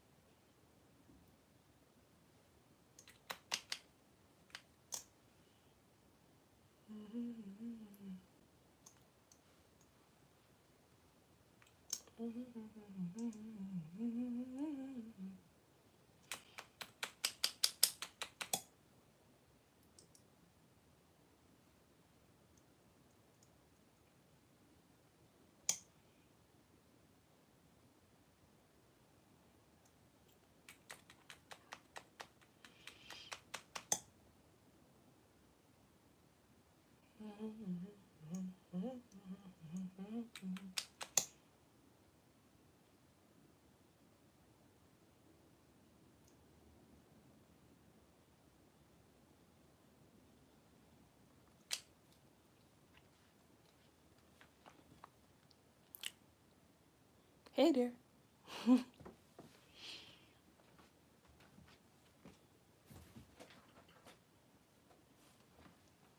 Okay. So I'm gonna keep rocking the overalls look. So I got my overalls, and for my top, it's a sports bra type of top. I'm looking cute. Okay, it's a sports bra type, and so it's a camo girl sports bra type, and then just some regular brief panties. And so yeah, make sure y'all cannot see me.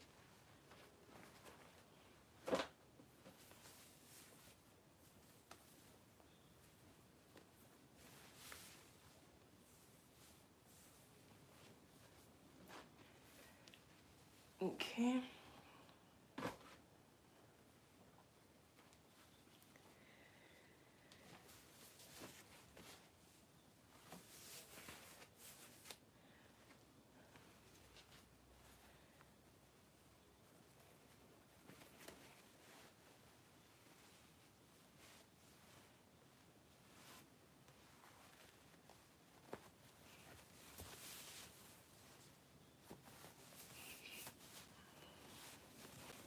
All right.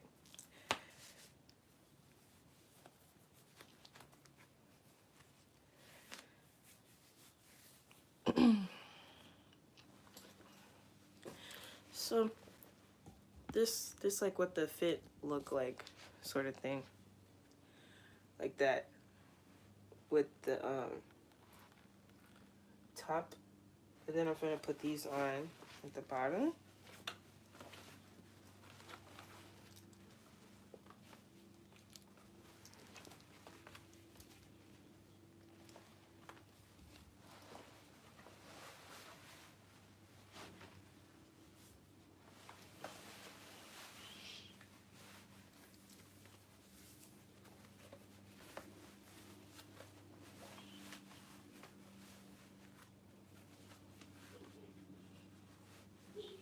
And put this back over here.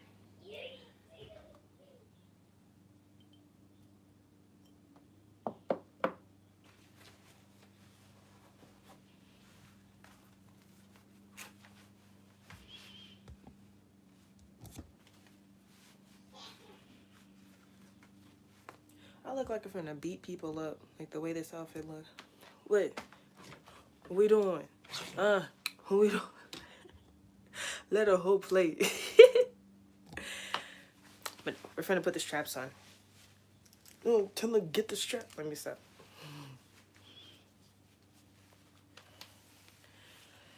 Okay, so really cute, like very active wear sort of vibe going on. I really like this. I really like this look. I look like I'm finna go do stuff. I'm not finna go do nothing today. No, I'm not finna go do nothing today. These pictures are finna be bomb though. I already know. Like, these pictures finna be bomb.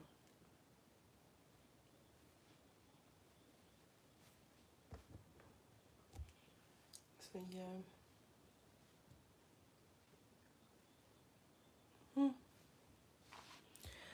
So I'm finna go, well, I gotta do my nails now. Put this stuff up. Last thing is my nails. And then after this, I'm finna go live on my real estate page. So if y'all want to learn about some real estate stuff, follow my Instagram at Bird Dog Real Estate. I have a YouTube channel too, but I don't do the live streams over there, where you can get the exclusive information. Okay, yeah, that's the glue.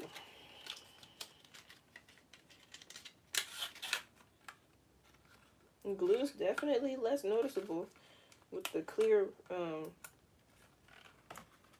when it comes to the stuff, but don't really care. I know how to clean my stuff. I don't want the clear glue to be noticeable on my eyes. When I tell y'all these nails are so long, I was practicing with them using my phone. And I was like kind of struggling with it. I'm like, how am I gonna type with these? I'm gonna figure it out though. I'm gonna figure it out.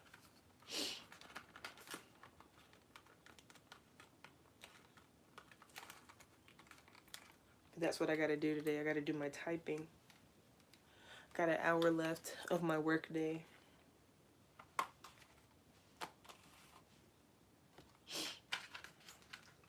Most of my day has just been self-care, and so, you know, of course, get ready with me sort of thing at the same time, like, okay, refreshing my ponytail. That's I ain't even finished. Like, that's how much time it takes for a lot of maintenance care. So if you're a masculine, like, watching stuff like this, like, it takes us a long time to do what we do. So it's just that weird shit, that little weird behavior that a lot of y'all be doing, just stop on it. So since these are so long, to make it easy on myself, thankfully this is like the little girl stuff. It has the pre-glue on it. I'm gonna just go ahead and stick these on. See how long that is? See how long that is? Like, these aren't even the crazy long nails. Like, girls be, whoo, I don't know how they be doing it. But girls be having them crazy long nails on. This is as long as I'm gonna go. You ain't finna catch me with no crazy long ass nails. No thanks.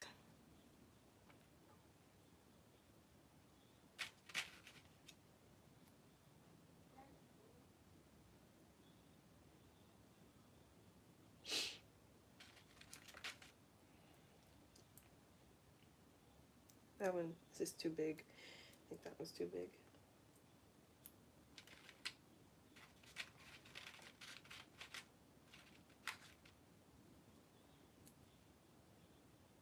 That's okay. So, this is what we got. Like, this looks terrifying. Imagine you don't know me, you just run up on me on some bullshit, and I just look at you like, huh? That's scary. Like, huh? Like, what? No thanks. I'm walking away immediately. No thank you. I don't want the smoke. Excuse me, ma'am. I apologize.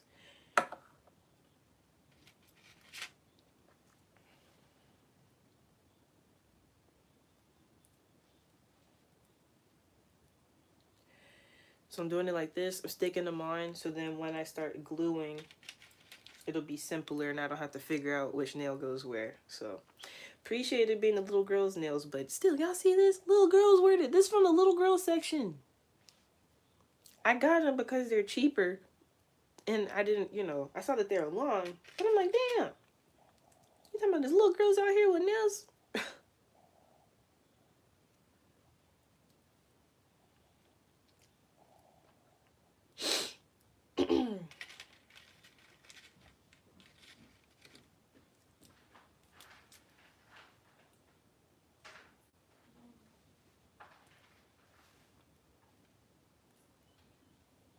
Okay.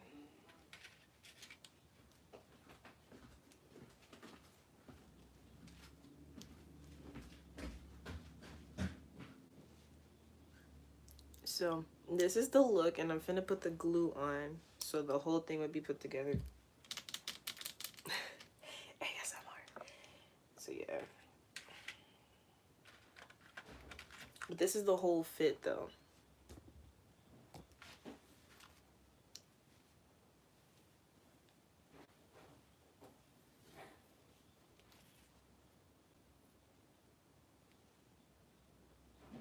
It's the whole fit.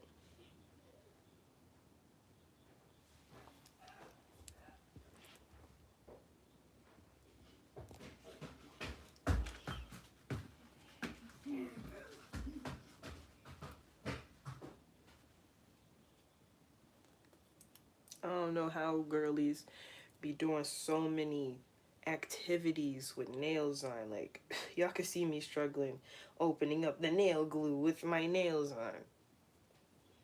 They be doing so many activities with nails.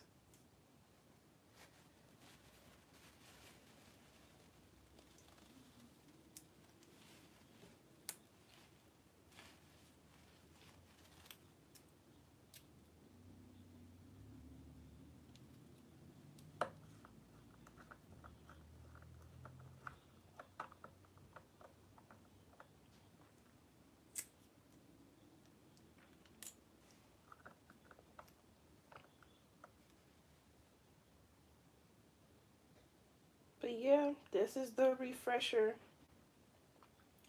Been having this cool, nice routine going on for about a month now. Did my faith walk last week.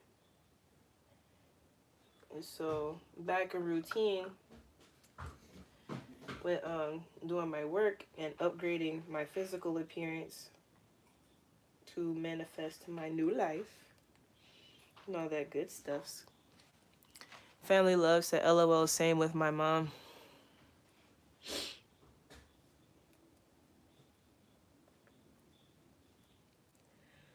there frizz on the top of my head? It is frizz. I don't know how it's like that little piece. It's like a little hump. I don't know how. Because I got all my hair wet. Like, I didn't wash it up, but I did a good rinse. And it's like, it shouldn't be looking like that. It should all be even. I'm not going to trip, though. It's okay.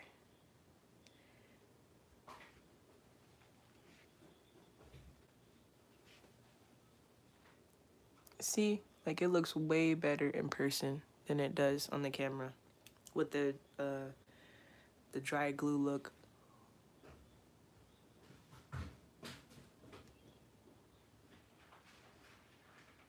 Yeah, it's not too bad anymore now that it's drier. But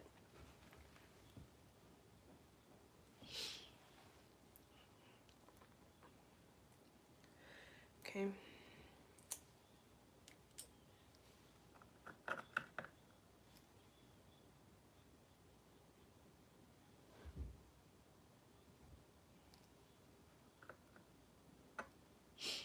I'm honestly surprised that press on nails have decals this long. I didn't know that it was possible to get nails this long for press-ons. Like, these are some long ass decals. What?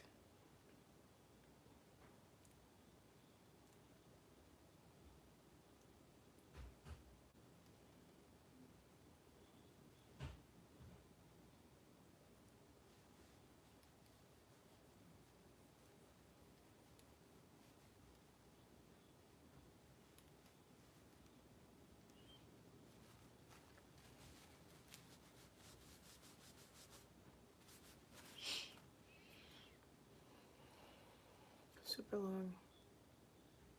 Yes, yes. I'm here for it. Here for it. High key on the IG baddie.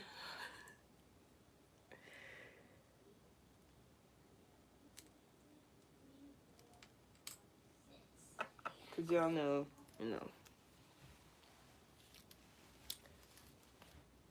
like if you are an IG baddie and you make content for the purpose of, like, it's your physical appearance and your Instagram model, stuff like that, is used to get actual modeling opportunities. It's not just to look good. Like, that's the whole purpose. So with me having experience in modeling, print modeling, runway, stuff like that, it's just like a typical sort of thing for me. So what you do is, like, you of course dress up your appearance to a certain level, and then you get brand deals and you get brand ambassador deals from different companies and stuff like that, for clothing usually, or hair. Like the girlies who do the hair tutorials and the hair reviews and stuff like that, like, y'all got it with that. Same thing though with like nails and stuff like that. Like, that's what you want to use your Instagram for. Your Instagram is a portfolio for the work that you can do. Because you're literally a model. You are a physical vessel for items. I look too serious. Like, I really look like I'm finna fight some people. Like, not fight somebody like they trying to jump me, but I whoop all their ass, sort of thing.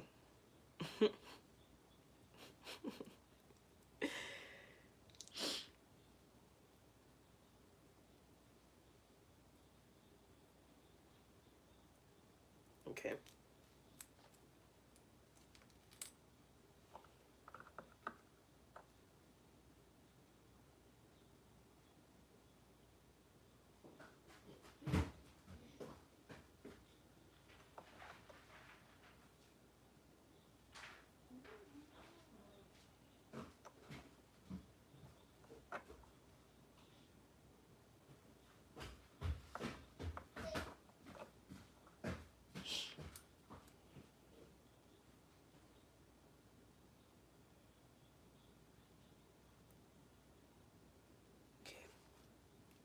She about it. She's showing a panty.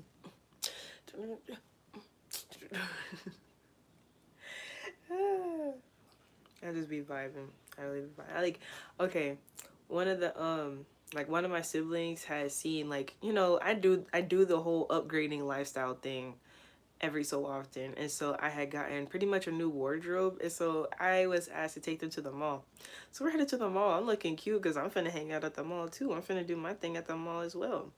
So we get in the car and they're like, "Material girl," and I was like, "Oh my gosh," because I had heard the sound clip before on like TikTok or whatever, but I never listened to the song. So I'm listening to some music the other day, and it's just random music playing. The Material Girl comes on. I'm finna skip it because I'm just like, I'm not actually trying to listen to the song. But something was like, no, just listen to it. So I listened to it. I see some of the music video playing, and I was like, first of all, I did not know Saucy Santana was the artist of this song. I did not know that. And so that was already like a thing for me. I was just like, okay. So what we got? What we got, Saucy Santana? Let me see. Bruh, that whole song is a vibe. I was tripping. I was just like, yo, why is this song such a vibe though? I started thinking of my own bars, like if I was to either remix that song or make one that was similar. Ooh. Okay. Talking about like, we do what we do for our physical appearance. Like, of course they're making it about the whole relationship thing. But like, don't talk to me if you don't make like, 8 figures too little, 7 figures too little. You need to have 10 figures. Like, it's just outrageous stuff. Like, really big numbers. But they're celebrities, so when you're a celebrity, you're in a different caliber of individual. You can't be making no $50,000 trying to talk to another celebrity. No, that's not. That's just not. No. I was thinking of some bars though. I was like, I need me an accredited hold on. I need me an accredited investor. If you don't know what that is, then you ain't him. Like, because it's a different language that rich people speak. So I need me an accredited investor. If you don't know what that is, then you ain't him. Like, if you gotta go Google that and figure out what that is, you're not at that caliber of being. You're not at that caliber of level, and that's okay. Don't try to talk to me though. I need me an accredited investor. If you don't know what that is, then you ain't him. Like, that's too funny. Okay, so this hand is done.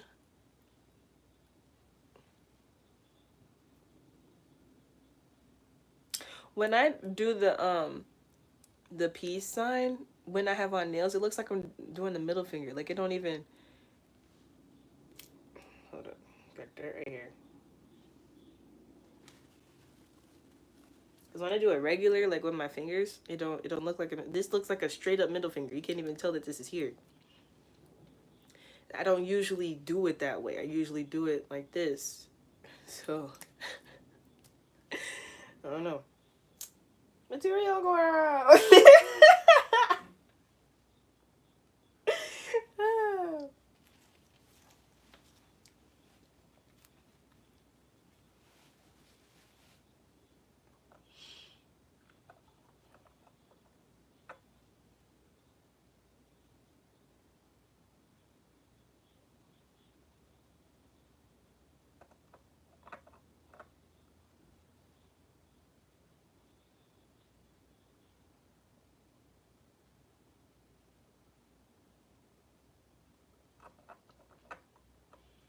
Life's what you make it, so let's make it rock.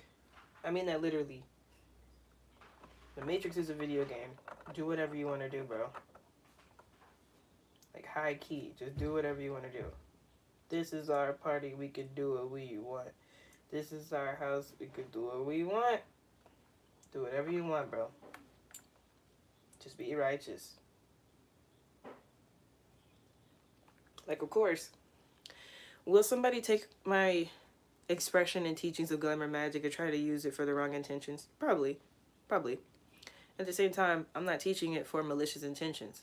I'm telling you, do what you need to do as a lady for yourself. Do what you need to do as a mother for yourself. Do what you need to do as a business owner for yourself. If you want to go tricking on dudes, that's your business, but I'm not encouraging that. If you are a working girl, that's different. That's your finances. Again, business. But you just want to be a hoe out here, that's your business. I don't condone that. I will judge that. We don't need to be out here just fucking dudes. If you're not a working girl, you don't need to be out here fucking dudes, bro. I will keep telling y'all that. Stop going out here giving these dudes free pussy. Stop. They don't need no free pussy. Y'all see how they act. They don't need no free pussy. Leave them alone. Leave them alone. You don't need dick that bad. And if you do, go buy one. Like, I'm not going to get too much into my personal stuff, but I don't even use shit. Like, I don't do none of that. I don't do none of that. I like that. My sacral chakra is so, like, it's not necessarily sensitive, but I know my body so well to the point I don't need shit like that. Like, if you really need it that bad, you gotta ask yourself some questions. Like, am I okay to where I'm willing to follow this dude around for some dick and ruin my life,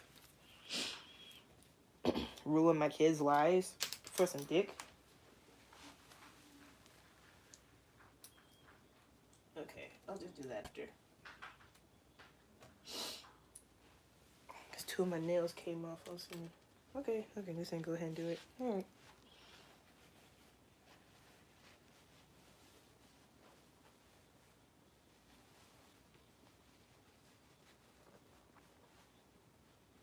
But yeah. Stop believing these dudes when they say they're going to change. Stop. They're not going to change. They're not going to. Don't believe them. Even if he starts to show progress, just don't believe him. I know that sounds harsh. But going through it myself and seeing other ladies go through it, just don't believe them. Just move on. And that does not mean get into a new relationship. Don't try to get into a new relationship. Don't try to flex on your past relationship with some rebound sort of situation going on. No. You just do better for yourself. And if you happen to get into a relationship, that's great. But stop fucking dudes. Ladies, stop fucking them. Leave them alone. Let them deal with what they got to deal with by themselves.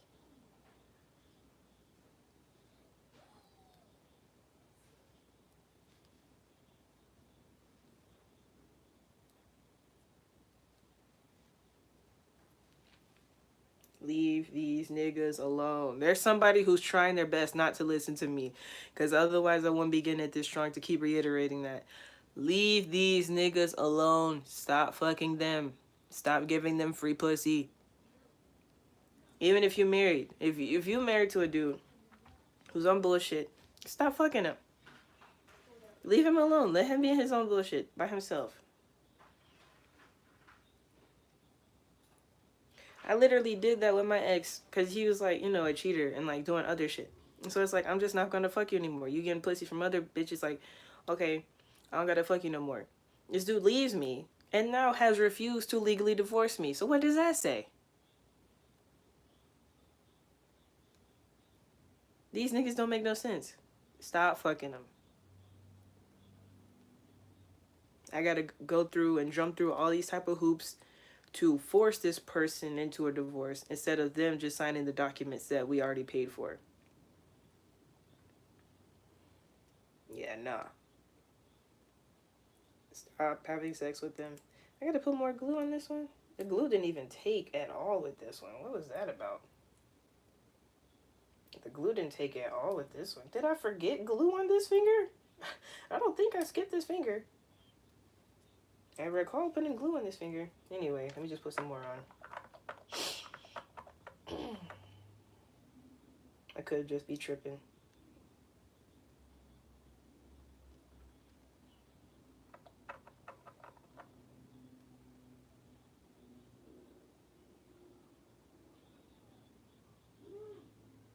But yeah, that self-love stuff, you stop letting the wrong people love on you, because it's not love, it's manipulation. They keep doing the something that's gonna hurt you or hurt your relationship. Hurting you is hurting your relationship. So if they're gonna hurt you and or your relationship, there's no point in being in a relationship. Stop giving them pussy. Just leave it alone. I don't know what language you're speaking.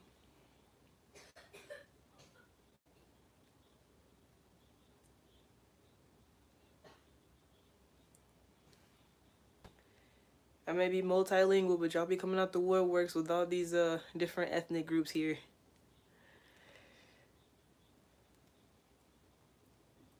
Something's telling me shout out to Jamaica. Wagwan mayo. Like Jamaicans are really cool. Like of course Jamaicans are cool. Like obviously like. But there's something very significant going on with Jamaica. I don't know. I don't know if it's Jamaican Americans or like actual Jamaica.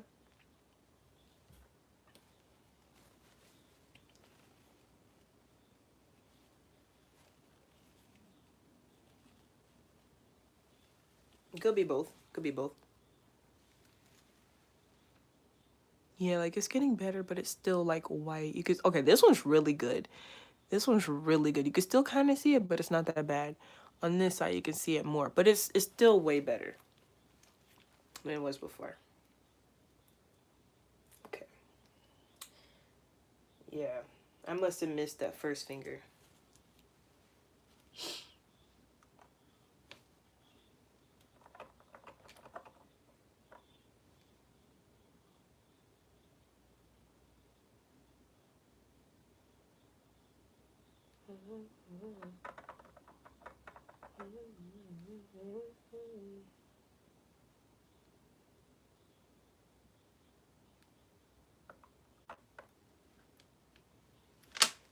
What is that?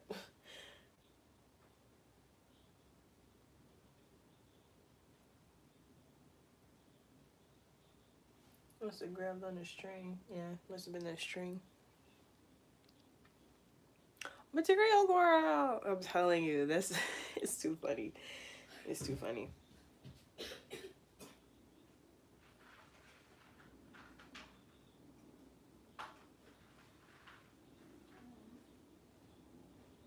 I really like this look too with just the lashes and the gloss. It's such a vibe to me.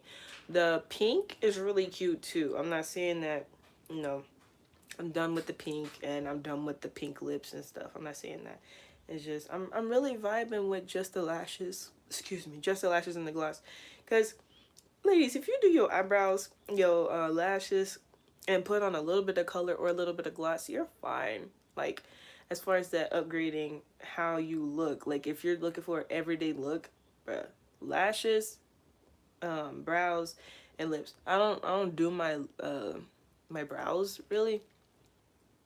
I got them done once and I used to clip them up sometimes. And like for shows, like makeup artists, they would clip my brows and stuff. But like, you know, if it's not necessary, it's not all the way necessary. But having some good brows, having some lashes, and having your lips. Talk about glamour magic.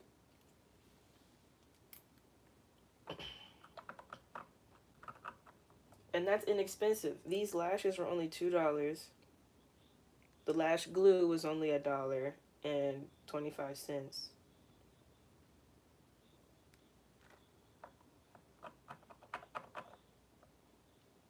These nails were only $2. And now my nail glue, I think that was $2 or $3. It was either $2 or $3.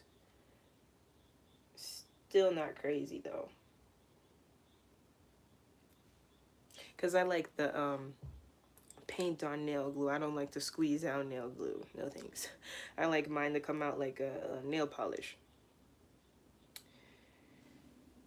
It's, and then you could get, if you want to shape up your own brows and you don't want to get them done, a brow shaper, you know, the little blade razor thing, like a maybe $5. You could get it for $2.50, something like that from the dollar store.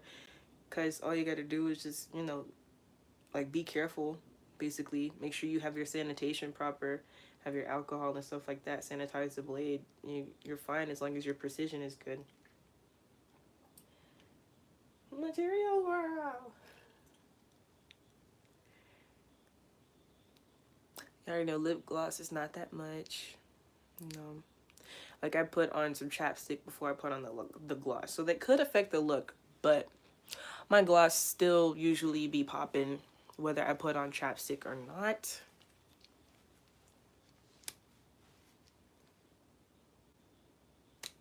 You already know. She a baddie, she showing up handy.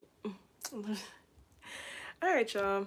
So I'm gonna be back later. You know, I'm finna go live, like I said, on my real estate page. And so we're gonna be doing stuff for like entrepreneurship business over there.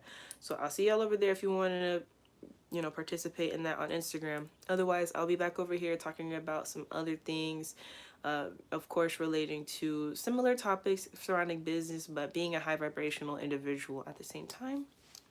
Okay, so yeah. Shalom, Raina Corns. It was Ellie the Empress here. I will see you in the next one. Dawada.